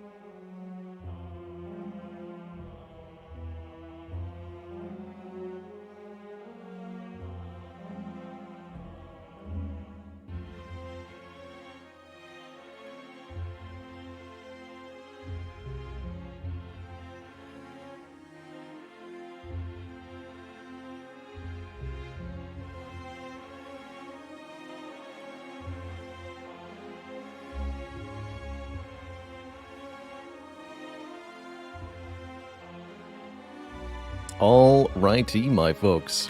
Who's excited for some robot? Ooh, who is it? It's me. I am. Always was, always will be.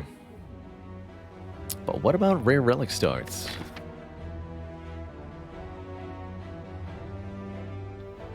A curious Act 1 to be sure.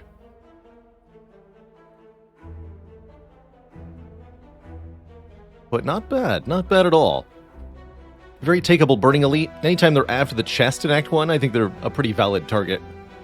As long as you don't have to miss out on too many Elite fights overall. Love to see a reprogram run. That would be quite something, wouldn't it? I don't see any good uses for the Neow's Lament. I am, in general, a fan of trading max health for a rare relic on any character. I don't think it's particularly good on Defect, but there's lots and lots of good rare relics that can make a big difference for Act 1 or just the whole run. And even if you don't, you're essentially one relic deeper into the rare pool.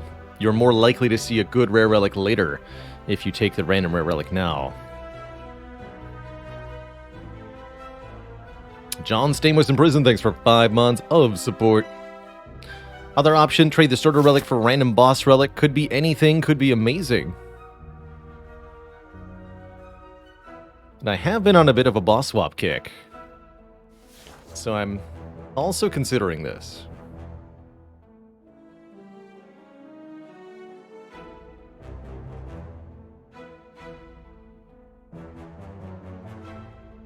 Let's do the random rare. Hey, look at that. Money. 300 additional bucks. With which to populate our relic bar with stuff from a shop. It's like a 250 gold start, only more. Knives Out says, can the boss swap ever be for the upgrading starting relic? No. You cannot get the Frozen Core, Holy Water, Ring of the Serpent, or Black Blood by trading your starting relic away. It also prevents you from getting those relics after your boss, which may or may not be a good thing, depending on the character you're playing and how you feel about that relic. I guess this means I'm going to this store, huh? I don't really want to wait until after an Elite. I want to buy my way out of the Spire. Uh-oh. That's not the turn one you want to see. Give them the blip plap? Dang it.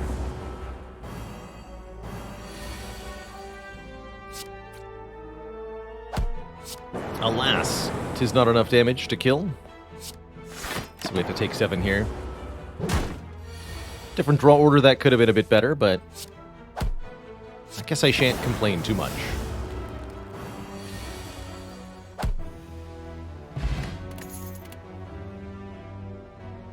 I really like Rebound as a floor 1 pick.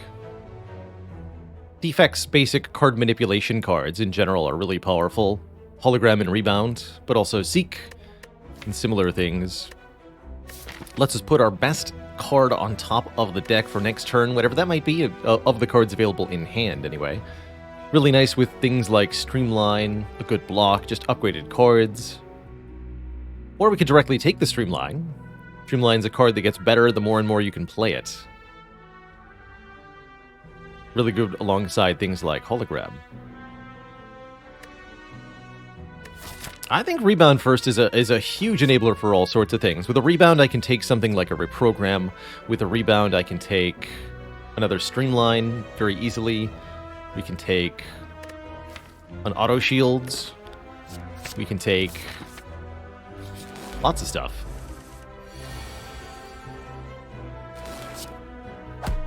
Zap, strike, strike here.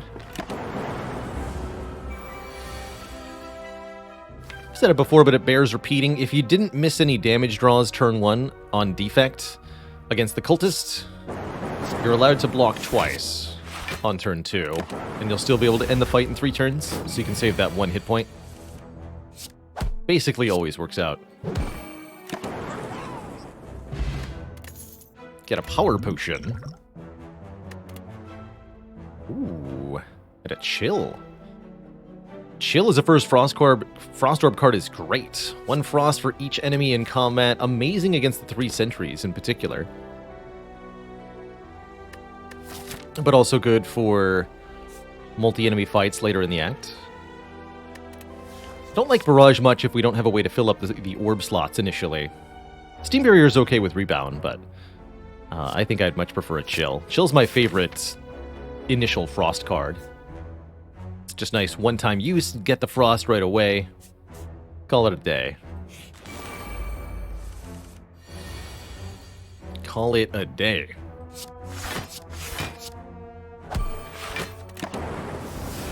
Good job, Lightning Orb.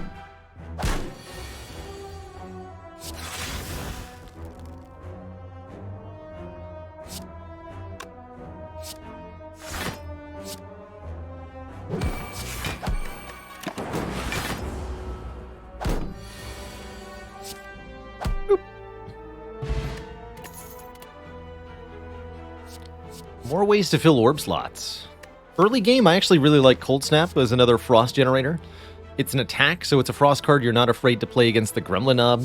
Even though it only does 6 damage, don't disregard how much that actually helps. It's still helpful. And better yet, you can upgrade it to be 9. This is a early attack upgrade that doesn't feel like it does that much, but considering how often you want to play Cold Snap for that Frost Orb, the additional damage on it really does help too. Since you can't rebound Tempest, but you can rebound Cold Snap, I think I'll take the Cold Snap here. We find a data disk in the store, oh boy. I see where this deck is headed. Yes, we drew Chill turn 1, get wrecked, you stinky, stinky slimes. Eat 5 Frost Orbs. Yeah. Look at the power. Look at that Chill go. Glorious. Just glorious.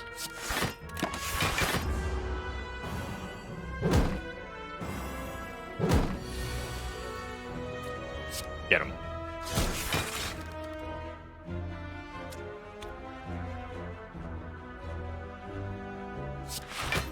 $16, $14.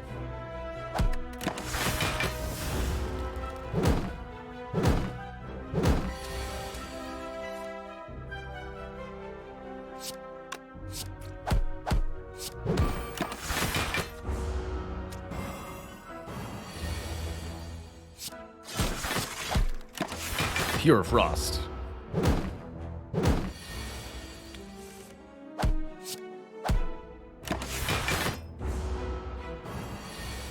So look at that. Even though we had no area damage, all thanks to this one Chill, we took on the 5 Slimes fight and took 0 damage. And then we got another potion. And another Cold Snap, maybe. Compile River's not bad. Damage and draw based on orb types, or we could pick up an early genetic algorithm, start leveling that up. Algorithm initially gives only 1 block, but each time you play it, that block number is permanently upgraded for future combats. So an algorithm this early will be 40 or 50 block by the end of the run, pretty easily.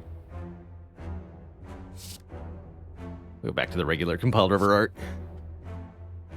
We had that on just for 1 day. Again, you get the Slime fight and the Gremlins fight in the same Act 1. Yeah, you could even have them back to back, so this combat right here could be the 4 Gremlins. We're a little bit low damage-wise for our first elite upcoming, although our first elite's going to be Burning Elite here, right? We still have plenty of prep time. Take an algorithm.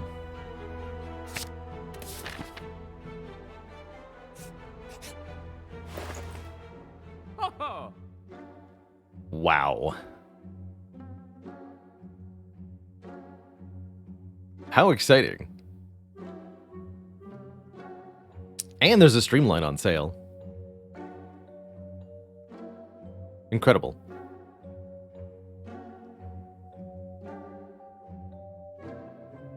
Cool to see Chemical X and an X-Cost card in the same store. The Mega Block. Reinforced Body would be 7 block, X plus 2 times if we pick that up. Can also pick up a Defragment for permanent focus. Upgraded to permanent focus. That'll be a lot of blocking.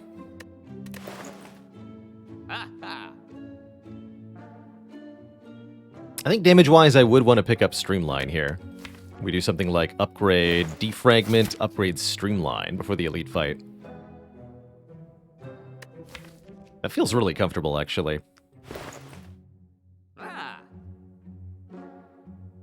Could maybe consider taking Lantern for more energy on turn 1. But that's going to prevent me from getting Defragment. We're also going to want to remove a Strike, probably. Actually, maybe remove a Defend. Nah, remove a Strike. Defect never likes Strikes in the long run. They just do no damage. But yeah, I'm going to take the Chemex and the X-Cost card. I'm going to take the Defragment and the Streamline. I'm going to remove a card. Brilliant shop. Just brilliant. Didn't feel motivated to buy any potions, although our potions are maybe unreliable. They're still good enough. Nasty fight here. Spike, Slime, and Looter. Don't have a lot of money to lose, thankfully. So I actually don't really care if the Looter does escape. Probably have to target the Looter first. If they're not getting away, but I think they're actually just going to get away with my 31 gold. I'm cool with that. Focus our damage on the Spike Slime. Lower health and higher aggro. It's kind of more of a threat right now. Oh, and if I don't play the algorithm this turn, I'm not going to get to play it?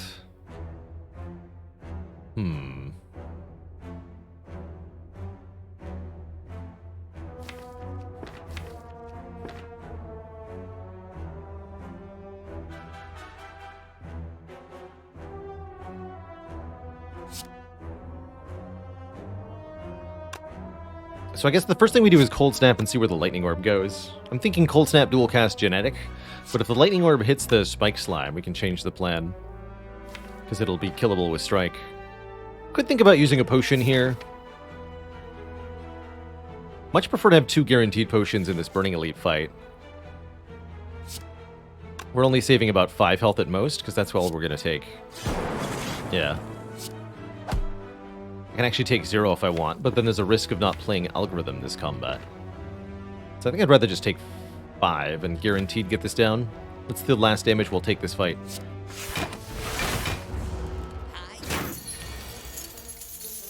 For sure. What if I rebound Zap? Since he went for a third turn attack, we might even be able to get the kill here.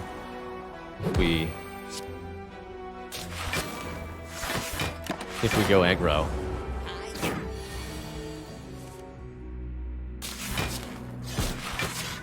Get him, Lightning Orbs.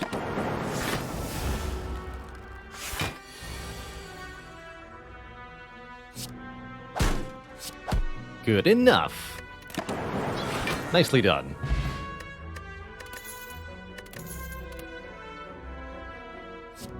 That's a good barrage. Now that we have generous ways to get the orb slots filled. White Noise for random power could also be quite something. What I'd never take here is Thunderstrike. I'm quite happy with a barrage. That's going to increase our damage output further. We do want some more help for Hexaghost.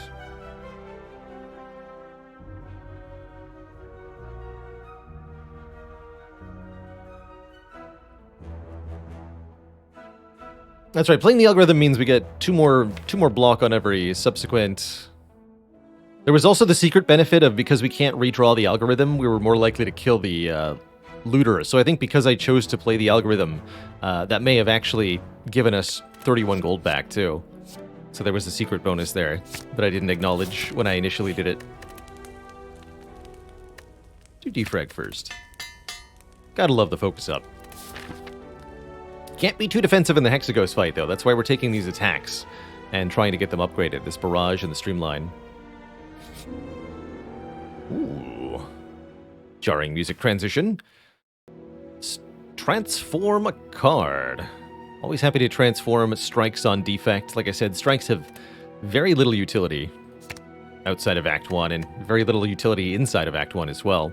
If we're lucky, we might get something X-costed or useful power or, ooh, a rare card, in this case, Reboot. Shuffle all of our cards into the draw pile, then draw 4. At the best of times, Reboot can be just a free draw 4. At the worst of times, it can cause you to prevent yourself from drawing needed cards at the right moment. So it's a little bit awkward. You don't always want to put your discard pile into the draw pile. You do, however, always want to pick up an Art of War on defect. Extra energy after not playing an attack, amazing. Although I won't call it particularly useful early on here. We were meant to pick up that Tempest, you're right, we totally were. It was up against the algorithm? Yeah. Dust Play Stuff, thanks for the Prime sub. Welcome to the Cozy Sub Club. That said, we can always pick up another one.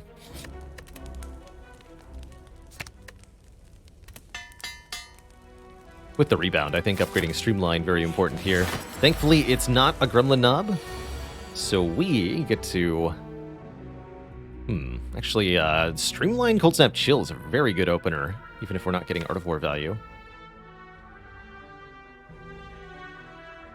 I'm gonna do that.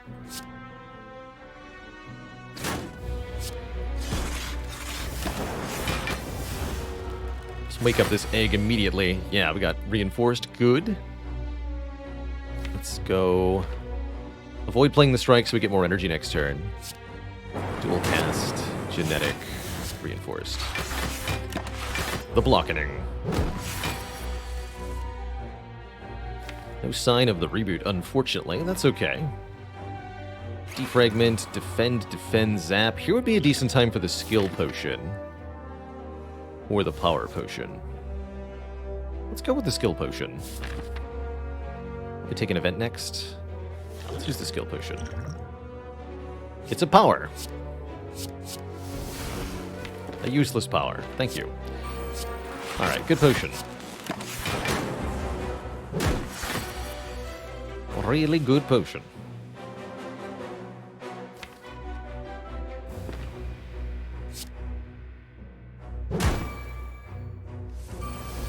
Thank you, Streamline.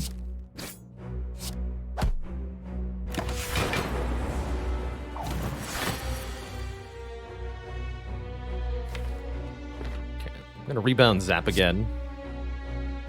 Let's see if I Cold Snap and Zap, we'll get 7 plus 7 plus 4. Take a little bit. That's fine by me.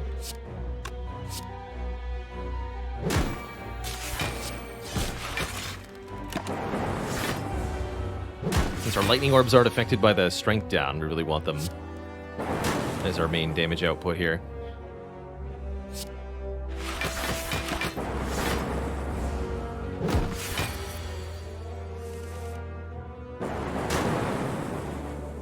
Pretty smooth fight. We get ourselves a question card. Future card rewards have one additional card. And a creative AI. Interesting.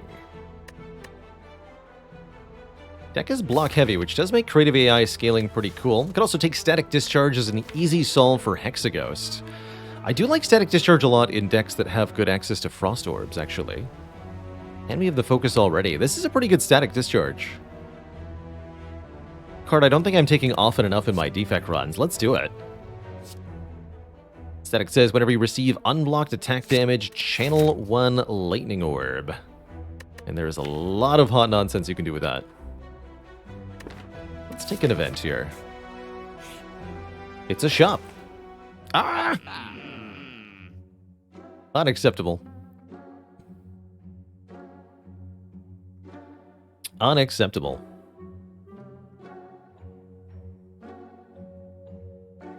A shop of sadness. At least there wasn't an orange pellets. Could buy the self-repair. I'm eyeing just strike remove, quite frankly. But yeah, self-repair could help, certainly. I don't think we need the health at the moment. I think we're going to destroy everyone. Yeah.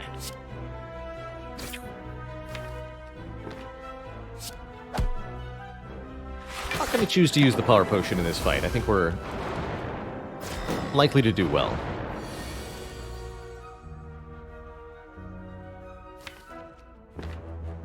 Here's a case where I do want to reboot, because I want the reinforced body and the streamline back in the draw pile. I don't necessarily want 6 dazed in the draw pile.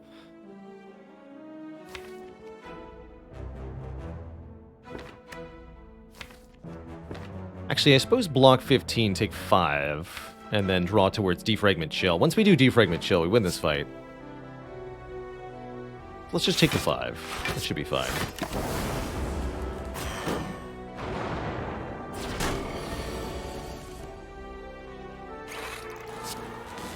Give him the zip zap.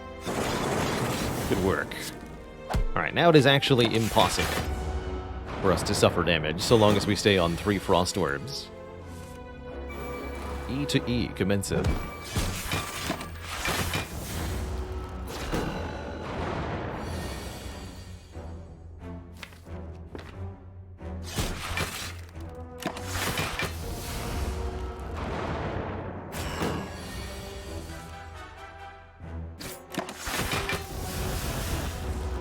Might as well assign the damage efficiently, since, again, we can't take damage.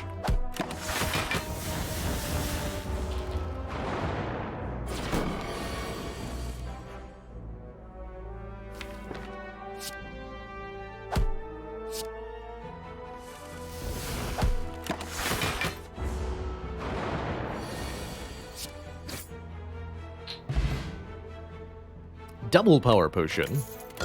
And yet another source of energy, the Happy Flower.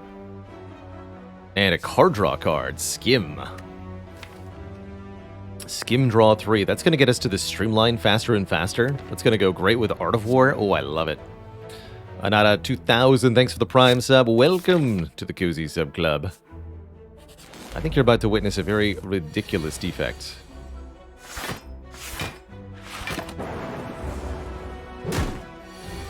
Truly absurd.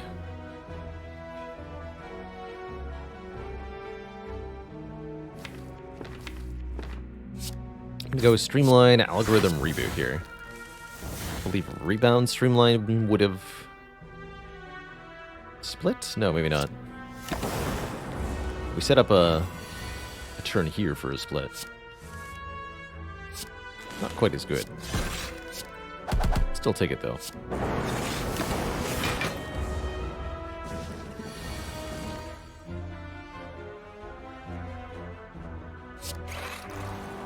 Looks like we're good regardless.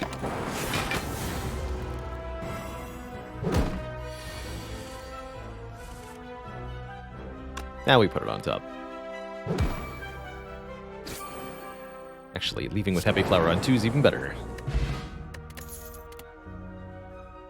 Could take another algorithm here. Don't really feel inclined. Definitely don't want any unupgraded commons at this time either. I think we want this deck to just kind of evolve a little bit.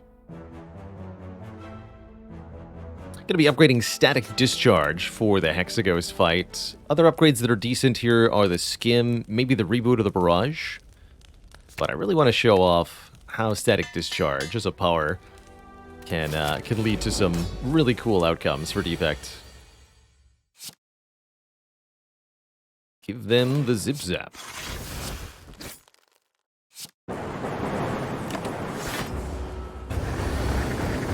Perfect. We even drew it. So, Static Discharge says, whenever you receive attack damage, channel 2 lightning. 2 lightning orbs.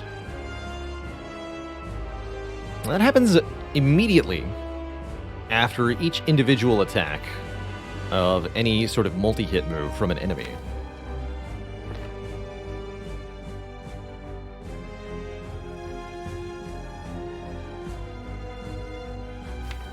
Do I play the Skim? I don't think I should. I'm going to go Cold Snap and Strike. We're going to start with 4 block initially, and then as these individual attacks, we got 18 incoming damage. It seems like we only have 4 blocks, so we should take 14, right? But because the Static Discharge causes these orbs to be evoked in the middle of our turn, not only do we get all the block from the Frost Orbs, but we get to do a whole bunch of damage back to Hexaghost besides. So even though We just had 2 Frost Orbs for block. We blocked for essentially 14 there. The passives and the evokes of the Frost Orbs. And got a whole bunch of Blip Lap besides, only taking 4 damage there.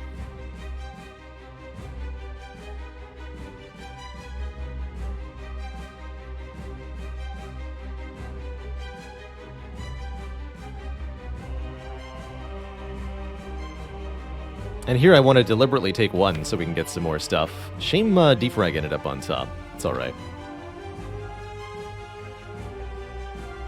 Not going to play the reboot, because I want the Defrag next turn. But again, intentionally not playing defend, letting Static Discharge deal some more damage here. And likewise, we'll do so on this turn. I rebound the Skim. Let's just Skim.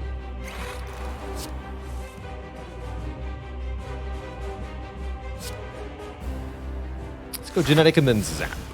That way I get Art of War. Take 3 again on purpose. Could play Reinforce to full block, but choosing not to for the bonus damage.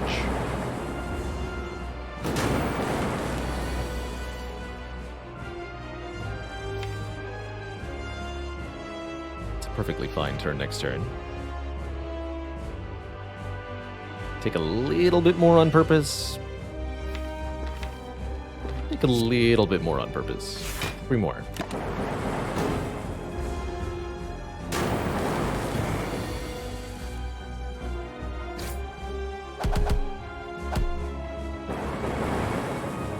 Fun fact, lightning orbs happen before burns go off, so we don't take the 2 damage here.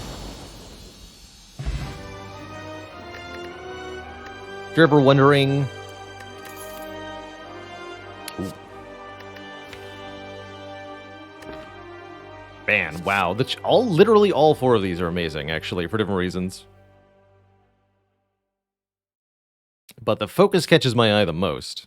Sir Pack, thanks for 23 months of support.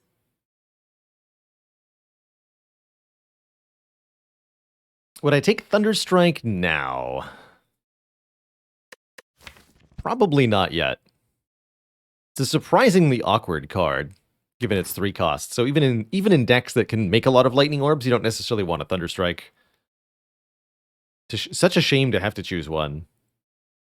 My personal preference, bias cognition. Do I see any sort of patches coming to Spire? No, not from the developers anyway. The modding community will continue to make content for Slay the Spire, but I think the developers are working on some sort of new project.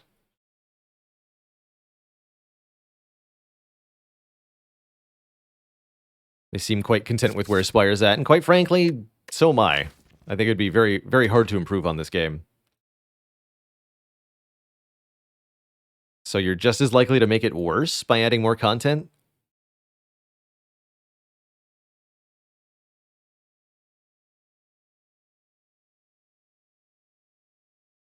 I agree. Biased often gives the burst needed in an orb deck, especially when we've got the defragment to kind of make it last longer, and a potentially upgradable chill. You still need a bit more orb gen. I'd love to add a glacier or a couple cool-headeds from here. Cool-headed would be really good. Take the bias first. Oh my goodness. That's a pretty easy pyramid for me, especially with Art of War. Since we've removed so many strikes, the Pandora's box is not as good as usual. But Baylor...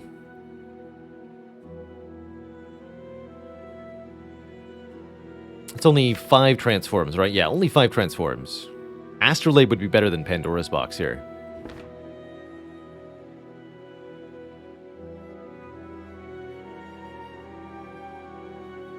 Like the one that gives Ironclad a hat, or the one that makes the Silent do a backflip when she backflips. If I could just remove all 5 of my starter cards, would I take that over Pyramid? Honestly, I think Pyramid is even better than that. Pyramid's ridiculous here.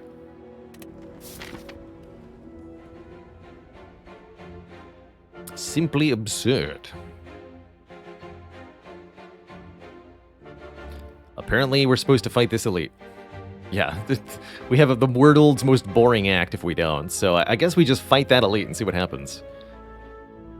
And then we can maybe do something good. Do I feel the need to go to a shop?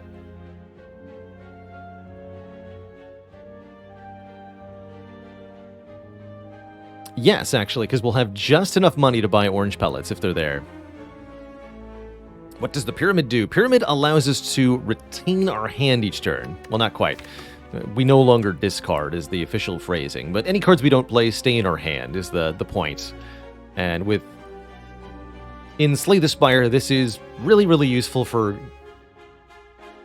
getting cards to combo with one another in a way that has sort of a multiplicative effect.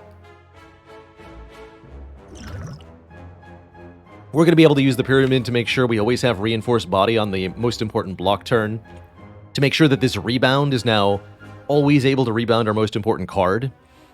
It ensures that our bias cog is timed at the perfect moment. It ensures that we don't waste draws drawing into a power that we already drew once. There's a lot of really good uses for it.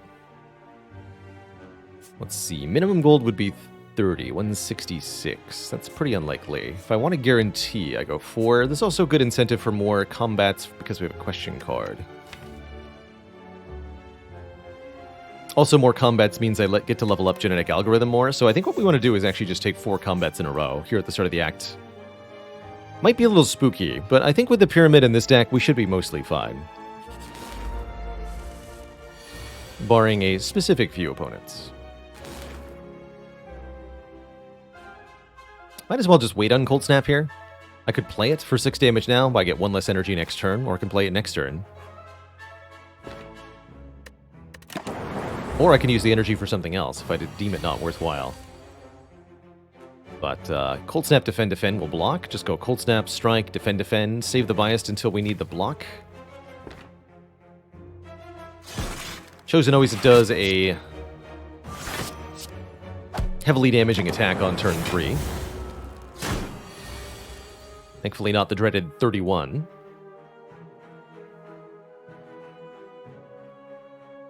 Go to 6, these go to 8, so biased, defragment, chill, defend is good. Get a lot of lightning damage that way as well. That also gets us more energy next turn with Art of War and Happy Flower lining up. We now have 5 energy to spend. That's the other thing the Runic Pyramid lets us do in this deck is because we can, in various ways, generate additional energy on our turn, Pyramid ensures we can have such cards in hand to actually spend said energy for maximally efficient turns. Could kill with dual cast here. I think instead I'm going to allow the Happy Flower to move forward by 1. Possibly 2. No, just 1. Okay. An Entropic Brew. And an upgraded algorithm.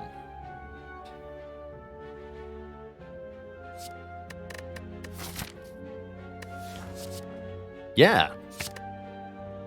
That's going to be a big... Let's actually see if this one manages to surpass the other one. It'll gain 1 more per play. Currently, this one's 13 ahead, so 12 ahead, rather. So after 12 combats, they should be the same. Let's see if that happens. Given that we're right at the start of Act 2, seems likely. Dueling algorithms. Love it. Here, Reboot is really good, because we just get to draw 4 and then retain them. Gonna not dual cast. Flip flap.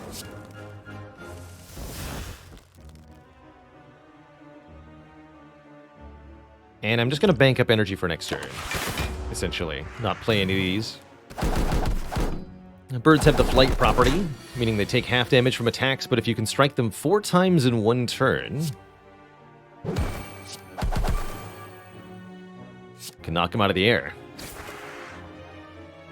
Pretty good.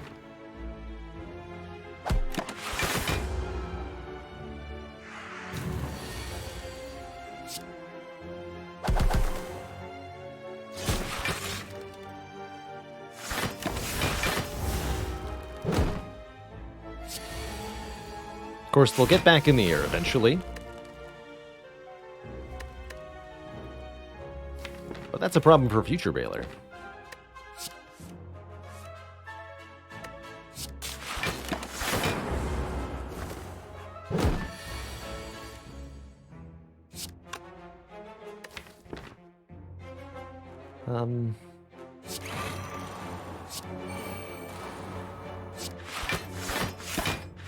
Let's make some room.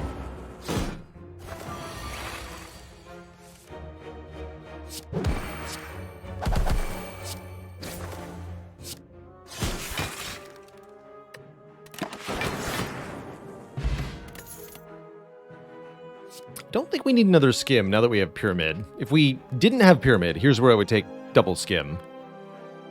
But it feels like we get to a full hand state pretty easily currently. If it was upgraded, I'd take it, though. Definitely no need for Hello World. We'll have way too many cards in our hand for that to work out.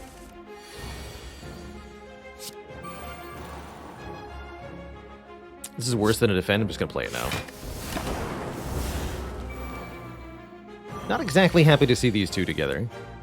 Still better than Shelled Parasite would have been, so I guess I shouldn't complain.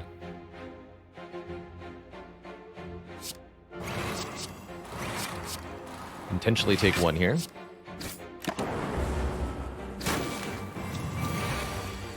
Because this is terrifying.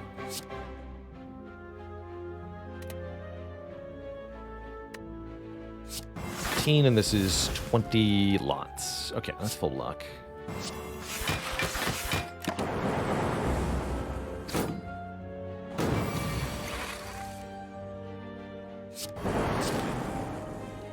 Seven.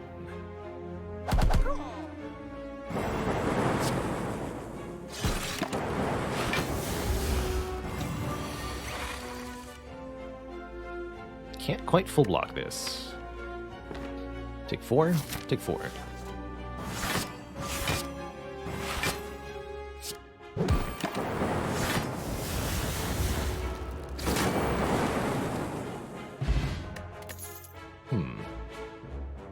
Wonder if there was a way to take less using the static discharge. Loop. Loop's like having more orb slots. As long as the orb slots are filled with anything, really. Loop is good, and since we have a lot of focus already, I think Loop is very good. I'll take a loop. And I'll take a swift potion over a power potion. Turn 1 is the most important turn. Yeah. For the elite fight coming up anyway. I need to be able to, like, if this is our turn 1 draw against slavers, I need to be able to fix it. Also, I need to be able to fix this, so maybe I'll use it here. Close enough.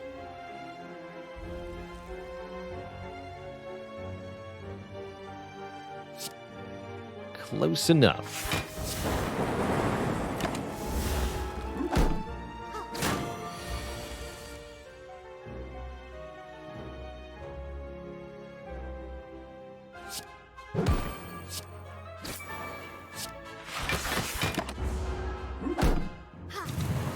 Usually advocate going Centurion first in this fight.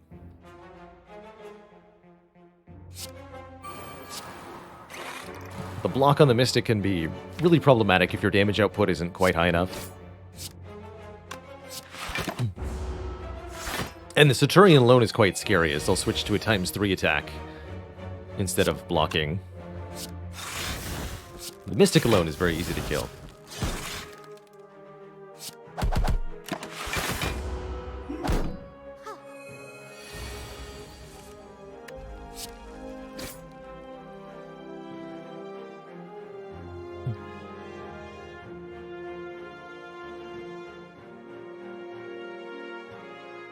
Mark Ricard says, any tips on when to know to use a potion?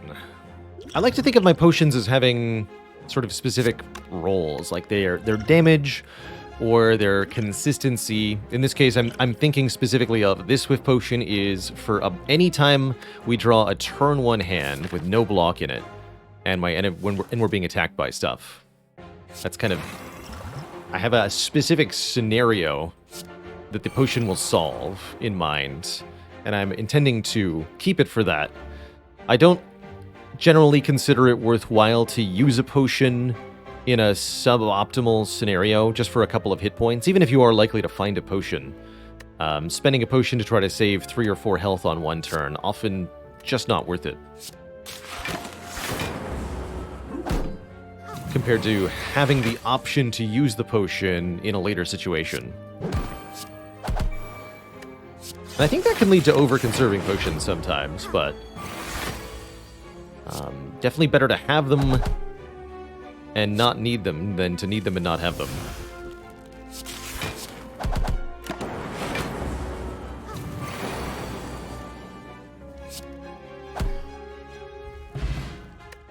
Back to Power Potion. Ooh, both Recycle and Doom and Gloom are pretty spicy.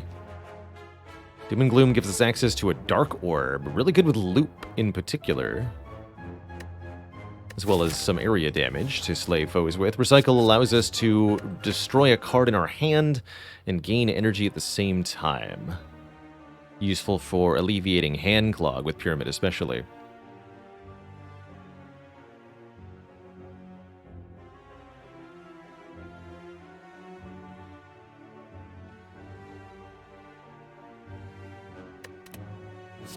Gotta be one of these two, though.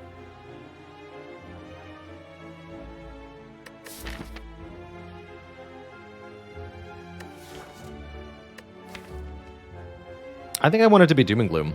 If we're going into an Act 2 Elite fight, I'd really like to be able to make a Dark Orb. Slash a way to kill gremlins. That feels nice. Oh, Frozen Eye. Frozen Eye with Pyramid? Is that a thing? Do I need Frozen Eye with Pyramid? Suspiciously squints at the screen. I don't know that I do need Frozen Eye with Pyramid. Do we have a way to deal with status cards? Yes. Our intended way is to, whatever that fight is, win it before the status cards become a problem. So for example, the wounds added by the 3 slavers. Our plan is to kill the slavers before we draw through all the cards more than one time.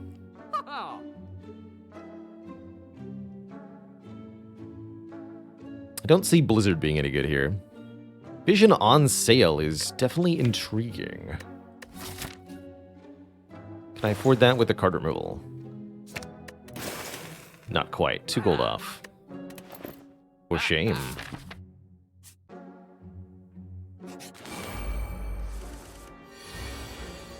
So,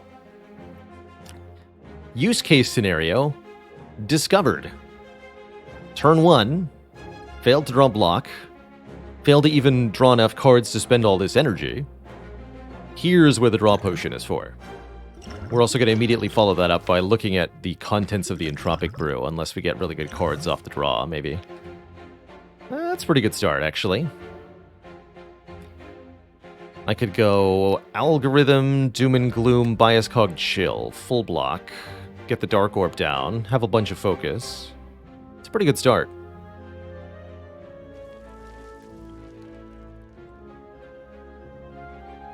We also have Static Discharge for this fight, so I'm really not too worried.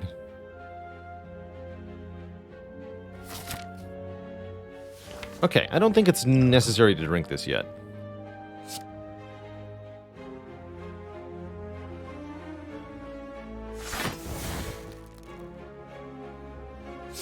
Should only need one one Dark Orb.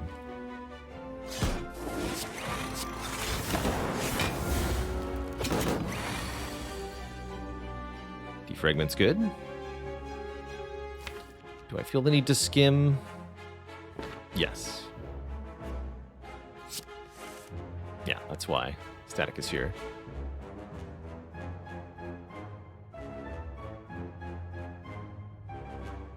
Let's use this genetic this turn. And the defrag next turn. Play Static Discharge and use that to our advantage here. Or actually, just block with Reinforce this turn. Loop, put the Dark Orb in front. That sounds better. We can dual cast that next turn. For twice as much damage as it's got accumulated. This will block for enough if we use 2 energies. So we go Zap, Reinforced, Dark Orb gets looped, so it grows by 10 normally at the start of the turn, by 10 again at the beginning of the next turn, now 47 times 2. Pretty spicy, although notably not actually going to kill this thing, not yet.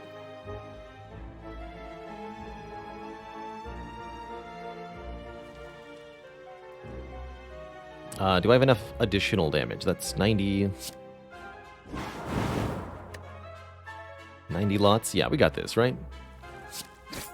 Easy.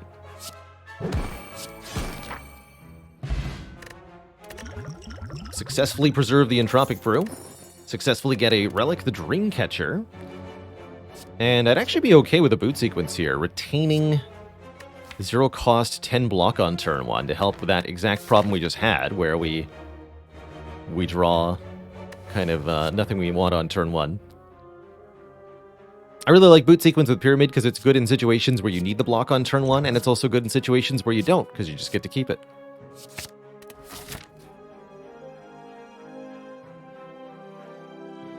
Hello and welcome, Pika. Pika says, I've been watching YouTube for a few months now, first time catching the stream. Got your copy of Spire from a recent Humble Bundle. Getting your butt handed to you for a while, but through the videos with detailed explanations and the achievement guides, you were able to get the Eternal one recently. All achievements down. Very well done. Congrats. So glad the stream helped you out there. Yes. Always my favorite thing to hear. So, won't have enough money to make that shop worth it. Do we just go for 2 elites here? 2 more upgrades? 3 more upgrades? Yes, let's get 3 more upgrades. We've got some good stuff to upgrade. Bias needs an upgrade. Loop needs an upgrade. Some other good options too, like the Doom and Gloom. Actually, yeah, I really like upgrading Doom and Gloom for these next 2 elites in particular. Do I need the help? Sure am glad I bought the boot sequence, or picked up the boot sequence. I'm maybe going to use the Dex potion here. As this is, yeah, 19, still taking a bunch here. Spooky. Not going to play Biased yet. Just going to take 8. Possibly be glad that we have a Dreamcatcher. That sort of deal. So if I kill you, incoming will be 20. Let's do that. Boom, you're dead.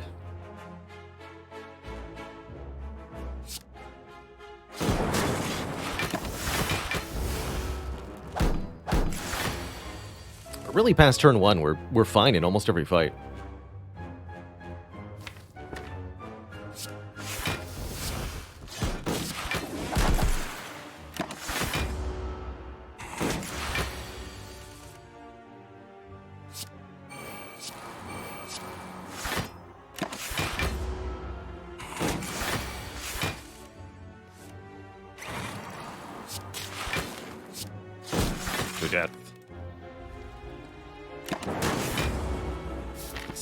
Next fight will be an elite. So let's set up Happy Flower for turn 2, not turn 1. This boot sequence probably means I can't spend all my energy turn 1. Turn 2.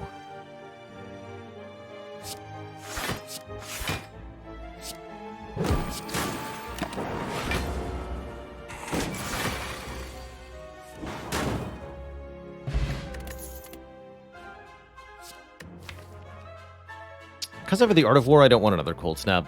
I do want a Cool-Headed, but not a Cold Snap. Hey there, Phaley. That is indeed a Chemex, just with a reinforced body so far.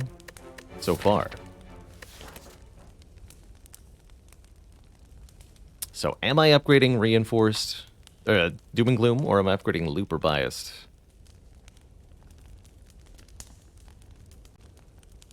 Gosh, Biased would be such a nice upgrade. As with Loop.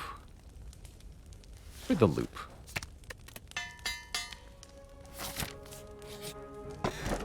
Hey, just in time, Gremlin Horn. Card drawn and energy whenever an enemy dies. Perfect for these Act 2 elites. We're also offered choose a card or heal. What card would I most want? Something that generates energy, maybe. Turbo? Aggregate? Capacitor.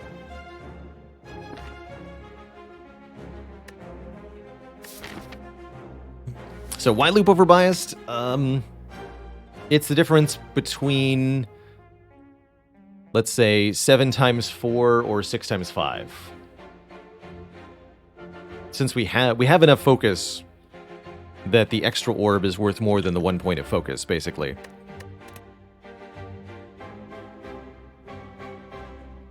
There's a very small chance of a core surge in this reward. Pretty unlikely. And if I choose to heal at the fire, we'll get another card reward with question card. Okay, let's look at 1 to 12. Oh my goodness. So there's an echo form here, and there is a turbo. Echo form. I mean, I'm gonna do it. Snow Motion, thanks for the Prime sub. Welcome to the Cozy Sub Club. Ah! Actually not bad, but I do want to see what's in here now. Good Memories, Gambler's Brew. He attacked for 28. Interesting. Oh yeah, exactly. Because of the algorithms, especially, the Echo Form is ridiculous, because we can double the algorithms. Now I do want a self-repair, too. If we can find one of those, that'd be great.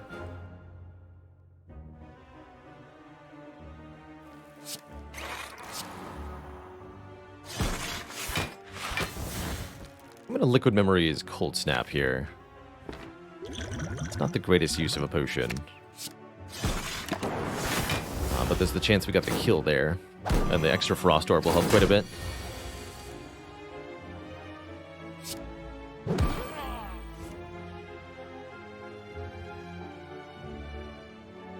Don't make him too angry.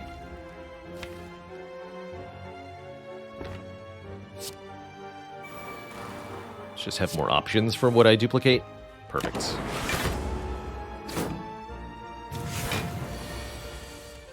So again, Echo Forming in a genetic algorithm will permanently scale that card 2 times. It's pretty absurd.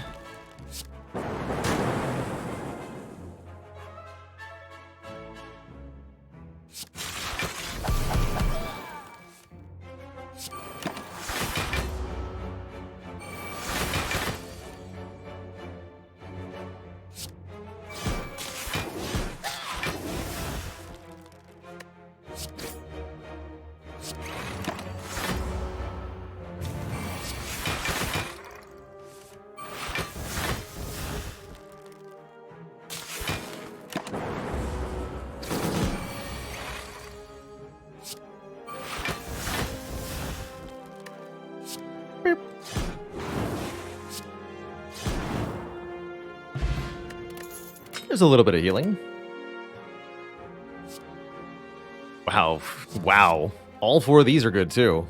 Hologram, Fission, Chaos Plus, Aggregate.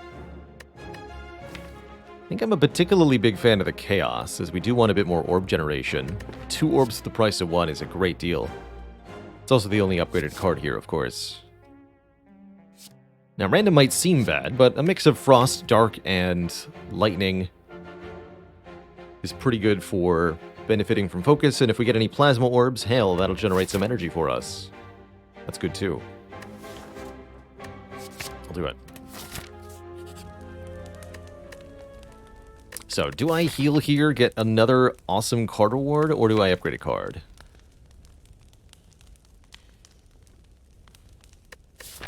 With the Gambler's Brew, we'll take the fight first, of course, and then the Elite. Let's upgrade a card. Skim, reboot? No, let's get the bias now. Make sure our focus is fully online. These 2 again. But I got Echo Form turn 1, so it should be a very easy fight.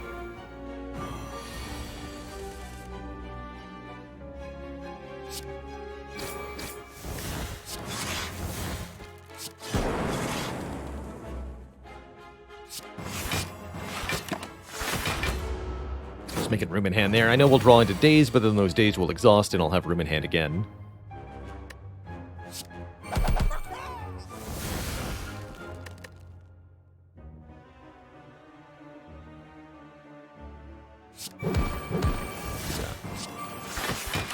Gotta make sure we double both algorithms as well.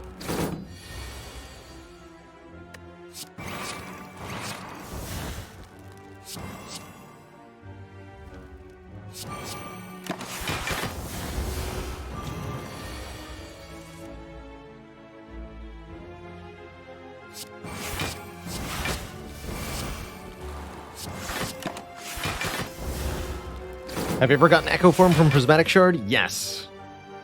Yes, and it was fun.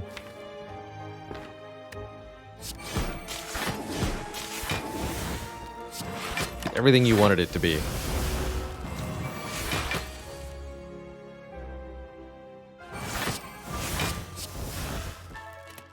Okay, but I would like to draw my algorithm now. Thank you.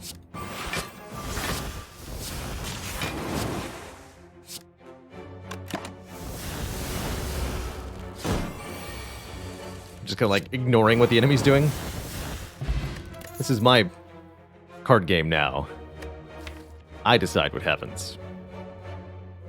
Deck feeling like it's on floor 45, right? Especially with no strikes in it at all. Pretty absurd. Unupgraded cards are stinky. Thanks for being here, Reinforced Body. This would have been a terrifying turn one otherwise. Thinking something like Boot Sequence, Reinforced, and Chaos. Reinforced for 28. Actually, we've only got 29 headed our way, right? So I can just Chaos, Reinforced Body, keep the Boot Sequence for next turn. We got Chaos. Brilliant. Just amazing. Thank you. So yeah, block 28, take 1.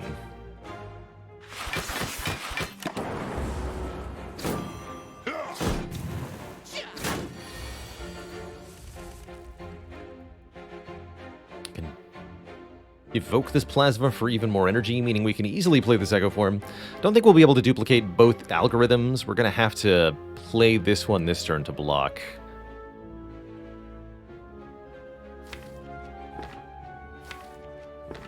This would be a good time to play the reboot, actually.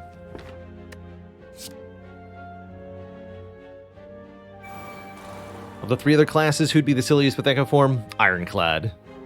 Double Limit Break, double Demon Form, double Reaper. Double Feel No Pain. So many ridiculous, ridiculous things the Clad can do.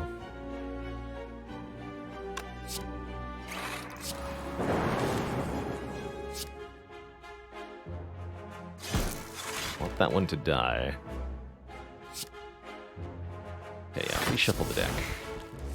So there'll be 3 wounds, but only 3. You do become vulnerable.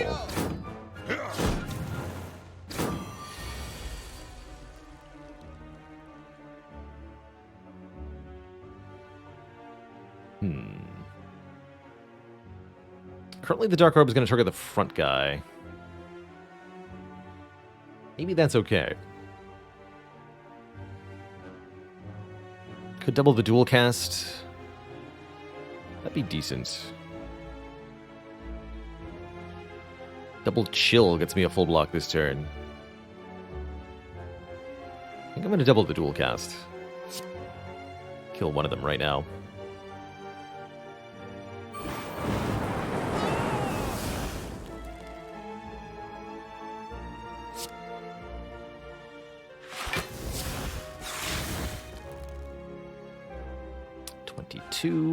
So we only take a little bit here. In fact, if I zap, we take nothing.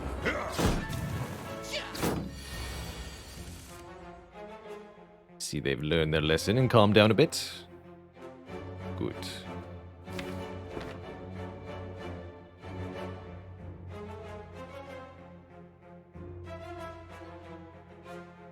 Defended Cold Snap this turn.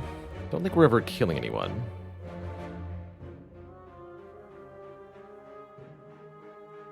So I gain 14 plus 9. Doom and Gloom, Cold Snap, Defend. I've also actually got double Cold Snapped. Kind of forgot about Echo Form for a minute there. Although now Rebound Barrage Kill, so I'm sure this was what I meant to do. Definitely. Yep, totally meant to do that. Sure am good at this game.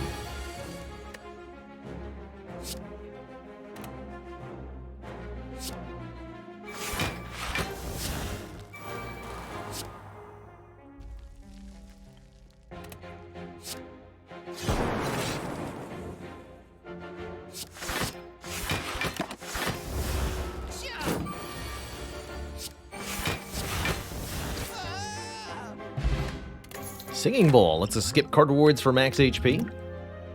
Turbo Plus lets me actually play my cards. That sounds nice. Free upgrade, too. Yoink. Resting does give me another card reward. Or I can upgrade the Echo form so I don't have to play it immediately. Or I can draw into it. Genetic Algorithm 2 has already surpassed the first one. Wow. All it took was one act thanks to Echo form.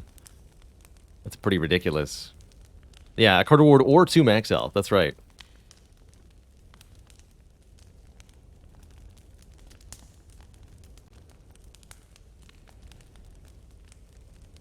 I don't think we need the health for the boss fight. It's like genuinely questioning, is the card reward better than an upgrade?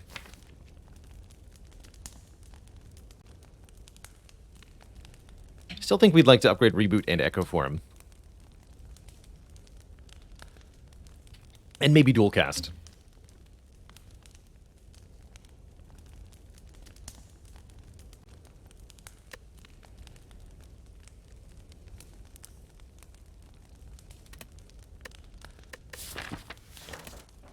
Yeah, I'm gonna upgrade this Echo Form.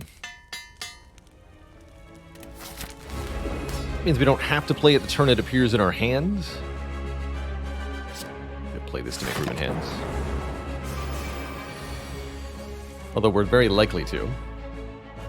Means I'm less afraid of things like Reboot here.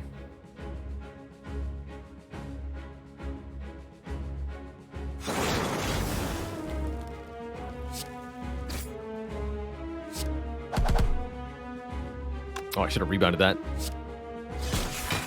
Knowing that I'd get a draw off the Gremlin Horn. This works, though.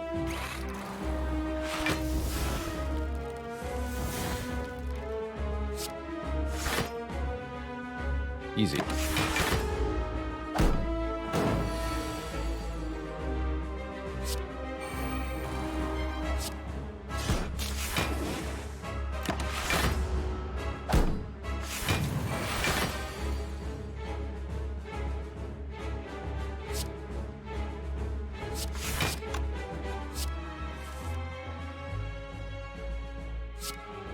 Kind of seeing the downside of playing the Reboot now, which is that Echo Form has been very hard to find.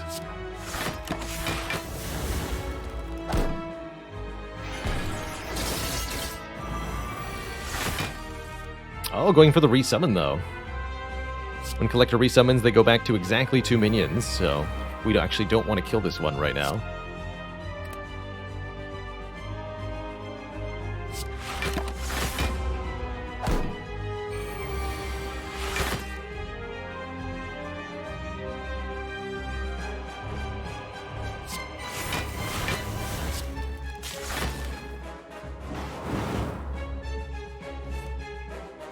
Rebound, Streamline, draw the Streamline again, play it again.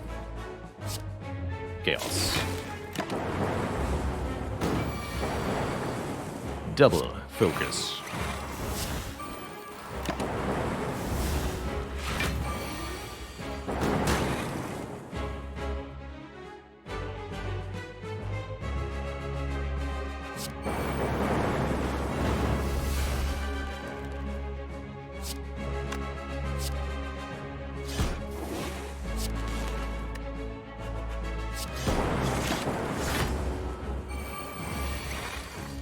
Wow, we got, like, no attacks out of the Collector? That's kind of unusual. Very passive Collector fight.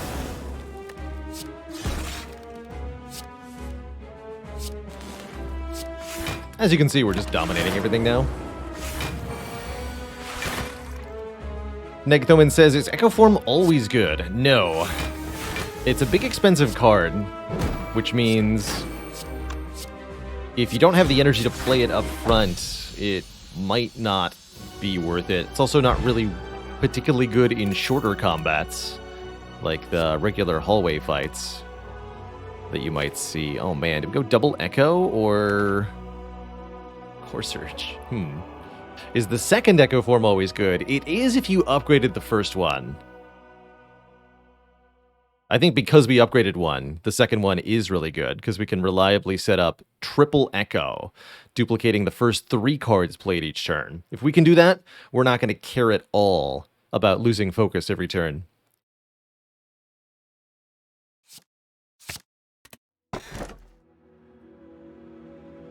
Surprisingly takeable Busted Crown. Interesting. Very interesting. We already have most of the cards we're going to need to win the late game. We have Question card, meaning we'll still see 2 options after each card reward. And we have Singing Bowl, so even if we skip the card reward, we'll gain max health. That's a really good reason to take Busted Crown, which gives us fewer options after card rewards. Now sure, we could build a very insane deck by looking at extra stuff with the Question card, but that additional energy every turn will help a lot with this deck. Calling Bell would stick us with a curse that we don't want. Astrolabe, I don't really have that many good things to transform. I guess we could get rid of Defends, maybe. I'll take a crown. It's a very interesting crown. Could the bell give us orange pellets? No, as orange pellets are a shop-only relic. However, shops can give us orange pellets, and are fairly likely to. So we're going to be hunting for the orange pellets there.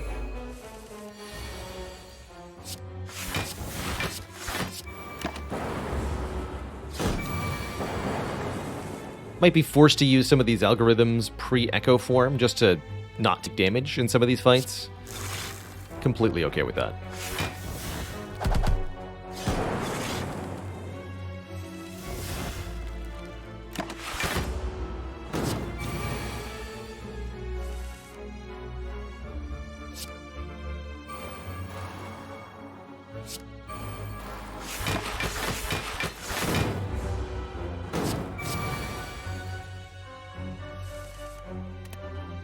So if you echo form and echo form, then the first 3 cards, starting immediately on that turn, the first 3 cards you play every turn are now going to get doubled. That, my friends, is very strong indeed.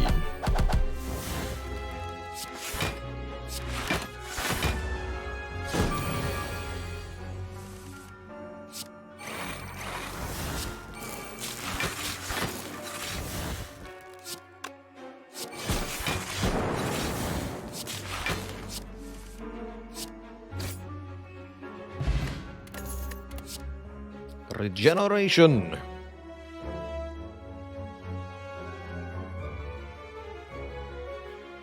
Yeah, the fact that it's immediate is what makes it so powerful.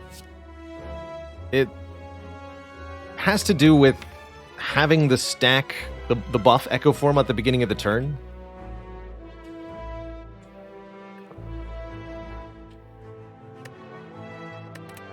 Because it's adding to an existing buff. I guess it's essentially for the same reason that the first time you play Panache, it doesn't count itself as a card played for the turn. But if you play a second copy of Panache, it'll increment the first Panache as you play it, while adding to the stack of the effect. Don't trust it, it's still chaos here. That's not orange pellets, but it's good enough. Clockwork Souvenir gives us an artifact charge that blocks the first debuff we would encounter each combat. I'll take it.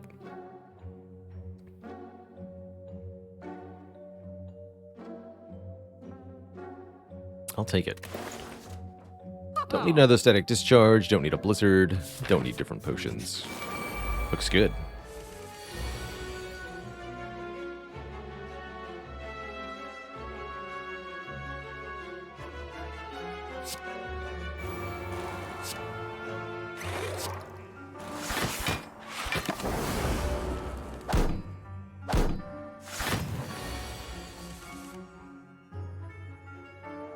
Look, Ma, no focus loss.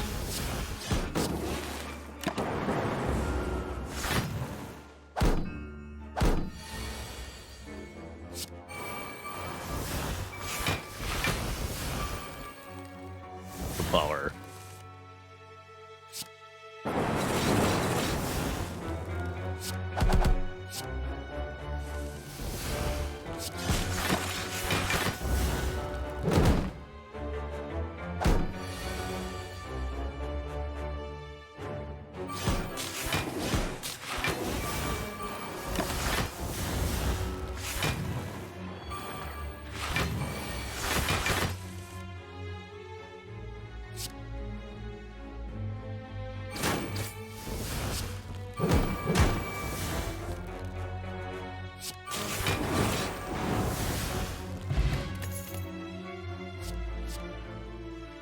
capacitor.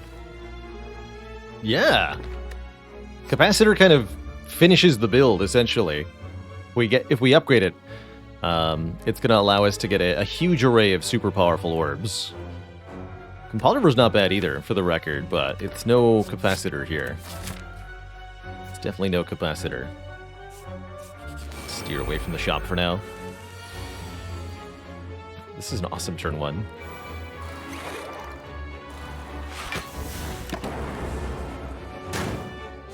Free times! Thanks so much for 2 months. Working your way up to the list of channel cuties. Good luck. Hope you make it. Oh, that was supposed to be double echo. It's fine.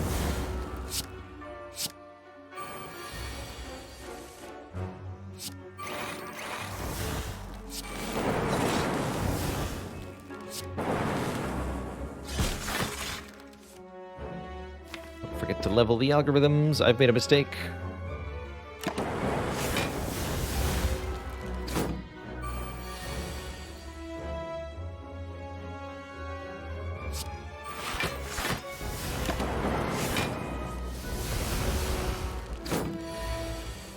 Okay, we got one.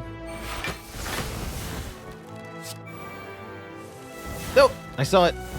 No. All right, we got one of them. That's fine. It was the one that needed it more as well.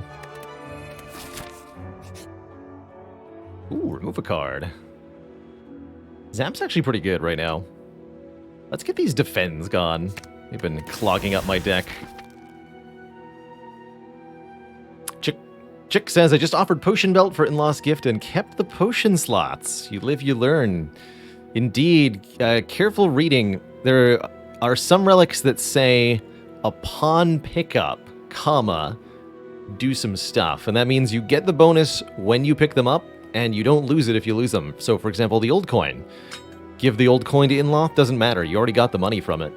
Same for the max health fruit relics, like the strawberry, pear, and mango. Those are all upon pickup. Do something. None of the rest of these are, though. Okay, let's upgrade the capacitor, please.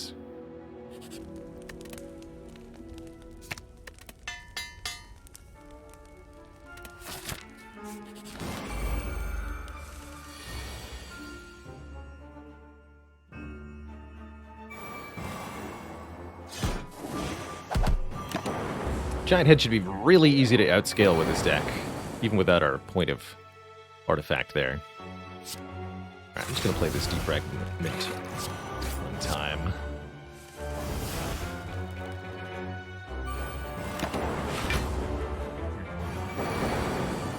There's an Echo Form, thank you.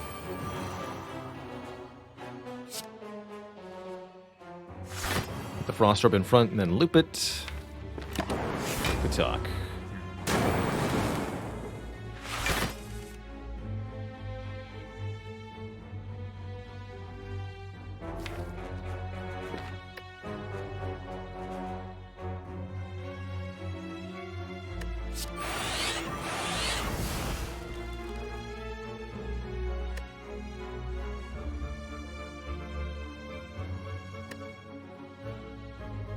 See, I just need to play this for 3 energy.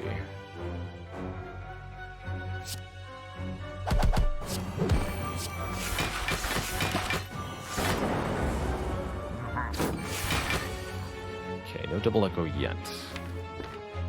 Double chaos.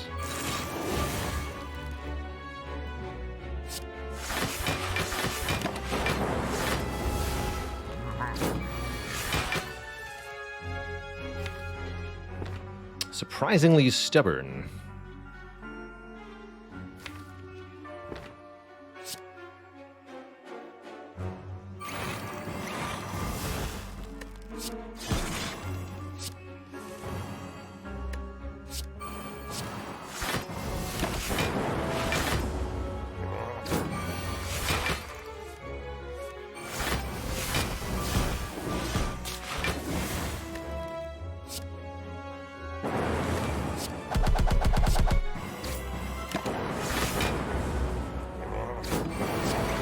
So this many orbs with this much focus really doesn't even matter what they are. We should be able to win pretty easily.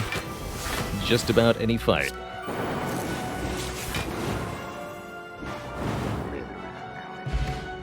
Frozen egg. Any powers we add are upgraded. No powers here, though. Good fight, giant head. Magneto head. Thank you so much for 5 months of support. Heck yeah.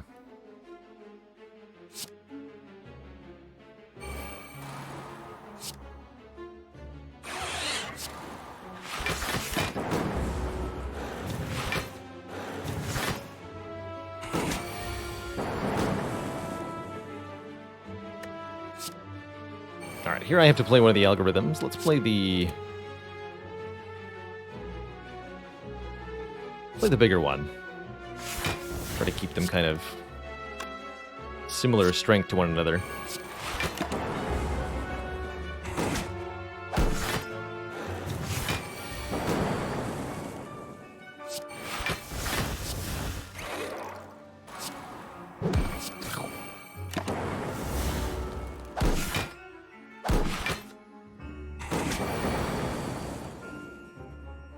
The power.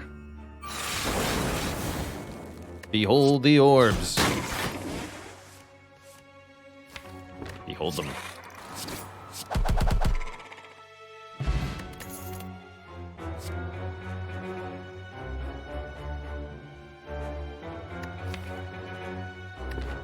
I don't think that actually helps me now. Kind of funny to get this offered after we spent an upgrade on the other one. But yeah, we can already get to 9 orb slots. This is one more.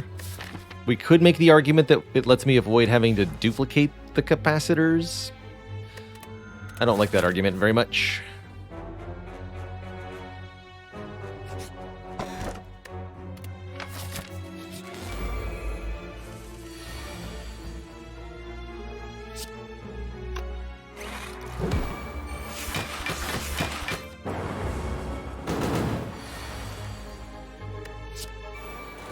Like, even in fights where it does happen, I don't think I care, really.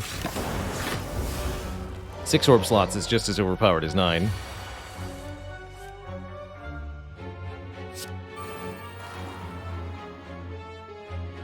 $8, $38. Okay, make it a turbo.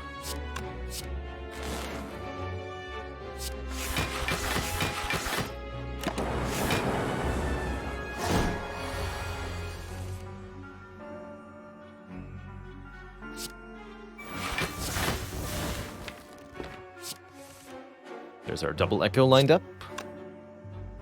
Perfect.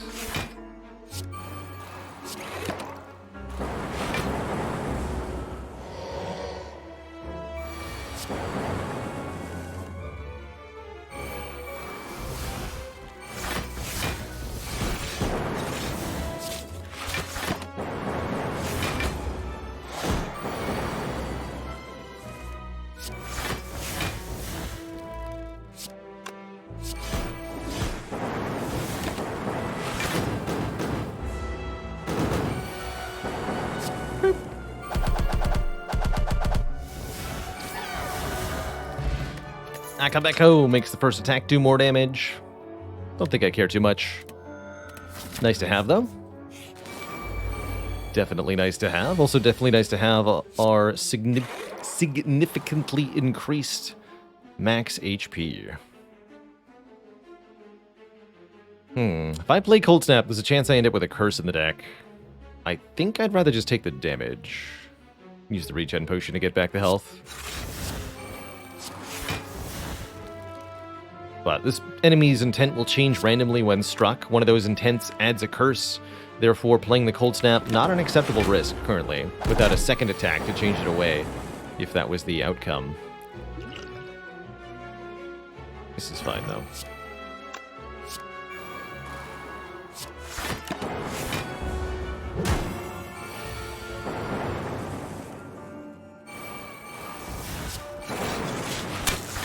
Behold the frost.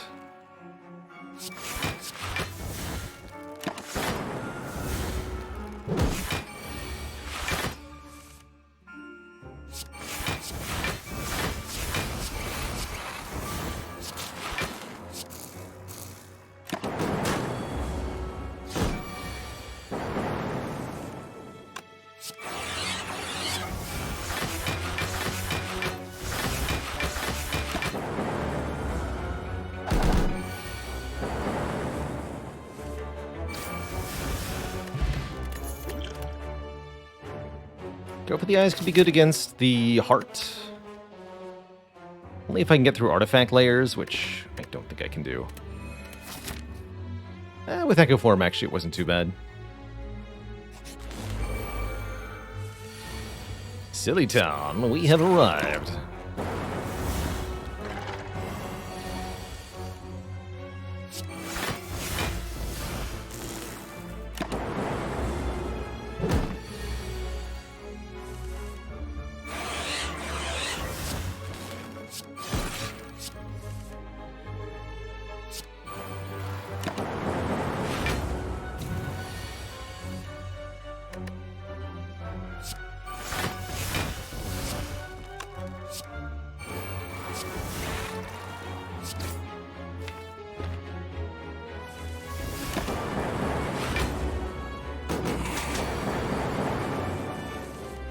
Get him, Chaos.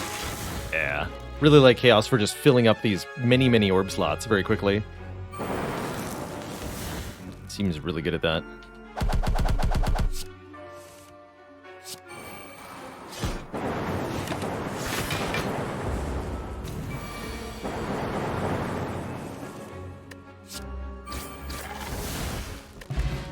Ancient Potion, that's one to hold on to. He's not so much. Ancient Potion can block our bias cog in the heart fight. Thunderstrike is back. Orange pellets are not here. Thunderstrike. Don't think we need a Thunderstrike. Won't be able to afford 2 removes, so if I'm going to remove, I should do it at the final shop. Bronze Scales could be nice for heart, but I really don't think we're going to need help in that fight. Let's just save our money. Scales are good for the heart, but heart is not our weakness. I'm actually more worried about the Spear and Shield fight, and even that fight with the 2 algorithms, we should be okay.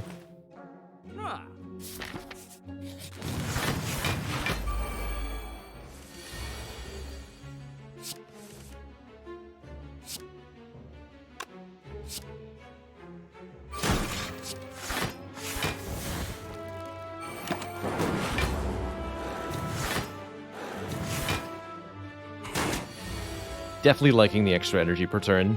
This deck would not be functioning all that well without it.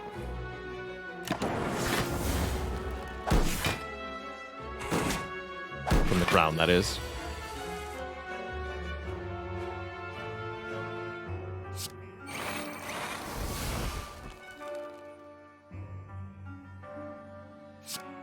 I should have double streamlined there.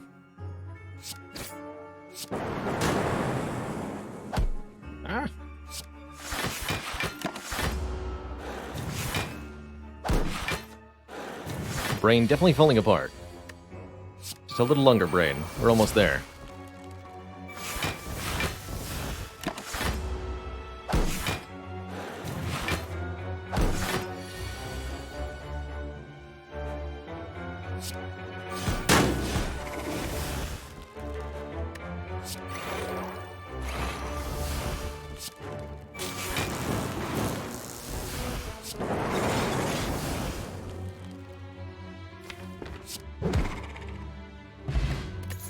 Tropic Brew. I don't trust you. You've betrayed me last couple times at rank, one of you. I'm just gonna leave you on the ground, take my consistently useful potion, stack 4, and recall.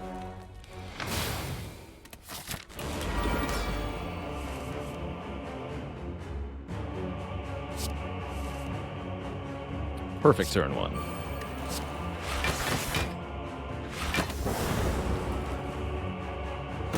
Mr. Time Eater's gonna have a bad time today. Let me tell you.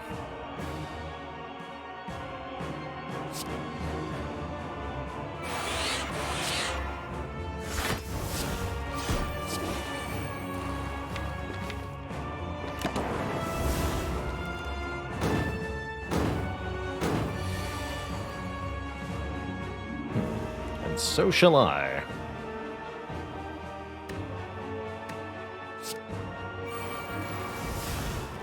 Ouch.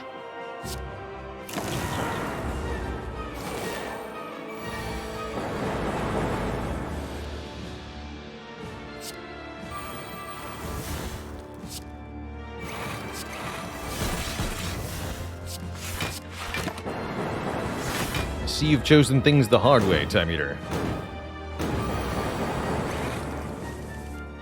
I'll allow it.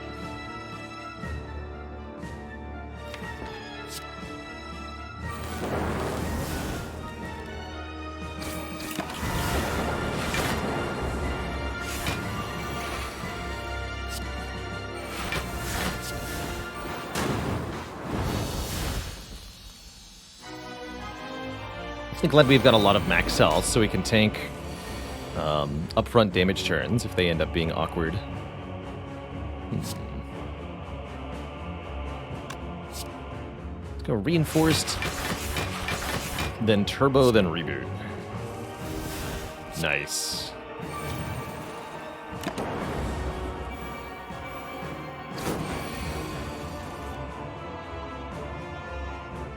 Want to keep this algorithm in my hand for next turn.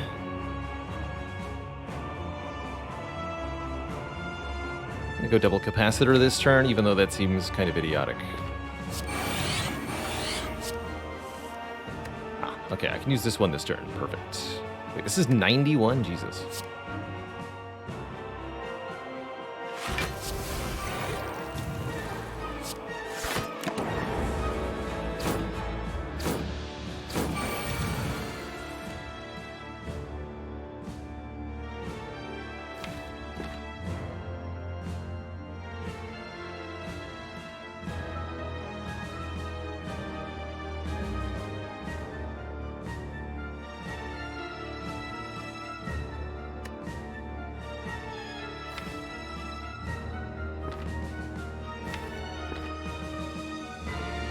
This should be fine.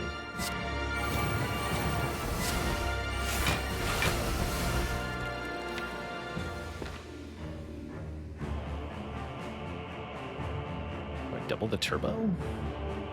No.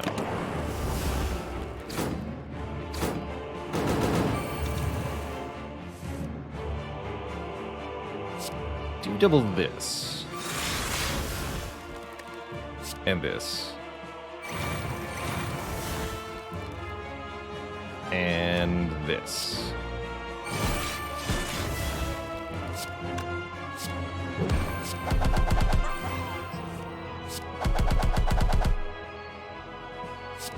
It seems fine.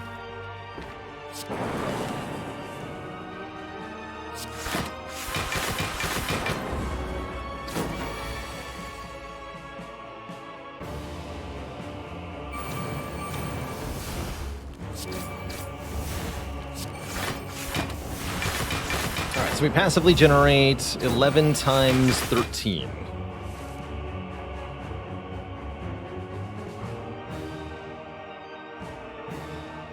Which is 143 block. So even though the Awakened one is attacking for 112, we're completely blocking it. Easy.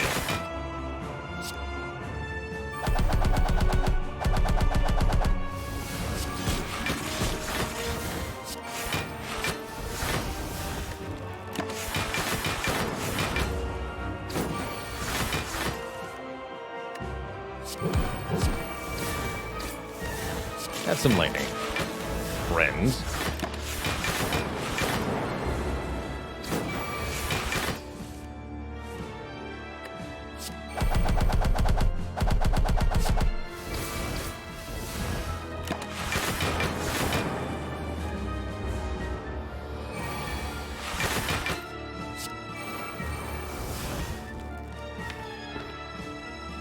Not chaos time yet.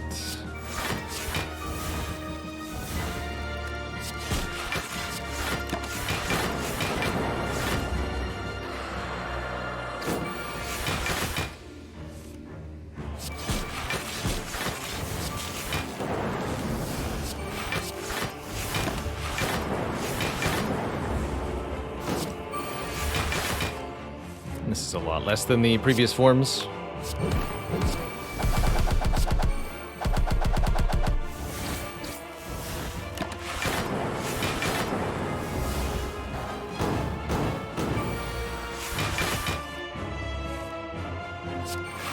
Gonna set up Happy Flower.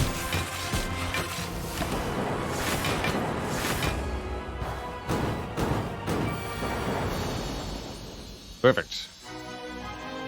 Absolutely obliterated. To thump, a deep pulsing dread could be felt throughout the room. Is this the heart of the Spire, the source of this crushing defect, echo forming the heck out of everything?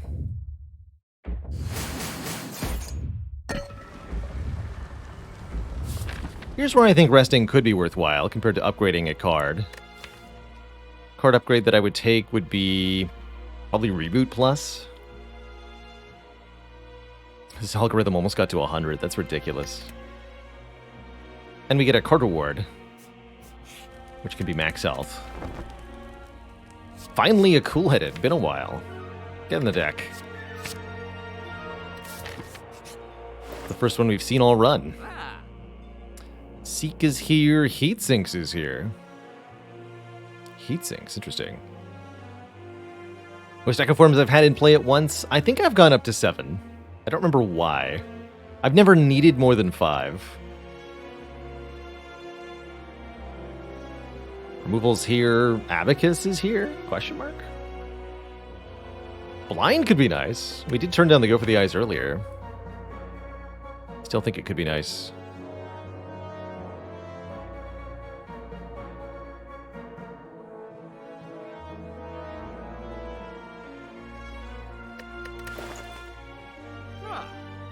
I think Heatsinks is well worth adding.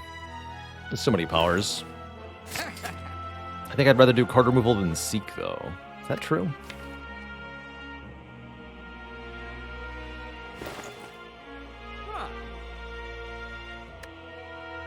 Yeah, I'm just going to remove another defense. Okay. With the Gambler's Brew, I'm sure we can get what we need. 2. So we'll have to take a little bit here. I understand.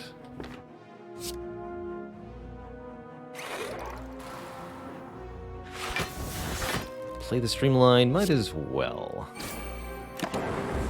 Although I could have gambled that, actually.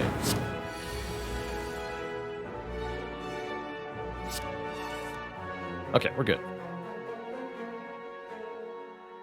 We are good. Go Turbo, Heatsinks, Loop. For 10 by 4, we need, let's say 42 block. Which is going to be 6 times 7? Yes.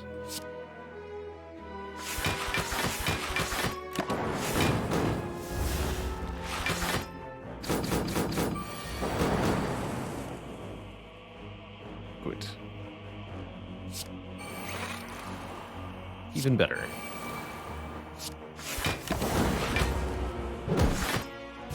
No need to double the algorithms in this fight. They've done their job.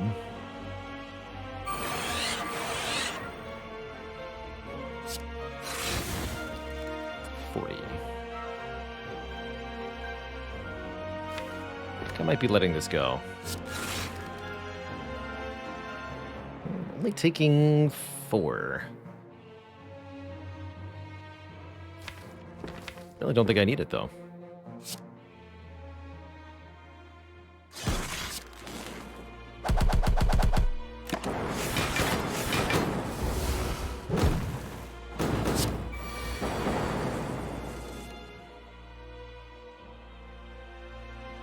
$48, $52. This is $45, $55.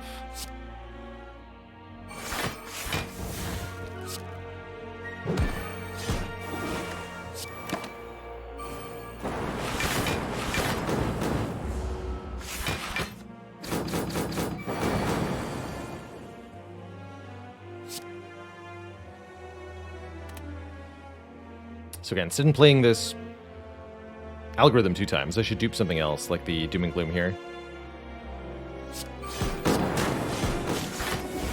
march them towards death.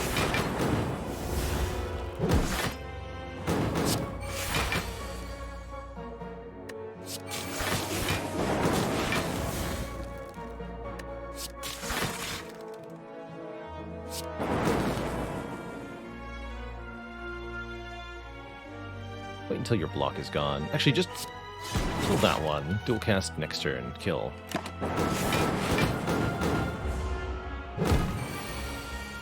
As before, I probably want energy turn 2.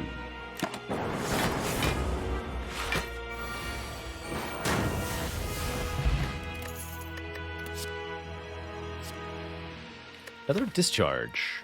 4? I've already got echoes to duplicate the discharge if I want to. I don't think I need another one. Go to the heart fight with 66 HP. Decent enough turn 1. He'd be playing this Doom and Gloom.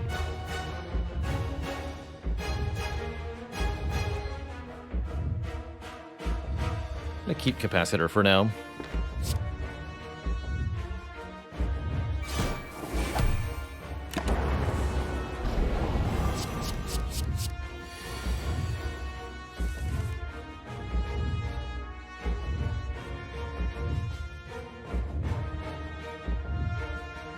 Not bad, actually. I can work with this.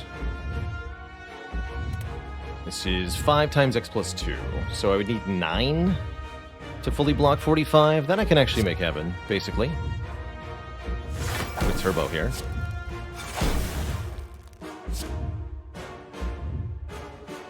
Turbo, rebound, reinforced.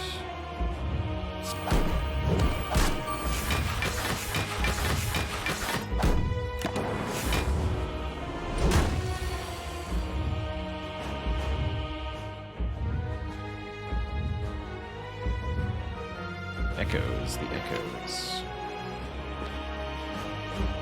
Now it's Gambler's Brew time. Although I do like most of what's in my hand. Keep the capacitor, algorithm, static discharge. Discard everything else. Even the reinforced. Oh! Oh, that's a Spire brain for you. It's a Gambler's Brew, right? So I'm like, I want to discard my cards. Click the button that says discard so that I can gamble. That's not how it works at all. Oh well, I'm sure I don't need that potion. Yeah, I said I said the word discard, and it shorted my brain. That was great. All is intended. Oh, that's so funny. Let's just pretend we never had it.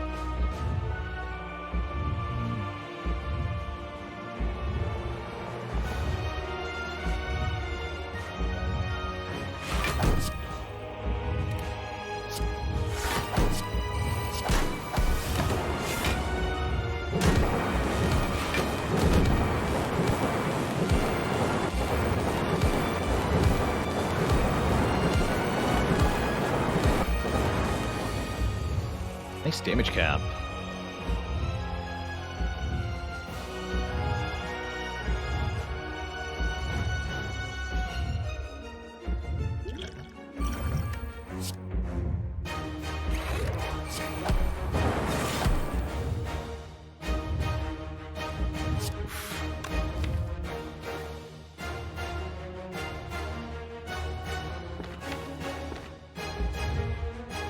This is really not the right draw order, unfortunately. Gambler's Brew sure would have helped here, man.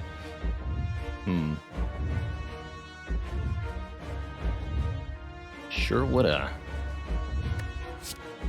It's okay, we've got really good cards for the next few turns.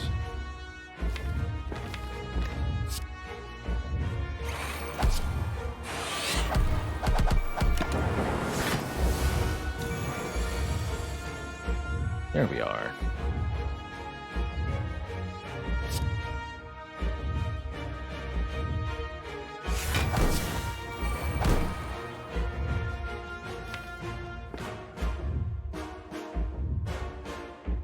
I really like Art of War for next turn, so I'm not going to play the Cold Snap.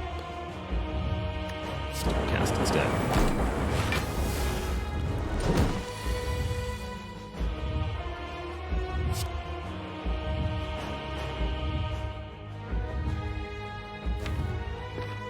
should be able to figure this out by the time the next super problematic turn rolls around.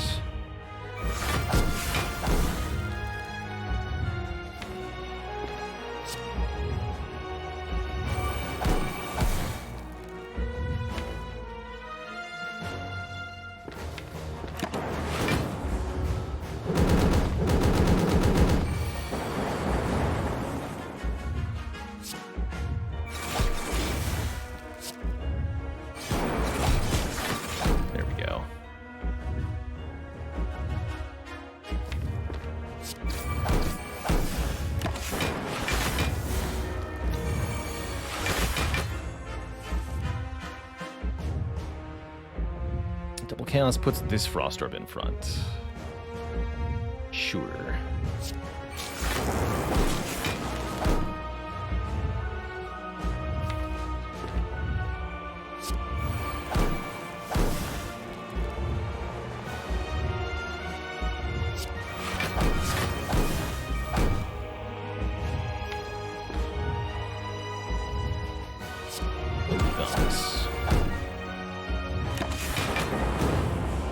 Okay, we're almost done with this fight.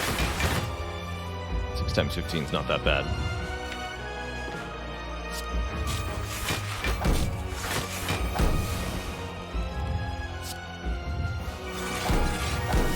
I've faced tougher bosses in my sleep.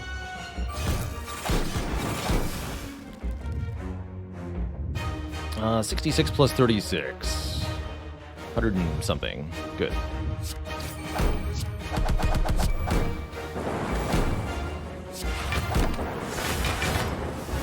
GG, Mr. Hart.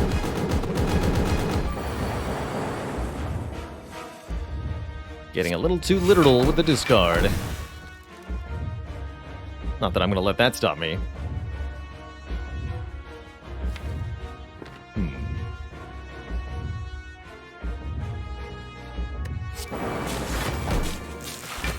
Perfect.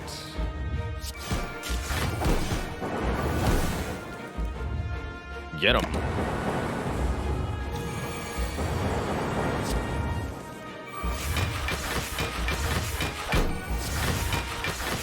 GG. That's right. Which card? Discard. GG. Be free, my Gambler's Brew friend. Be free.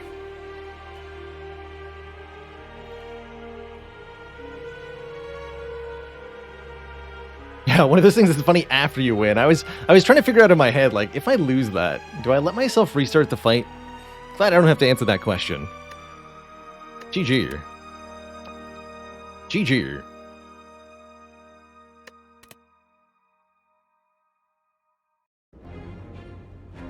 I think that run also highlights why your win rate will go down if you play more than one run in a day. It's certainly more than two. Did not have full mental capacity for that. Definitely made some mistakes. Glad they didn't matter, but we could have easily lost the streak if they did. But I'm okay with that. I'm here to make content.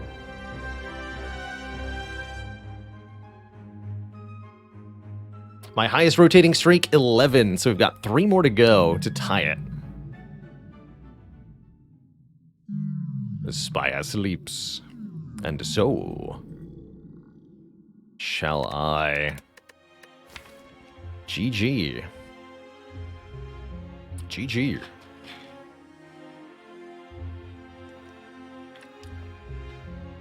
Wait, does that not really do 16 on silent? Good lord.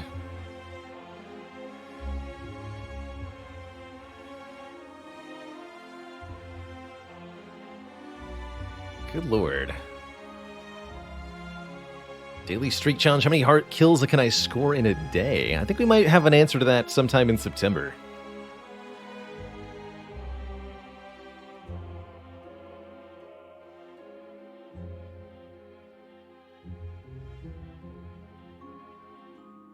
Little too literal.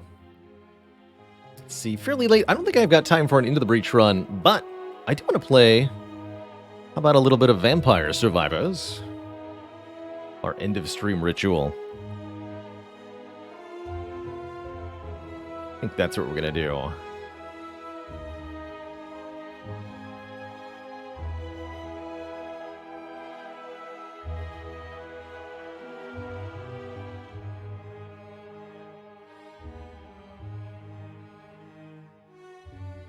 However, before I do that, I'm going to take a quick break, refill the water, stretch the legs. I guess I'll let you sit on the Spire run history screen, because there's no menu music for Vampire Survivors. Yeah, definitely. Yeah, the thought of trying to do an Into the Breach run in like 2 hours or less. Maybe if we played Blitzkrieg. But no, I got nothing. I got nothing left in me. I can't believe we're on an 8th streak. How did that even happen? Hello? Lots of runic pyramids in this streak, by the way. Let's count them. Wait, what? 1, 2, 3. Oh, I thought we had more. Was that before? Oh, that was before. Yeah, we had 3 in a row earlier.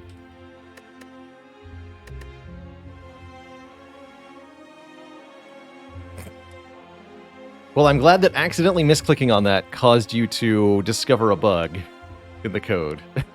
That's funny. That's funny.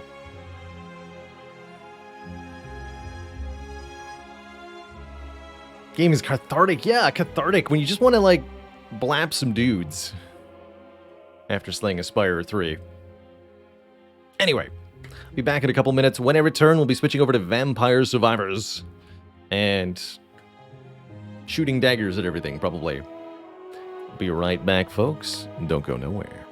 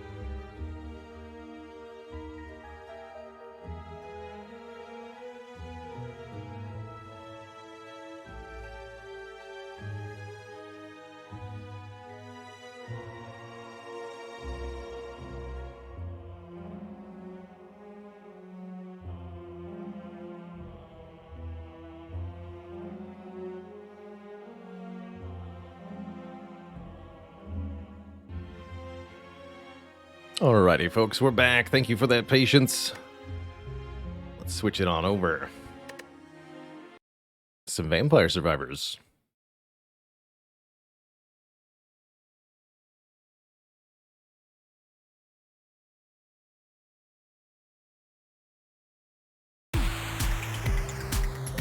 So, if you've not seen it before, Vampire Survivors is a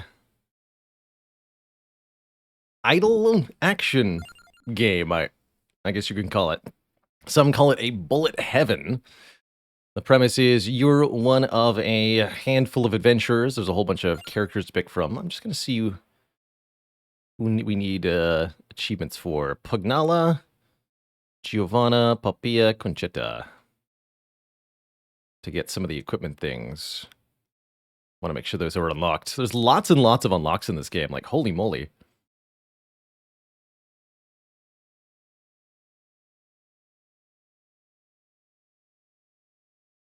Reaching level 99 with basically every character.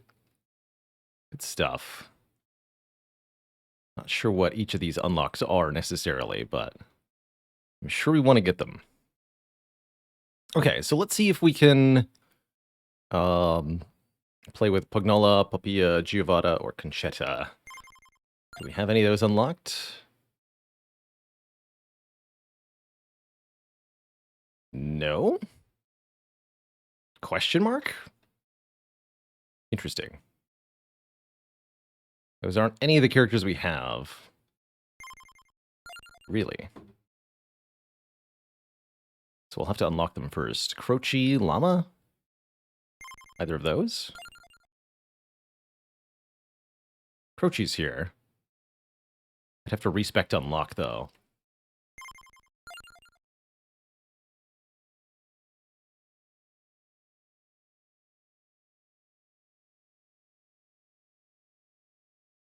Interesting.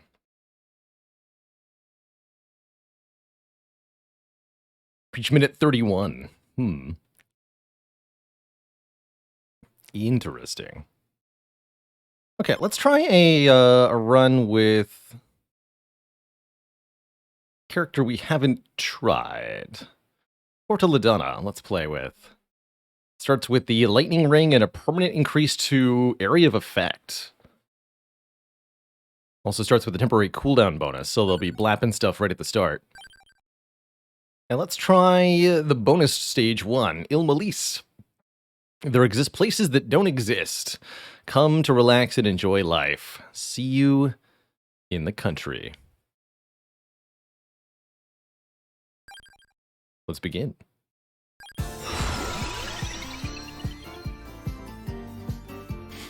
Let's go on Lord Bio and Endurin.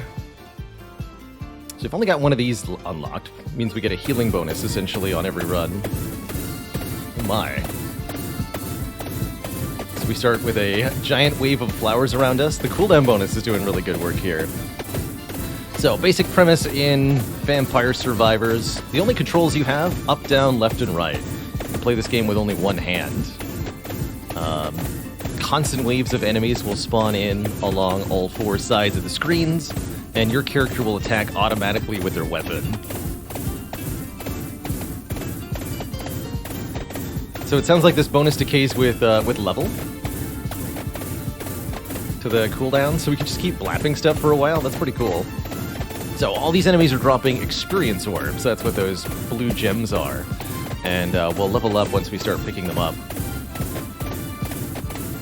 I'm just going to let them accumulate for a bit so we can get 3 or 4 levels at the same time.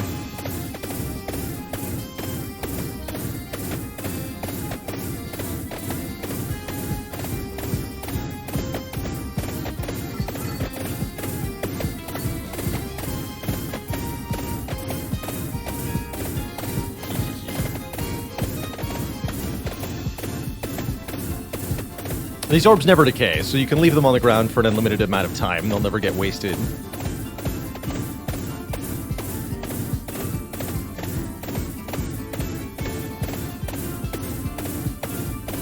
Orbs that are off-screen may combine with one another. Oh, seems like we've leveled up. It's been a a while since I've done a whip run.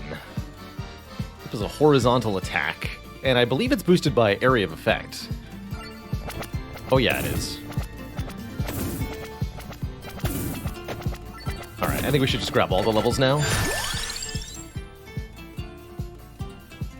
So every time you level up, you get to choose either to level up one of your existing pieces of equipment or to add a new piece of equipment. Oh, I definitely want further augmentation of area. Let's grab that candelabra door. Certain items combine with one another to form evolutions. There's particular pairings here.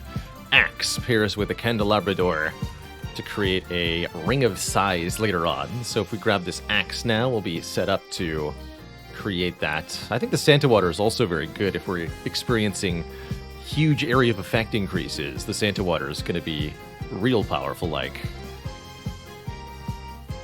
Let's actually invest in that first.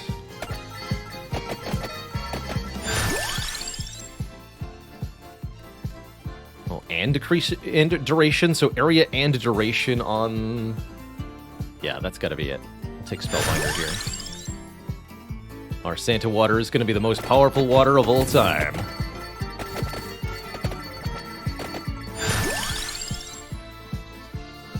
I had fun with the pentagram last run. We're not going to do it here.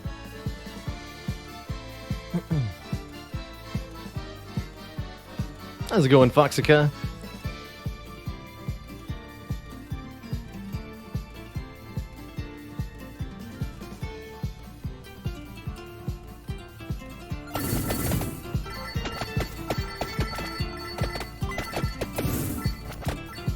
What's that? Oh yeah, the freeze. Bigger water. Better water. Fire more water. And more lightning.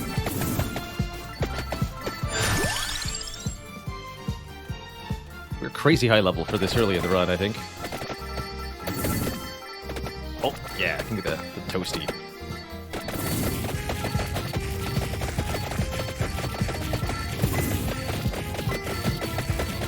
I guess that's why they call it a bonus stage, huh?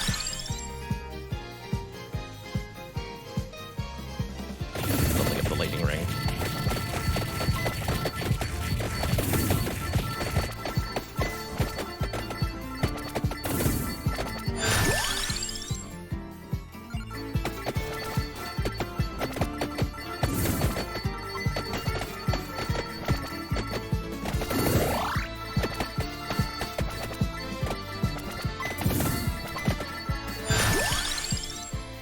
Ring level 6. Let's go.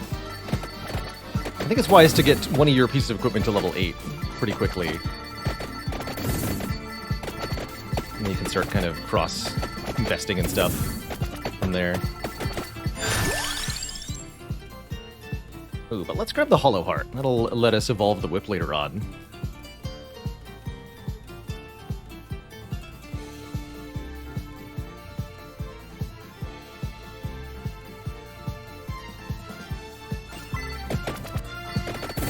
Yeah, I'm not sure if we're gonna get real enemies later in this or not.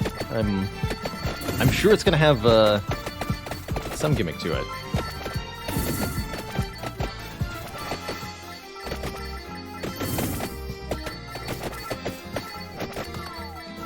It's true, we don't actually have any enemies that are currently trying to attack us in any sort of deliberate fashion.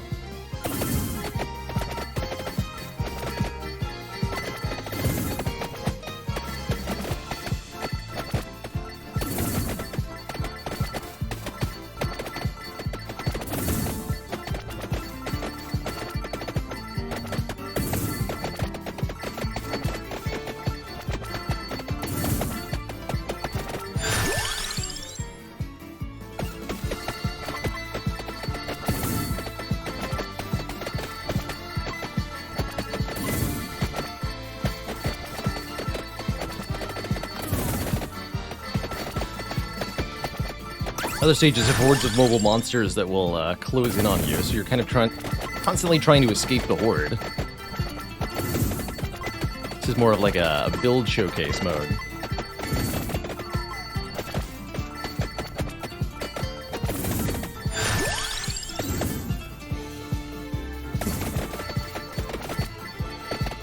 I guess this would be a fun one to play in hyper mode or something, with everything sped up.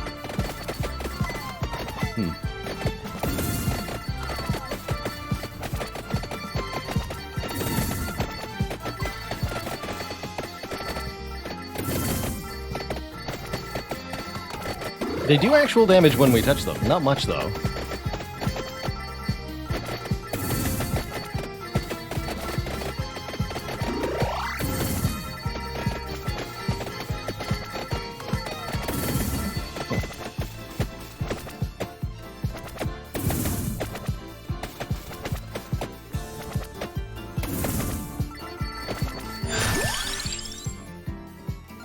Speech. Like, we're getting new kinds of plant? Odd. What are we aiming to do? Ostensibly, survive for 30 minutes? I thought there was going to be more opposition. But, if nothing else, I will create a build that very, very blaps.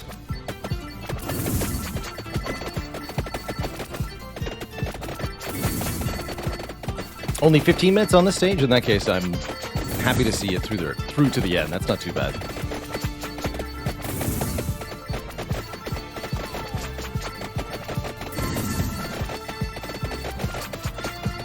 Might allow us to get an achievement or two.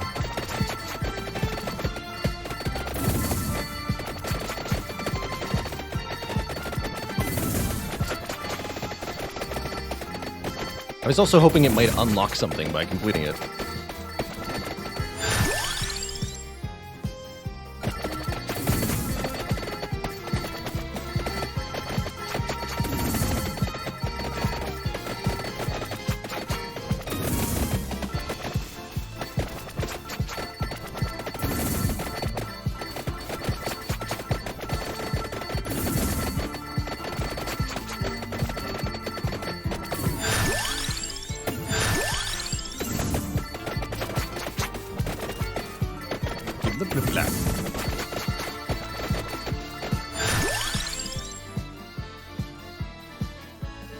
One more weapon slot, huh? Not sure if I want that to be Fire 1 necessarily.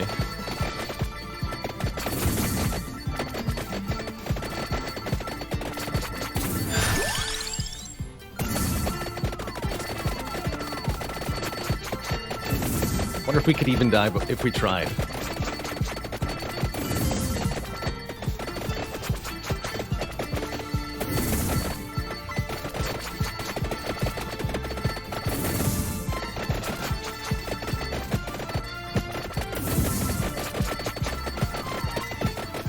We are able to gain gold, so we can get a lot of like meta unlock stuff here, which is nice.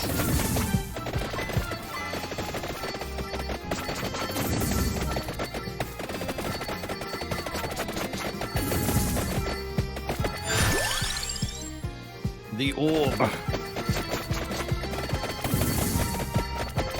Actually, since there's no chests, yeah, how can we even evolve anything? I guess not, huh? I haven't seen any. But maybe there will be one.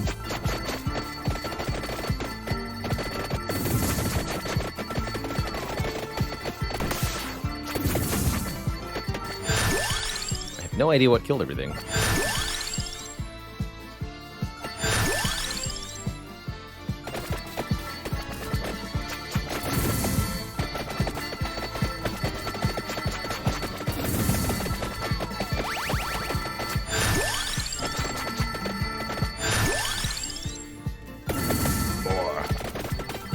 More stuff.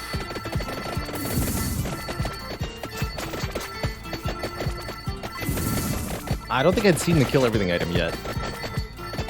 Didn't know there was one.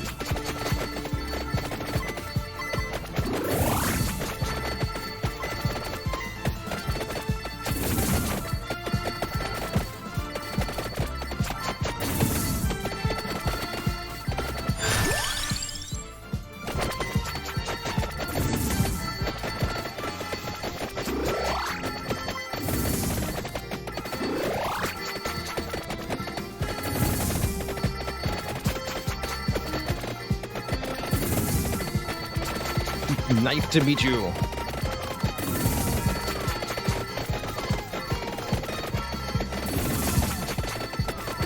I feel like knives are always on the cutting edge of being good.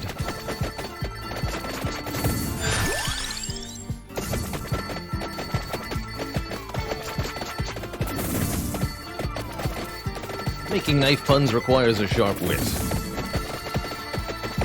But frankly, I don't see the point of it.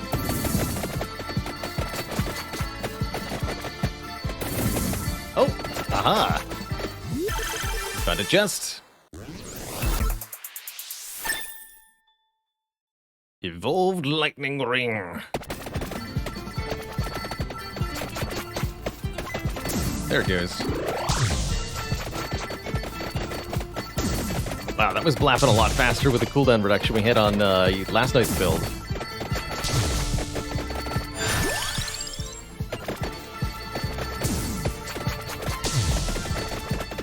So that was a gray statue that dropped it. We can find more of those.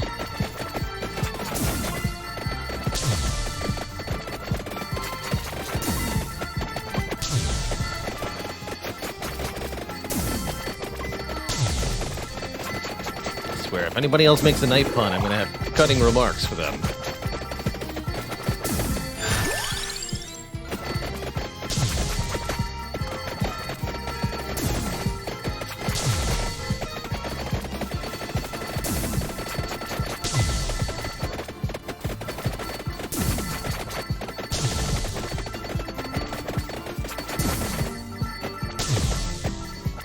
Superman, guess they can take a stab at it. Be careful, friend. You're walking on a razor's edge there.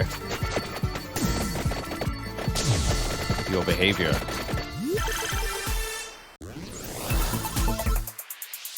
The Super Whip. Bloody Tear. Tear? Can deal critical damage and absorb hit points. Yeah. The Doom Slice.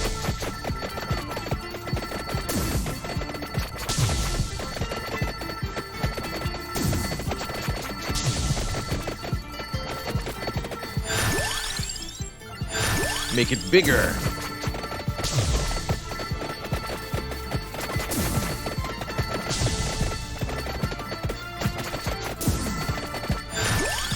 Bigger.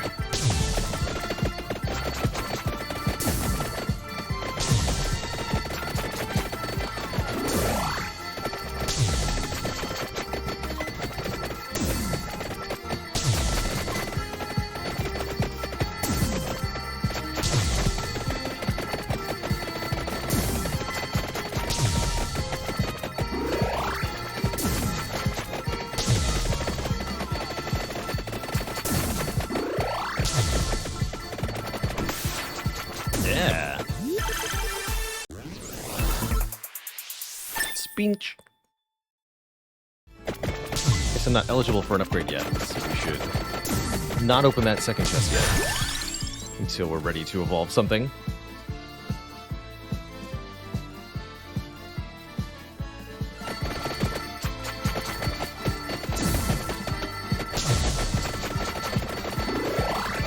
Excuse me, sir, what are you doing to that poor park? Landscaping days until Friday.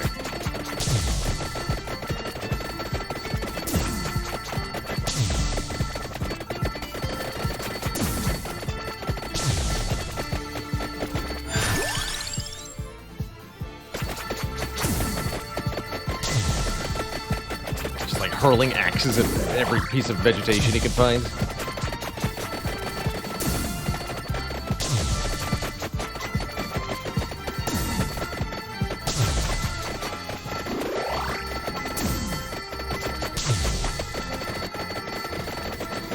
A few more minutes now.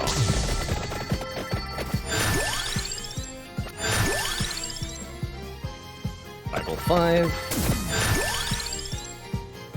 Axe 3.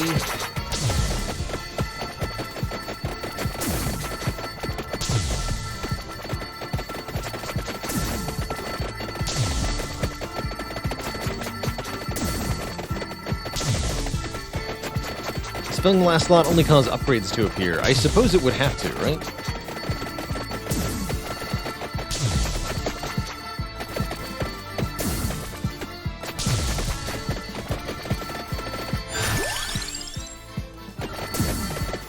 One more Santa Water. Not that I actually need the Santa Water to come towards me. But still. They're all statues. Fools.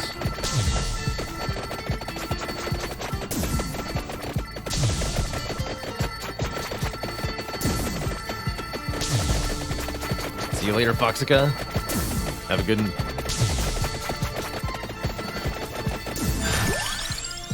There we go. Alright, so this will now contain the evolution.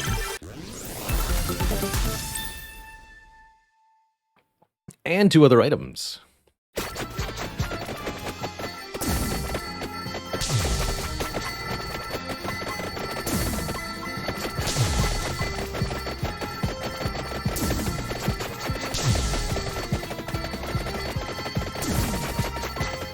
How's it going, Isaac? You just missed the Spire. We had 3 really, really good runs today.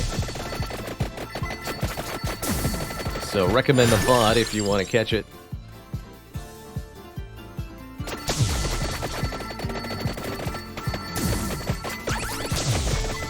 Three spectacular runs of Spire.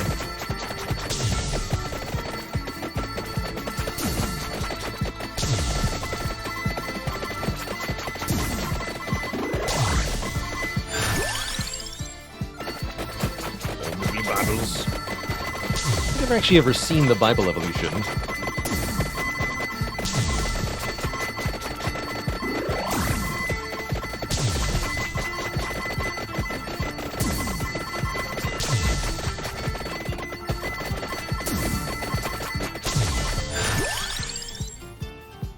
Speech.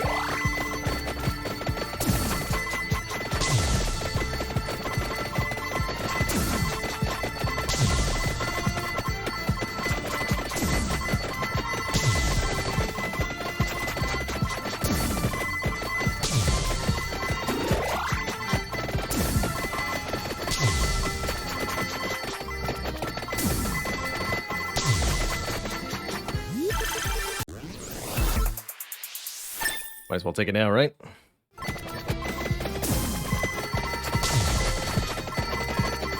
Ching. And yeah, Steph does appear at 15 minutes on the bonus stage. Stage complete. Oh yeah, so there is an achievement for finishing that too. Unlocks skip.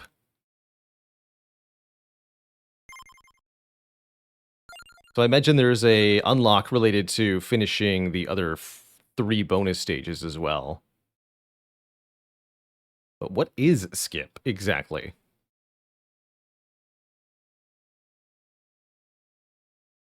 It also unlocks skip. Interesting. Boss rush. No, I wouldn't highlight that as a win. Don't think that would be necessary. More projectiles every 20 levels? I want to try that. Make me a dog.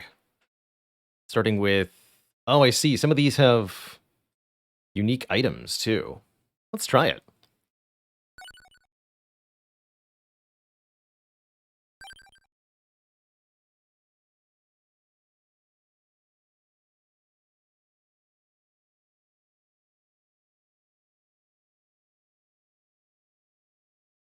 So there might be a gimmick to the stages as well, potentially.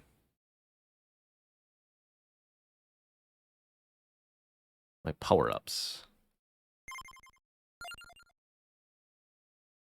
Skip. Twice per rank allows to skip level up choices. Get experience instead. So I have to unlock more ranks of this by completing the other bonus stages, huh? Interesting. Neat. Very neat.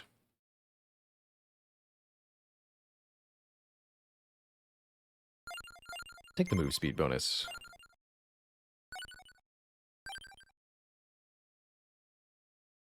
Fate changes every minute. No item drops. Enemies grow stronger over time. In Green Acres, enemies have more health. Random enemy waves from normal stages. Try one of these challenge levels. No item drops.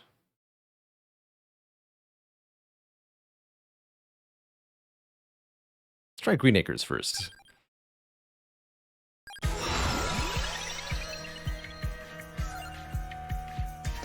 Yeah. So I have a flower.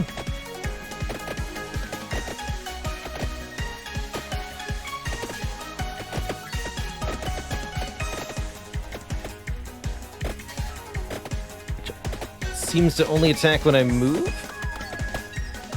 behind me. So that's definitely a challenge. Figure that out. Garlic could be a nice compliment.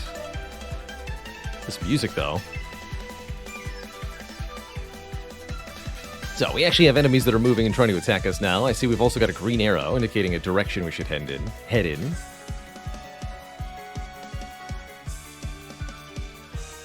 Have I done the big bird yet? I did it once off stream, but I haven't showed stream the big bird.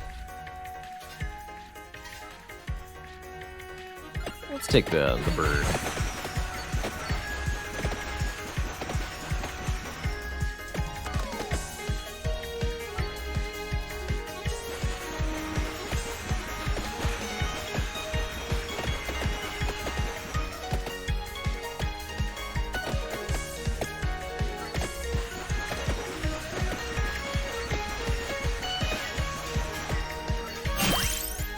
Magic Banger permanently allows you to change music in the stage selection, as it should be. Hey, and we immediately find the ebony wings. Cool. So we'll grab the pair of birds. So does this thing combine with anything? Doesn't seem like it.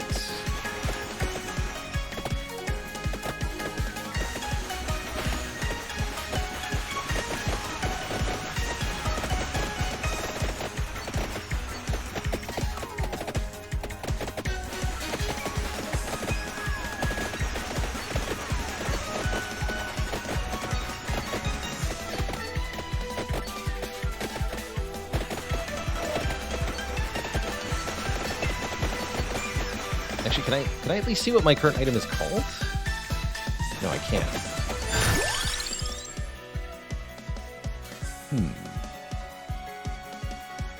Projectile speed up.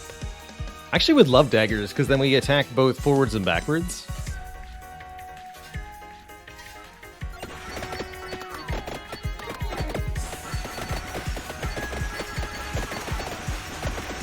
Oh dear.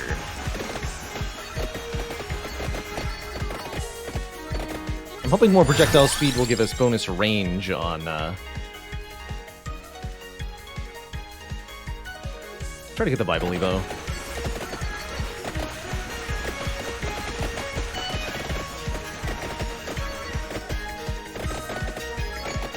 Read the book.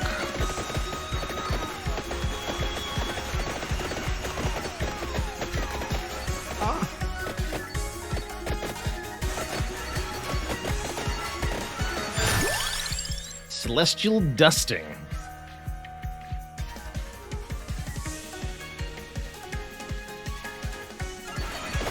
Actually what it's called.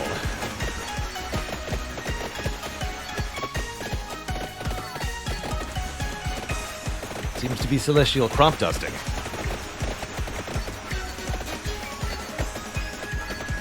That joke would have worked better on the previous level, though.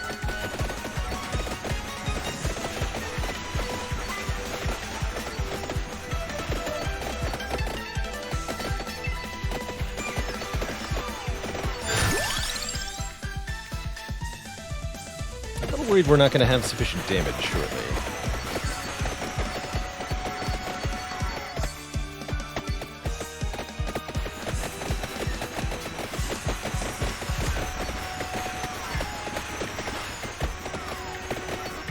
Definitely wishing I'd taken garlic currently. Maybe that'll change, but I don't know.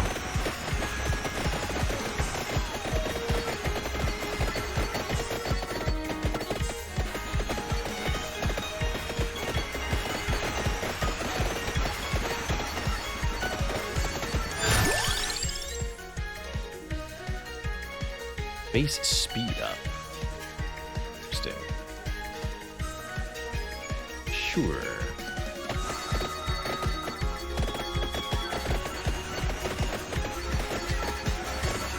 The back.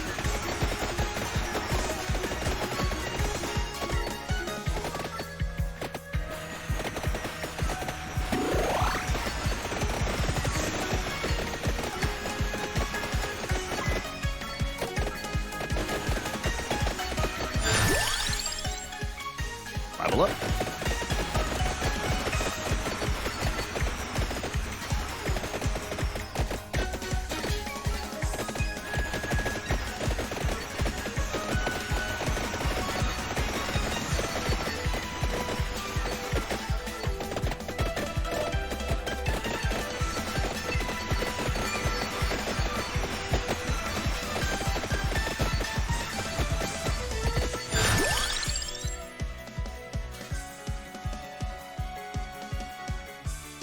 So we need the duration tome to go with the Bible, right? That's right. Oh, jeez.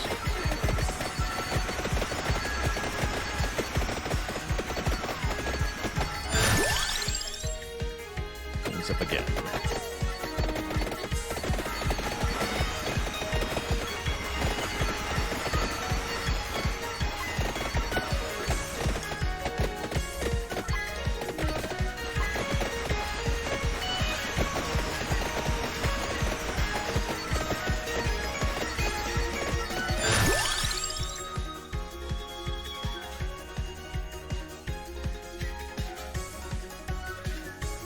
Sad we don't have an Evo for the... yeah, there's no Evo that we know of for this, but I still think investing in it's a good idea. Let's focus on the birds first. I think those are our top priority for now.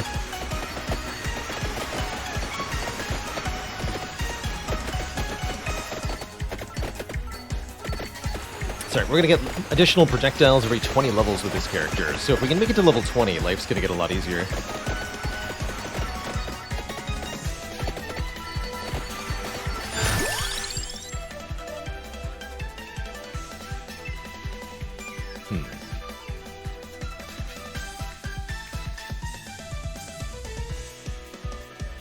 Don't think I want to go pentagram.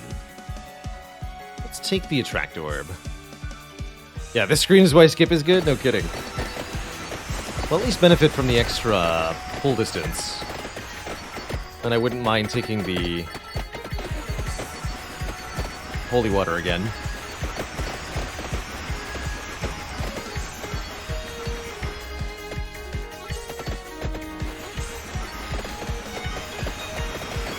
Got a boss, there we go.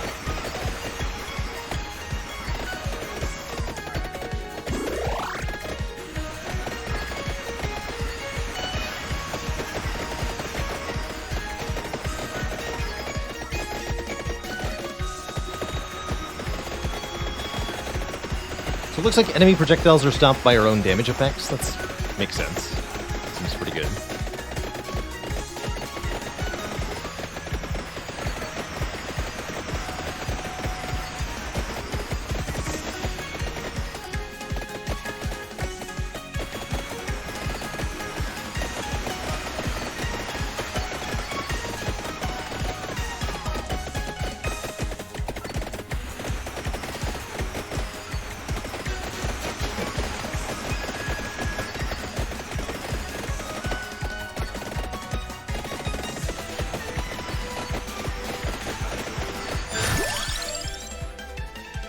I want to pick it up, I just can't really at the moment.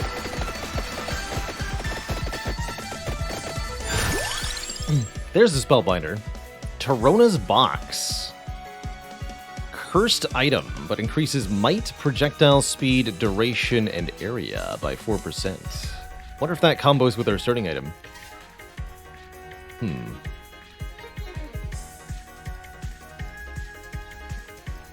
Still, I suppose I'll take duration up to go with the Bible. We still haven't gotten that Bible Evo after all. And there's Santa Water. Yeah, we'll grab that too. It's going to be pretty hard to get something to max rank now, but I think we'll figure it out once we get to level 20 anyway.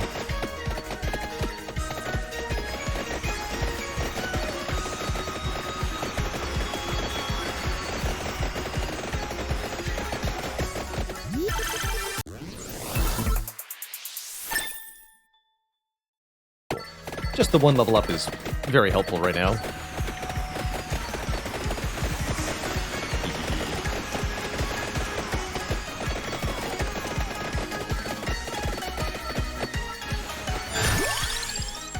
There's the knife.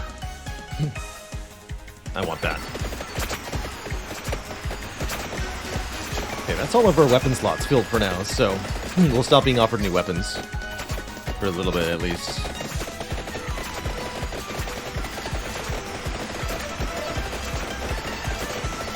Yes, you can skip that animation with either right-click or escape.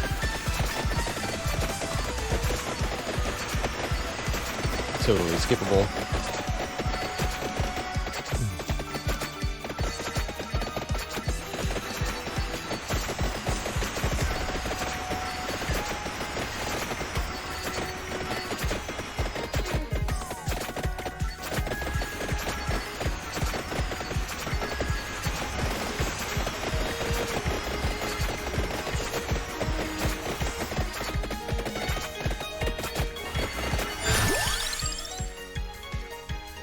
Do you have any wings? Yeah, we'll grab that later, once we've killed a few more things. There's not that much experience on the ground right now.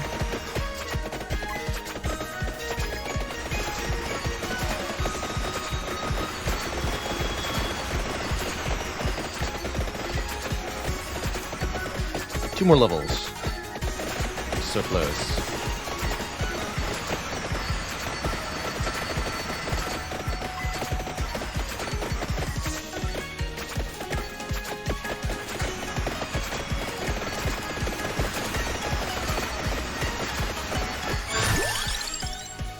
Level 5.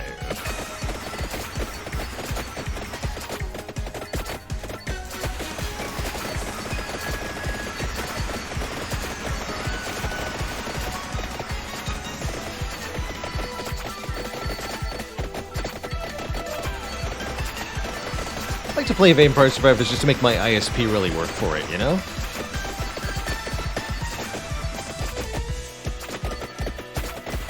Oh gosh. Ah!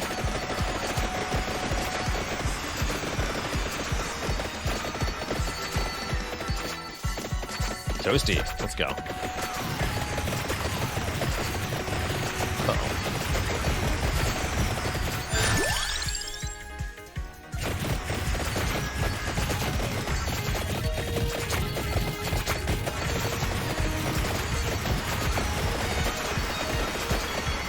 Alright, we have the extra projectile now for being level 20. I'm gonna grab this as well. Didn't think there was that much on the ground.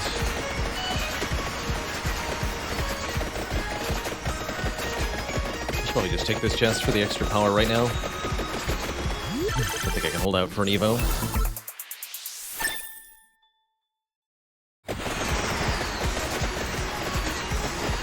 There'll be more bosses.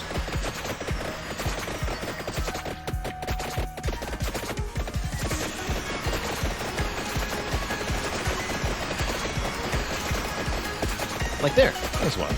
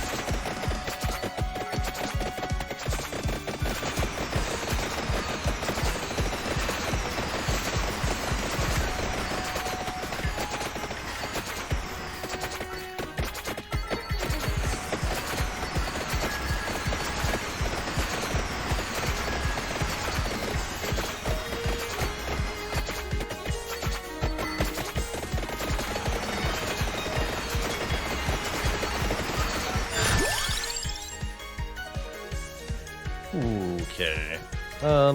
Bible, I guess? Let's grab this chest now. Please don't die.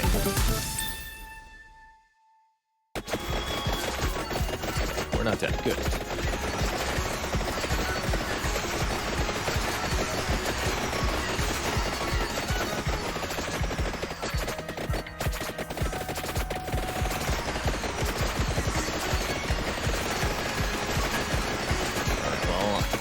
I don't really know how to not just kind of flee from all of this. We have to circle back around. Here.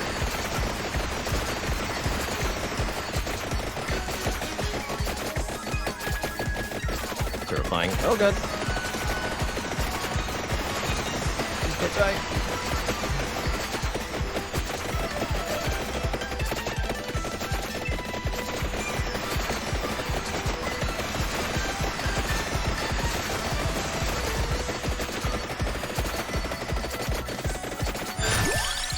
Help! Ah, we couldn't make it. Spooky. Spooky stuff. Felt like we were really falling behind there. Which makes sense given that the bonus stage has extra health on the enemies. But I want to try that again.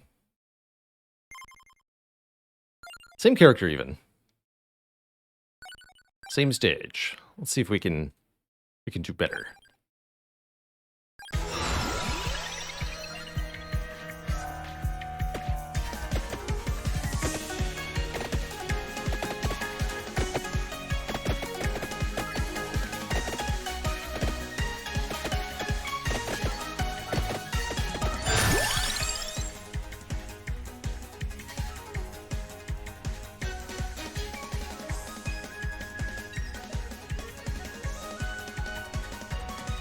Tracer bounces.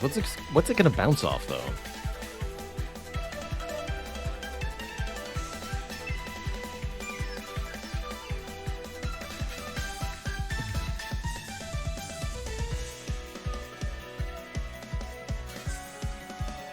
Edges of the screen count. Okay. Let's try that.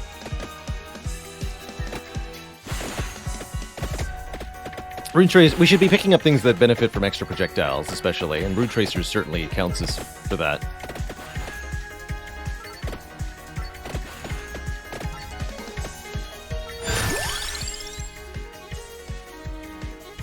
Garlic, for example, doesn't do that. So let's take the fire wands.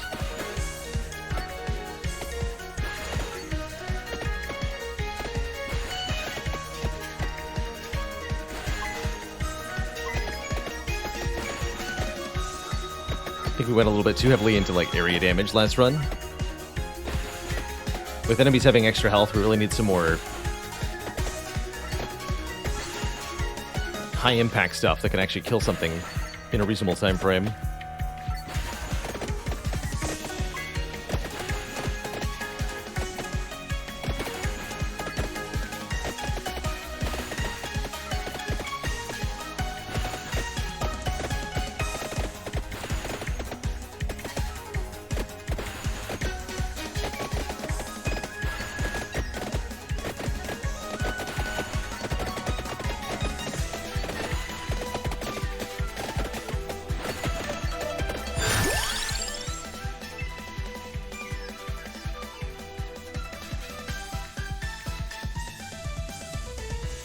Do you want to show off the birds?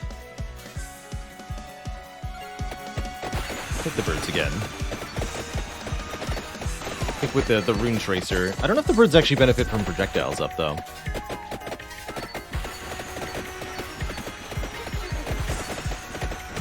They seem like they could be a mix of area, duration, projectiles. Yes, birds get projectiles today. Projectiles. Good. Not the first run of the day. But perhaps the first successful run. Yeah, fires one more projectile. So it is area and projectiles. Got it. Level up our dusting.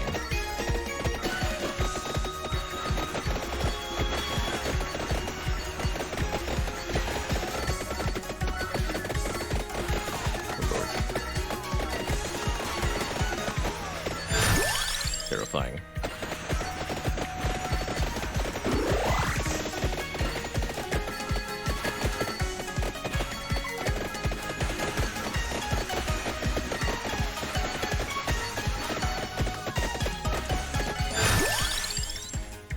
Bench. I think we should just keep leveling up the stuff we have for the moment. Stack our upgrades where we can. Don't overspread our points yet.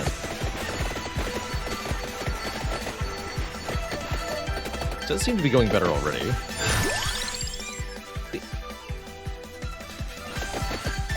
Test him harder.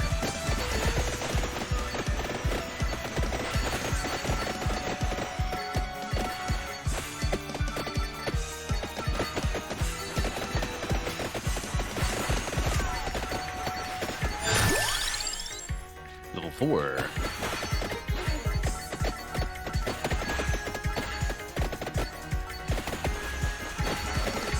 There's our boss.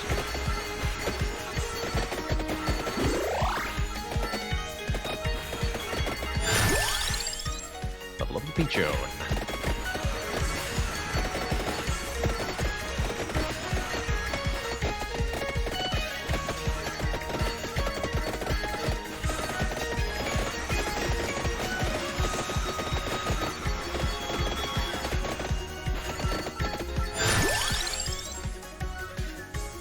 Rune Tracer over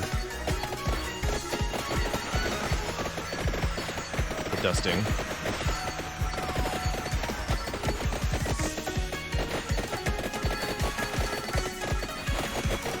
There we go. Nice, a triple. You can get 2 of the same item out of a chest? I have no idea. Cool. Okay. Really high level Rune Tracer early on, I imagine it's going to help a lot.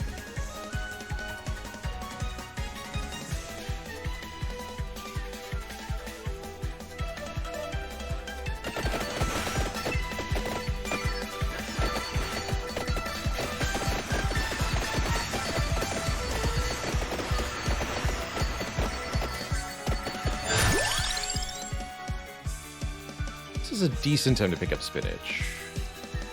Let's keep upping. Uh-oh. Oh, I've got a wizard. How dare you, wizard?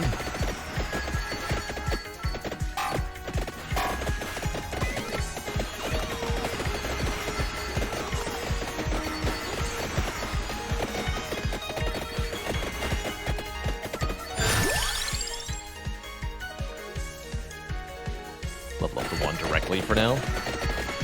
The passive from spinach would be really nice, quite frankly.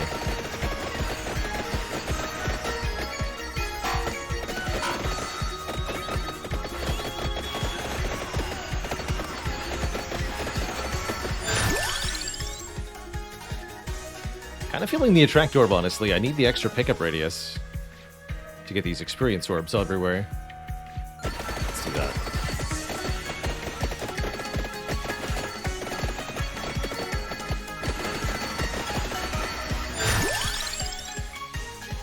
Level 6.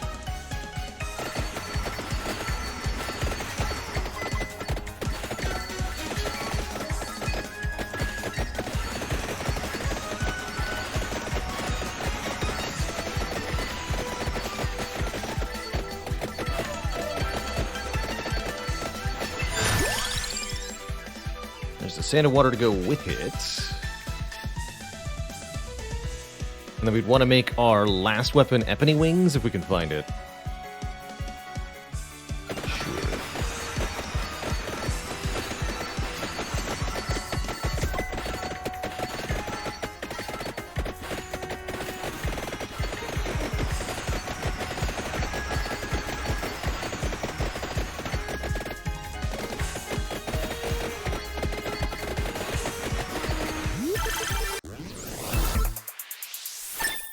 Water.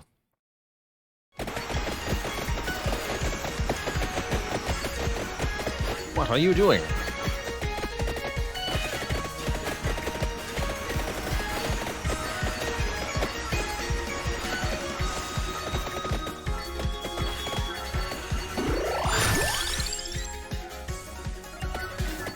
Dust it up.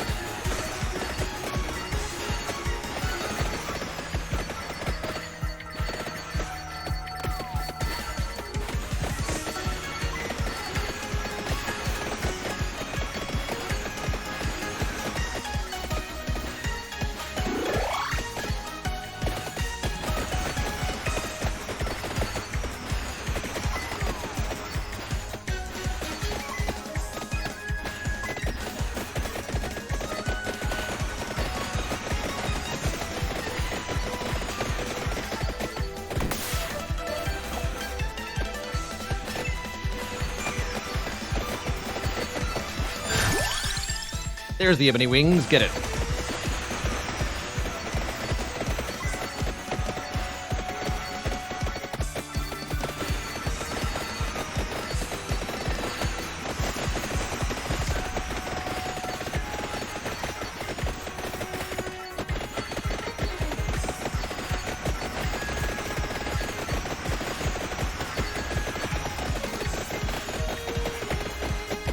That also means we'll stop being up for new weapons, which will help focus our upgrades a bit.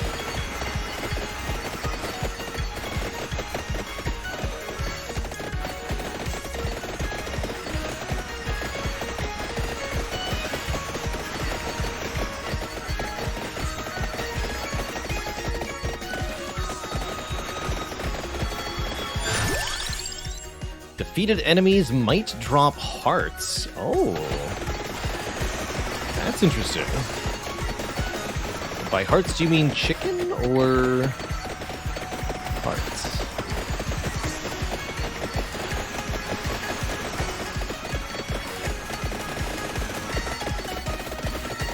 Oh, I see the hearts are like being pulled towards me. Instant healing, I guess. Cool. Very cool.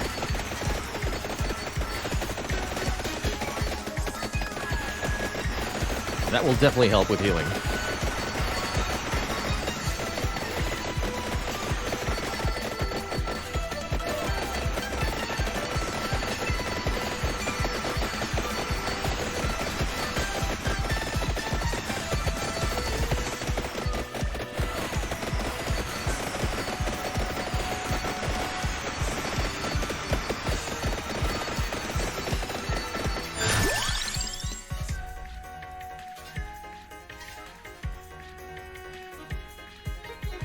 Don't have any Evos waiting. Let's keep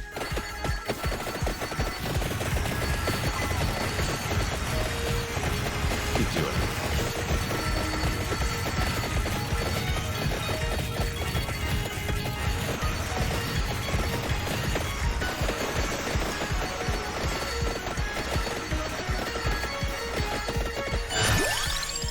Okay, max level rune tracer. Now we just need to find the armor and then get a treasure chest.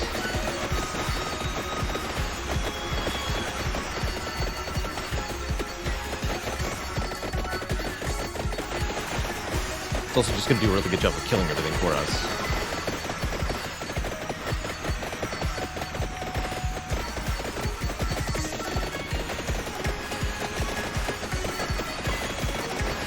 Bulls. We were scared of them last time. Now who's scared of who? No, I'm still kind of scared of you, apparently.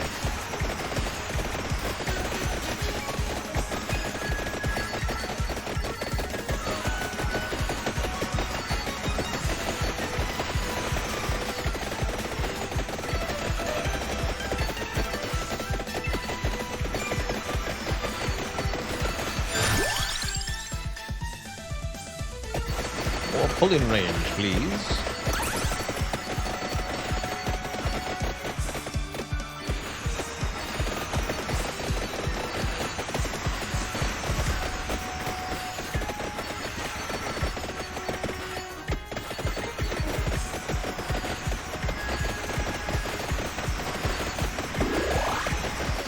And that's one tanky boss.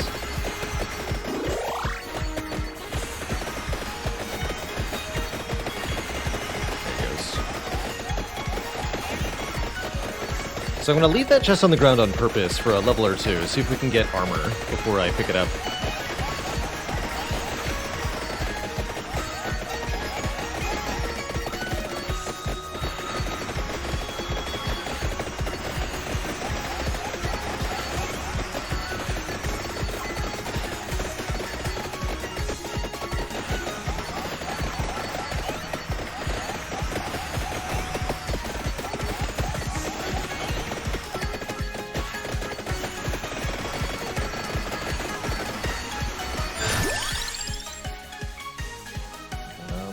Up the water.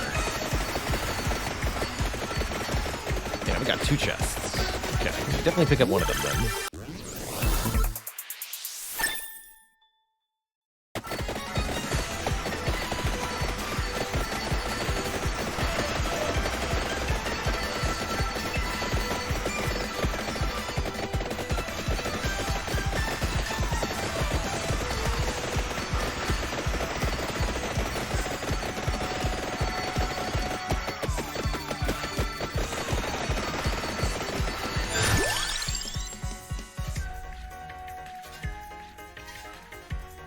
Alright, I guess I'll grab the spinach. 10% damage up will help a lot. And we're gonna need that later anyway.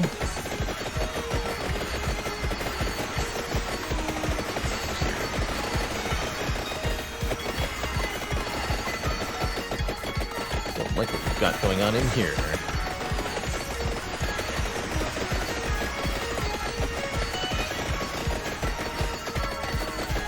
Stop razoring me!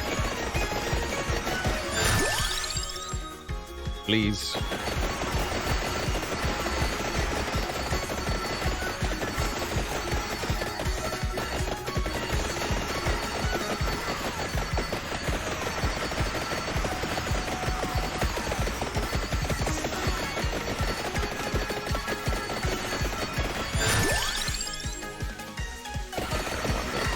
It's 2 glowing bats now. And 2 chests again. Let's grab this one. More water.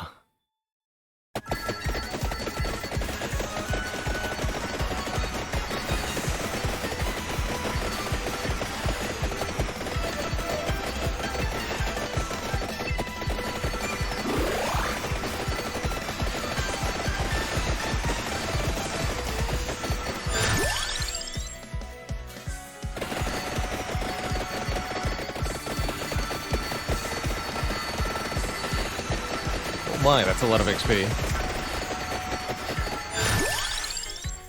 Santa Water level 7? Okay, okay. We'll be able to evolve that shortly.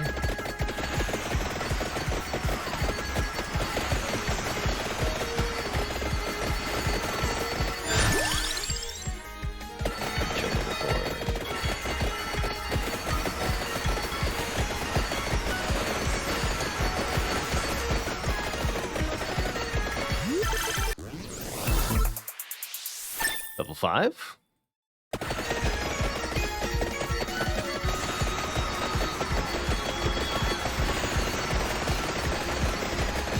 dear. There it is, armor. Reduce incoming damage by 1. Grab the chest. What's in the chest? What a surprise. The evolved Rune Tracer explodes when bouncing and in retaliation. So that's going to cause some shenanigans momentarily.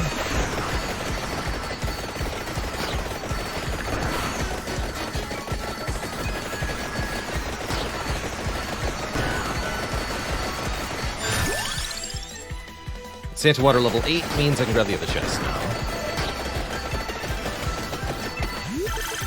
And it's guaranteed to contain Labora.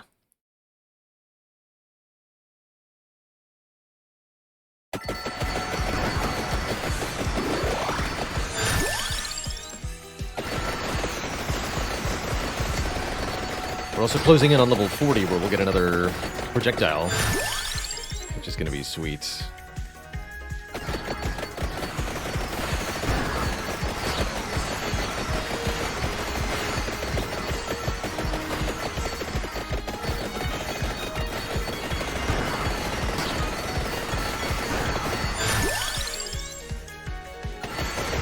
What's happening though? Too many tanky lizards, man.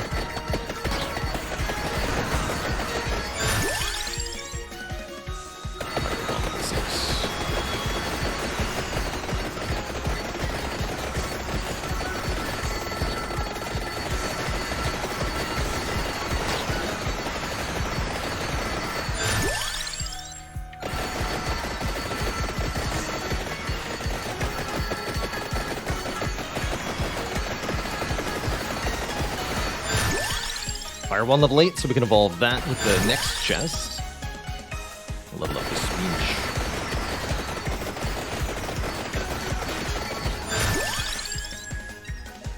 More speech.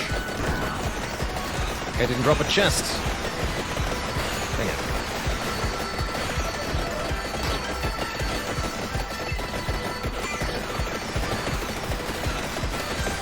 Bracer's a must-have with the... Oh, it makes Labora move faster. Oh, I didn't think about that. Alright, I'll grab that next if I see an opportunity to. I was thinking with Rune Tracer, projectile speed would be pretty good.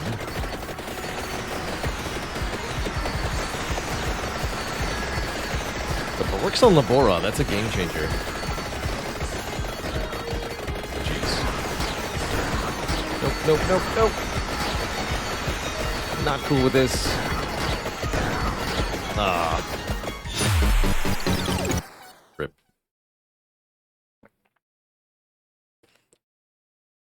Right as we hit level 40, too. There's a boss in the middle that I was trying to avoid, but I had to push through enemies to get away from them. Spooky. Spooky stuff. How many upgrades have we bought in the shop? Quite a few. Not that many, but quite a few. Let's enable the skip. I'm going to try that one more time. Same character, even.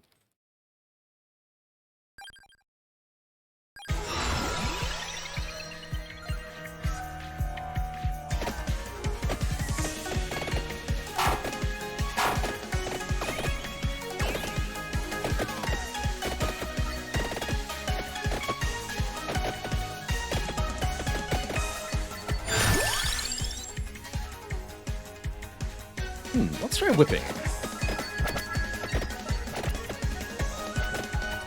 That's going to benefit from bonus projectiles like crazy. And I'll go Bibles this run.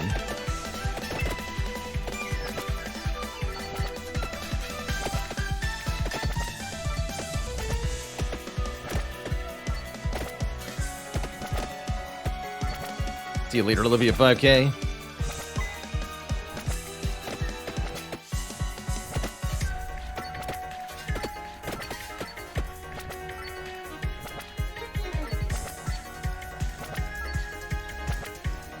This will be my last, I think, attempted run tonight. Where's all the enemies at? Hello?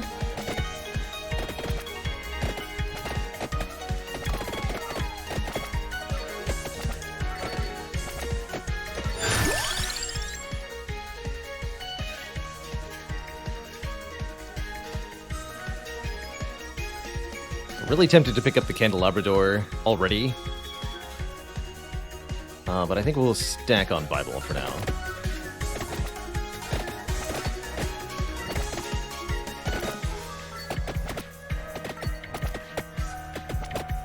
He says, empty tome 100% there, huh?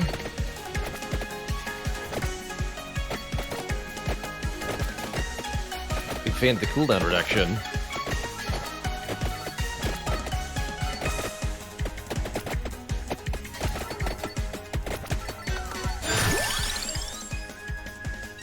Take knife here.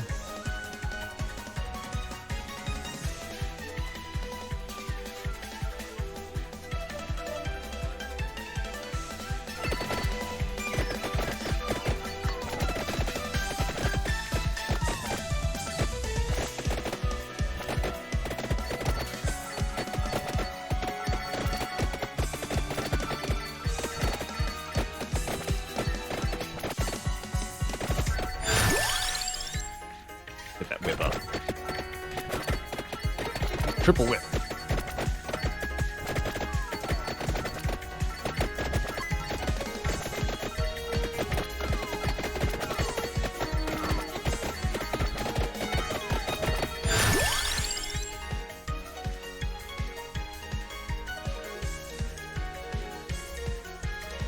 So we do have the skip button.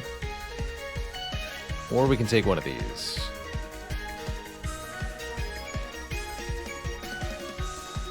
Bracer work on Bible? I haven't been trying projectile speed enough. Let's try out Bracer here. Don't think it affects the whip though.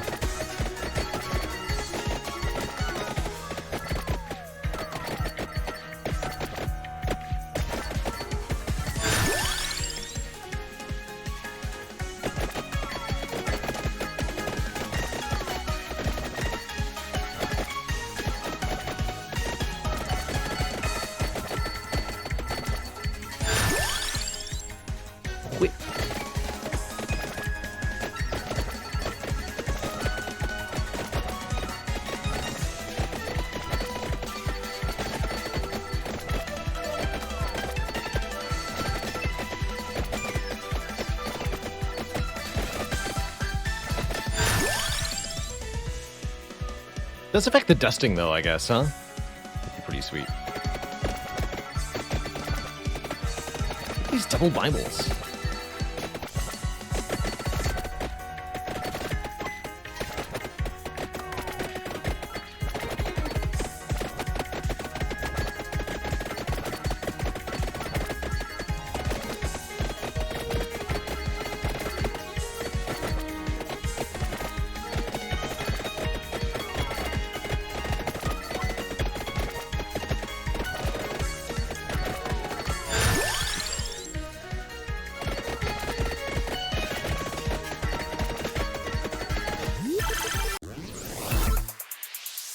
More book power.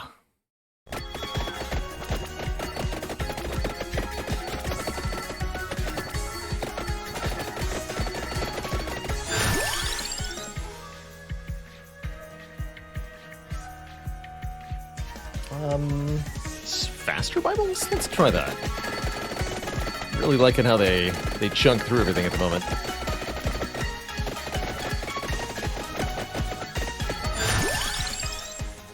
Knife to go with the bracers. Might as well. I don't really want either of the other two.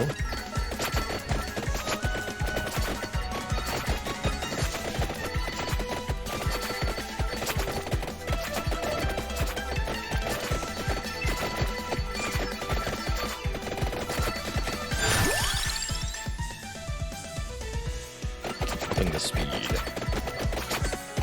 Must go faster.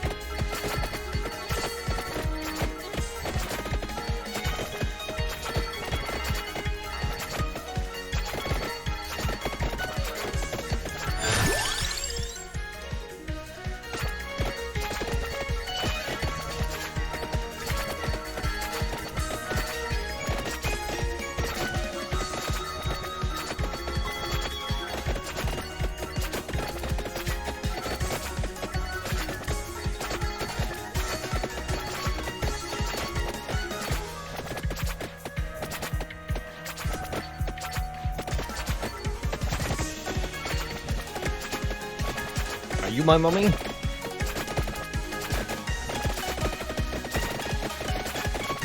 Oof, get Bible, sons.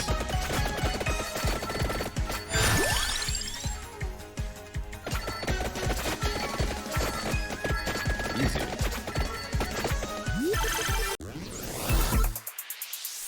We up to max rank Bible yet? Almost. Well, 7.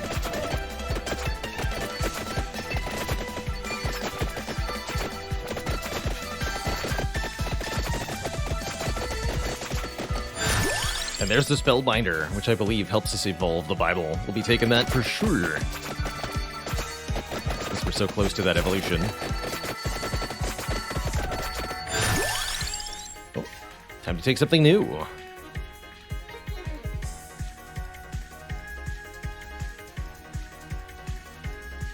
Been a while since I've used the Clock Lancet. I like that as a survival item. Doesn't seem to combine with anything, though, which is interesting. Counts as a weapon, rather than a support item, too.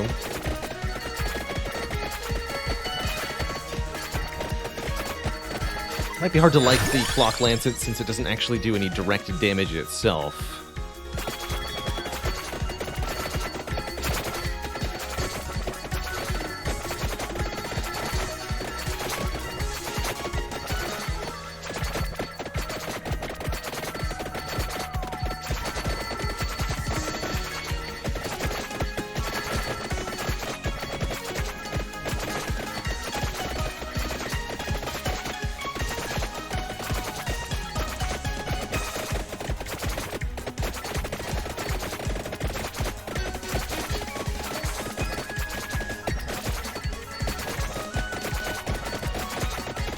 Level 20 at 6 minutes 30 seconds. We're doing really well. I think that's faster than either of the other two runs. Going a lot to these Bibles right now.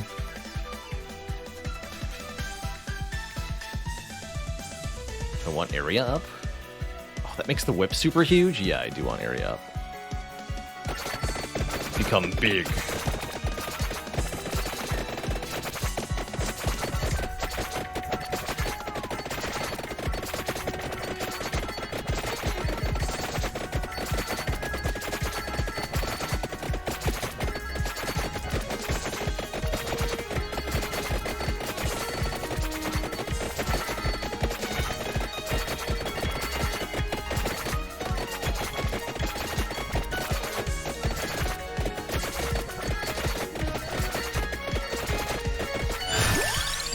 There's our max rank Bible.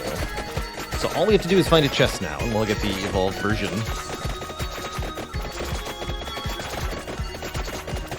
Somebody said something about the chest needing to spawn after 10 minutes for evolutions.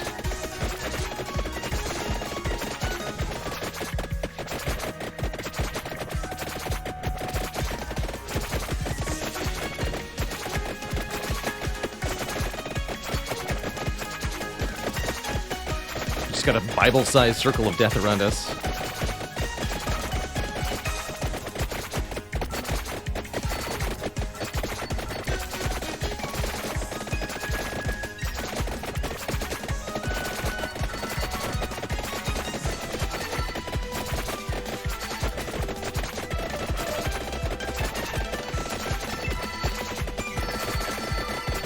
Oh, there's a boss.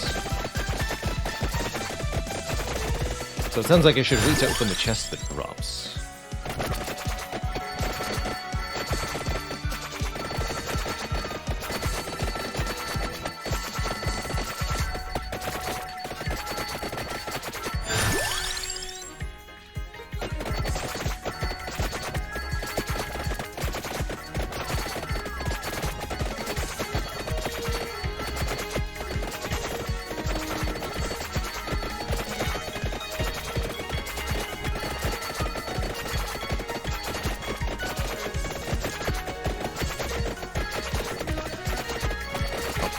XP orb.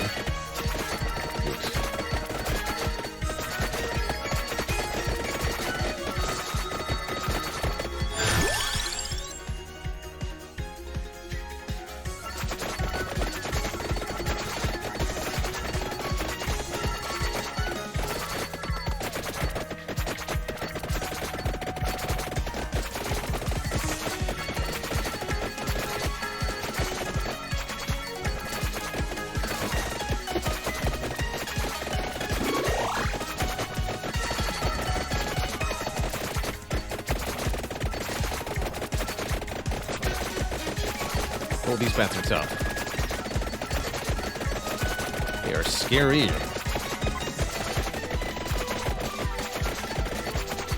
Oh, like this.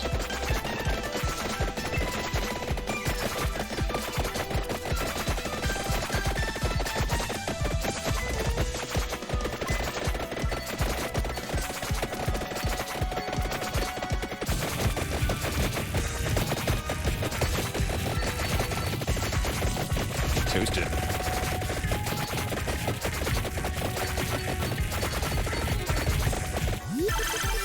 Will it have it? No, whip whip dagger.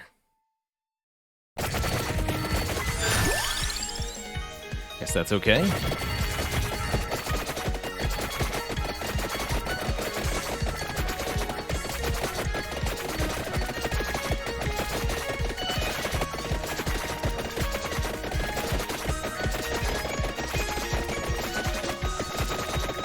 This one. There it is. Unholy Vespers. Evolved King Bible never ends.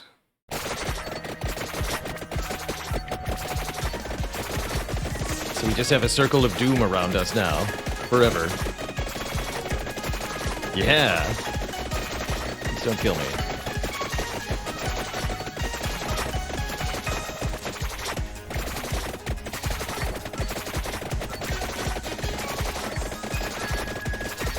Speeding so fast.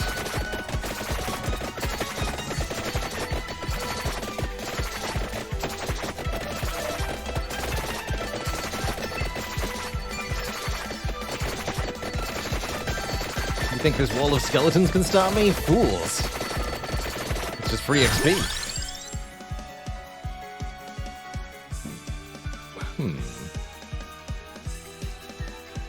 This is a decent time to skip. Yeah, I'm gonna skip these. Let's take no item for that level.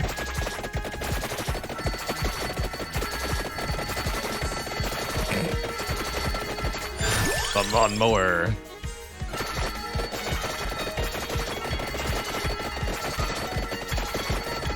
How does skipping help? It prevents me from filling up my item slots with items that I don't want.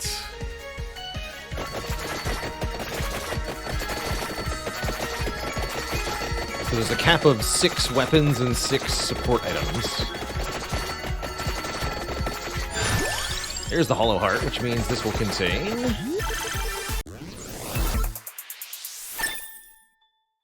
Bloody Tear. The evolved whip can absorb health. And it's huge.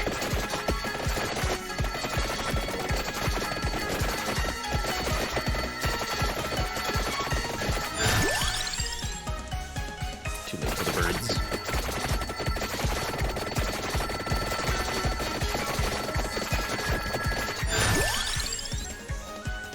Max that out.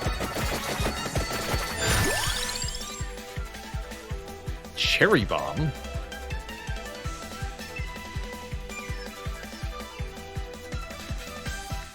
That's new. Explodes sometimes. Extremely rare, huh? Let's try it. Never seen that before.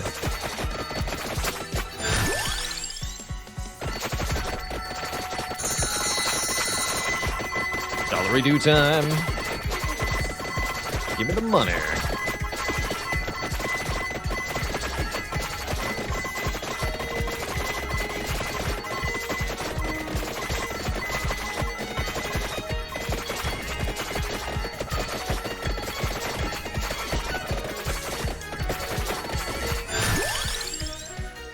Duplicator. Even more projectiles, huh? That makes the whip crazy. Yeah, I'll take the dupe.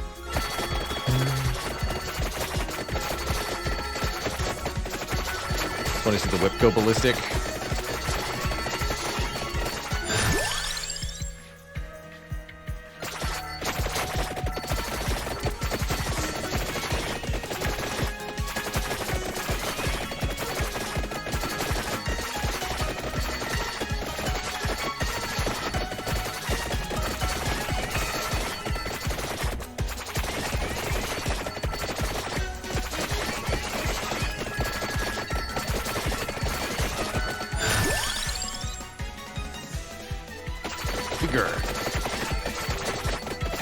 What are we gonna try to evolve next? Dagger, right? Yeah, dagger.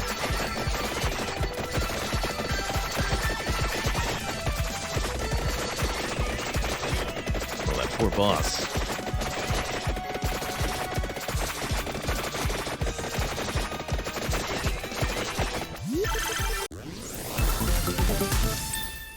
Double Lancet upgrade.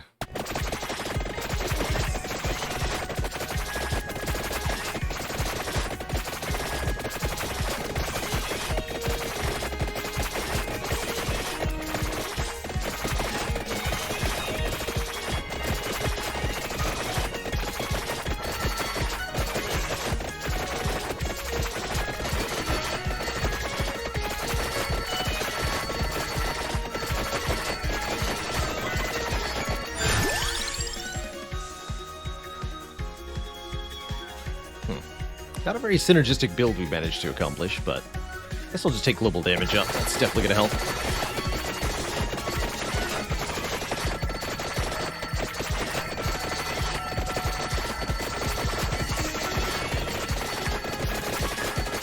Everything will get blapped so hard.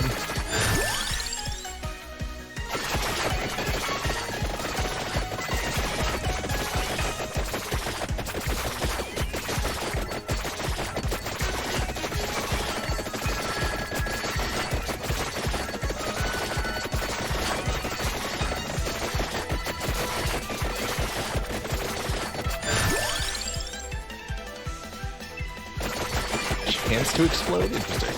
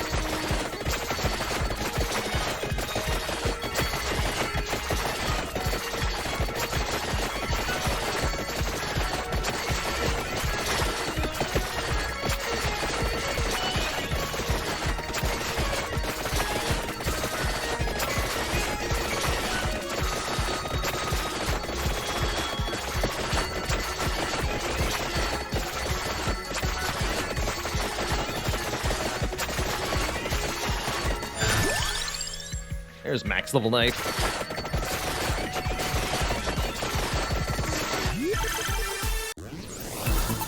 So now we get this 1000 edge. Fires with seemingly no delay, so we just fire this constant barrage of infinite knives. Are you a fan of knives?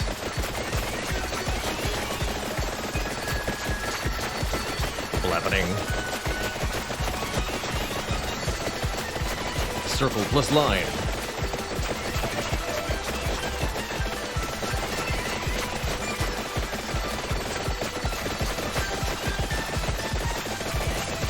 Let's try. Stupid dragon things. Not today.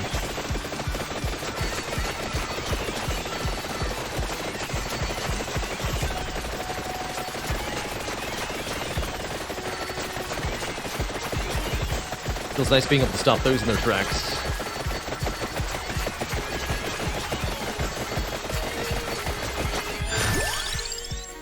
Speech.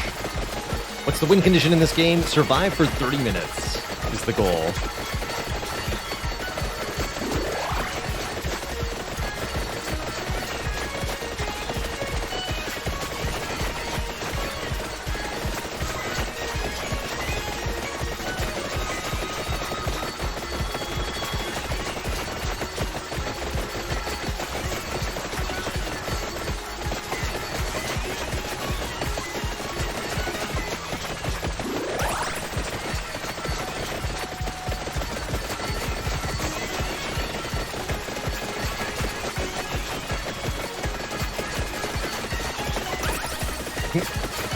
The double.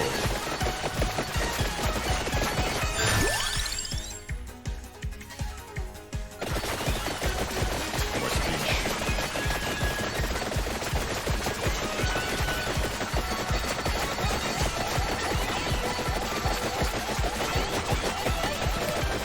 Normally I'm so afraid of those enemies, they can't get through the wheel of death. Seemingly nothing can.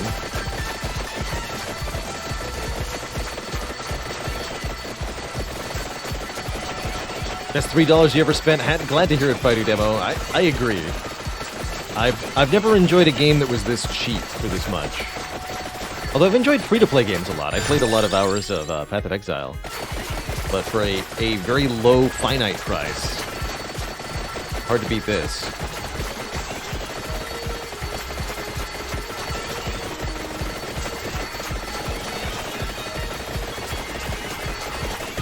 It's a witch. Don't die to the witch.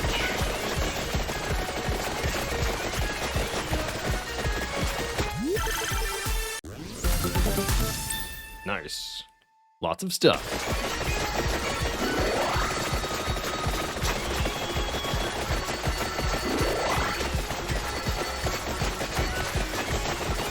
Have I tried playing with controller? I have not. Use the arrow keys.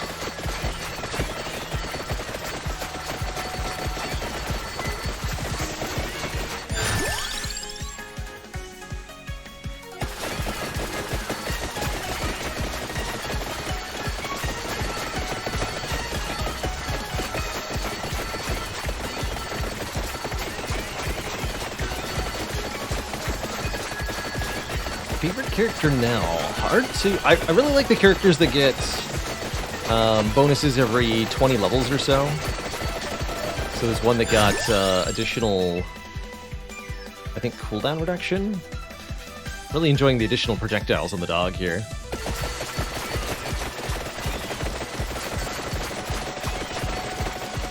I enjoy the characters that have a weak early game, but a strong late game.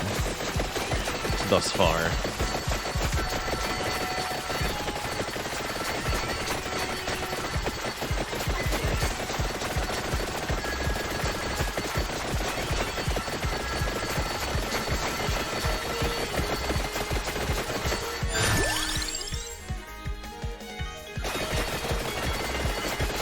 Edge is the default starting character. He's pretty good.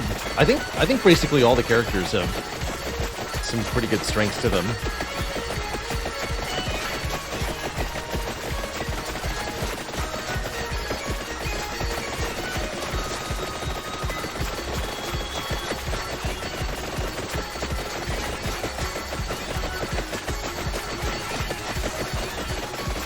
Except for the stinky old man.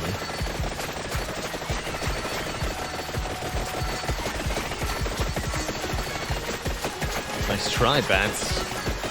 Oh, it's really getting real now. Good lord.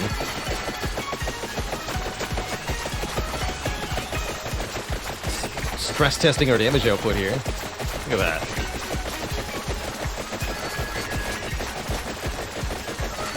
Easy.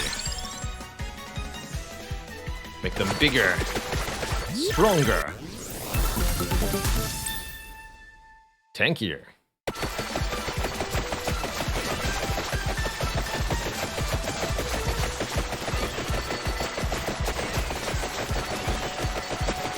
So with the clock lance, it comes in really handy, I tend to find. You're so completely surrounded by enemies that you don't know where to go.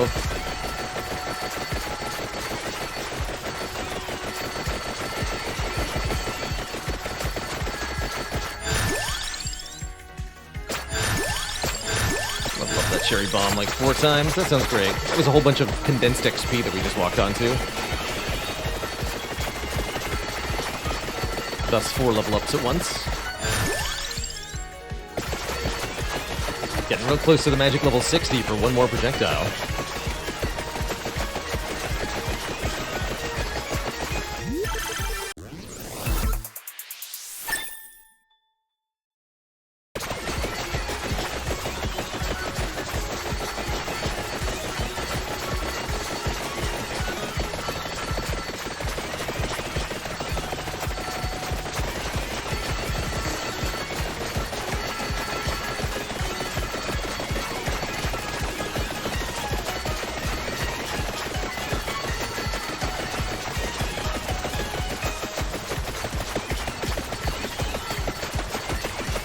Surprisingly resilient plants.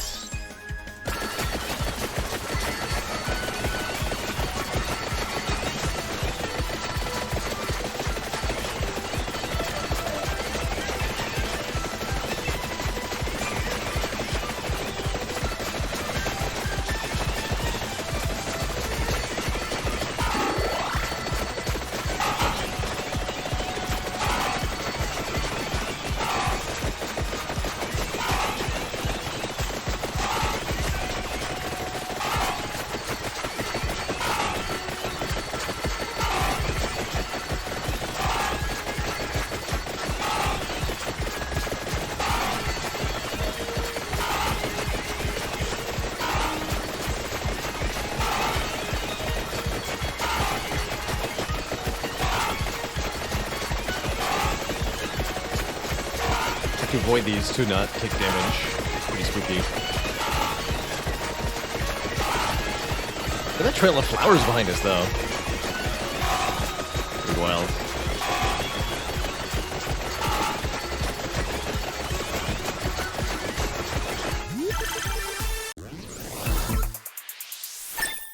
Build's almost finished.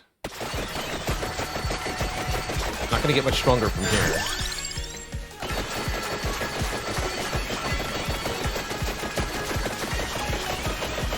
Fortunately, I think that's fine.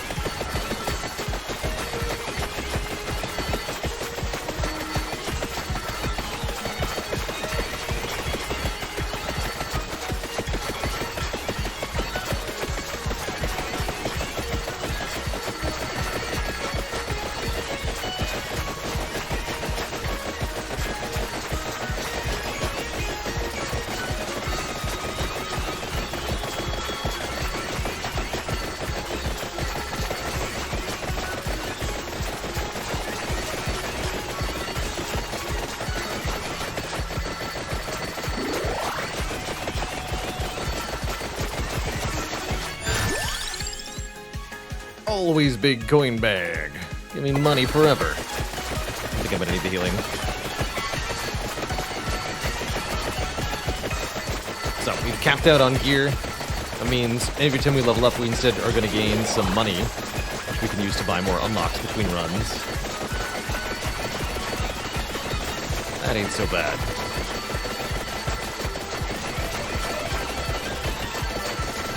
Level 60 coming up, one more projectile when that happens. Check for the extra blip flap on the whip. Should be most noticeable there. She's so tight.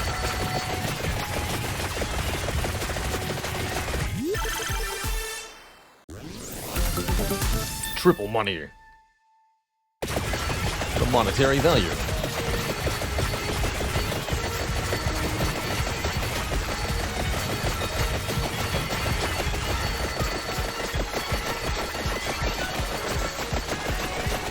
Ultra whip. Maximum whippitude. Let's look at the doom wheel. Constant death to everything. It spins so fast.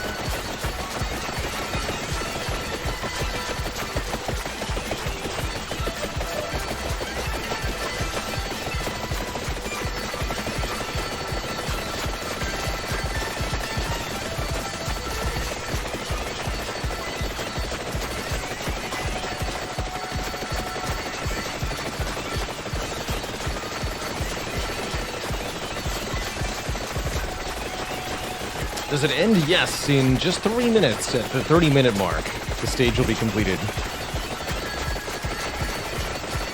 We're almost done now.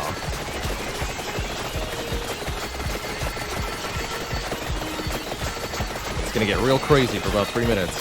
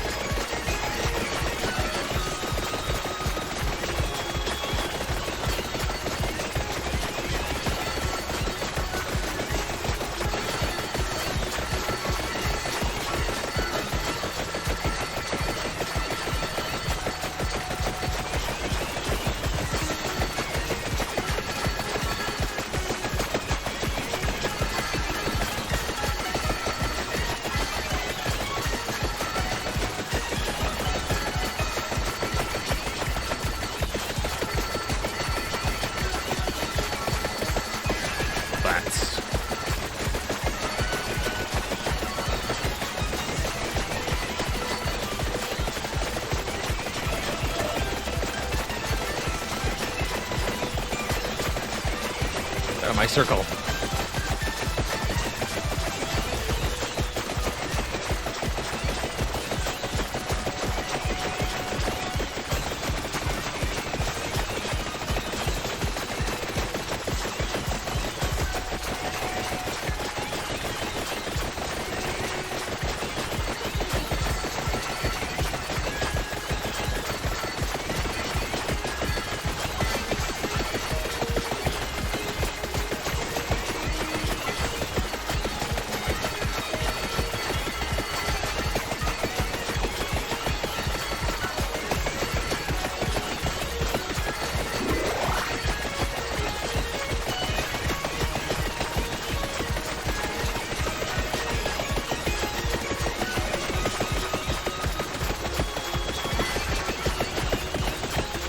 Oh dear.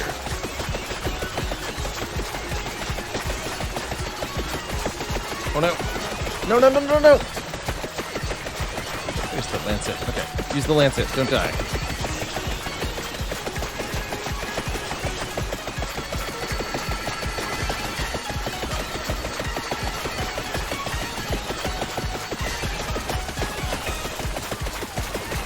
How embarrassing that would have been to die at like 29 minutes, huh?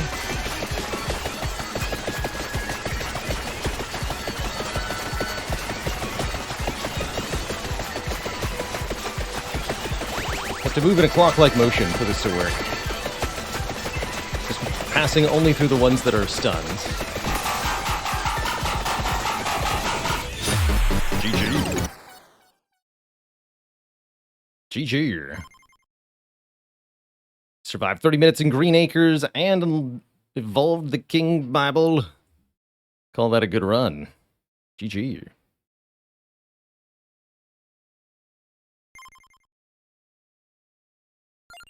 Cool, let's see what that unlocked.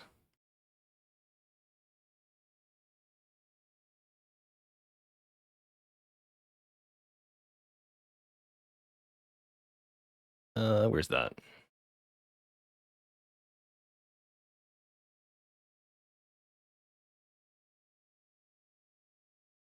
Not sure.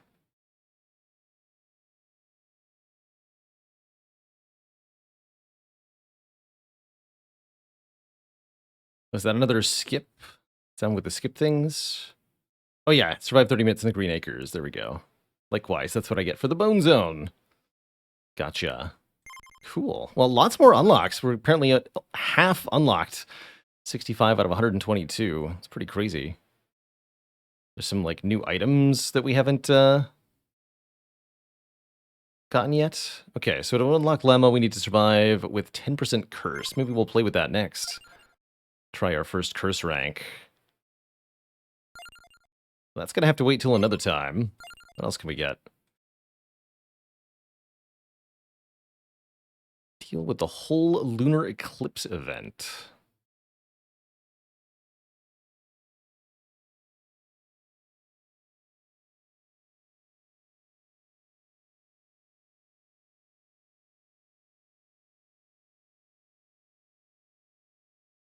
Max out the box to unlock Omni.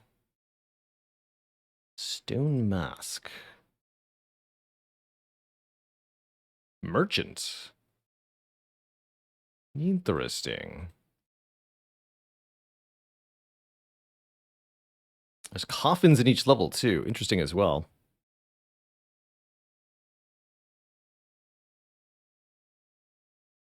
Jet says, evolving weapon always gives you money, and surviving a max time in his own will always give a skip for the unlocks. Gotcha. Sounds like we've got some stuff to get.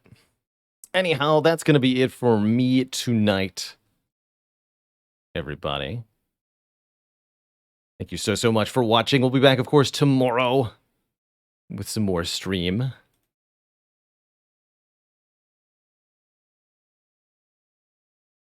Heck yeah. Looks like we'll be playing some more Legends of Runeterra tomorrow. I just found that out. Good stuff. See you later, Shmamarin, Squeak, Mark McCarr, Failey, Virtual256, Sakoti, Squalf Hunter, and everybody else. Thanks so much for watching. Ta-ta for now. Catch you all on the flip side. Till then, be kind to one another. Stay cozy. And have a good one. Toodaloo. And good night.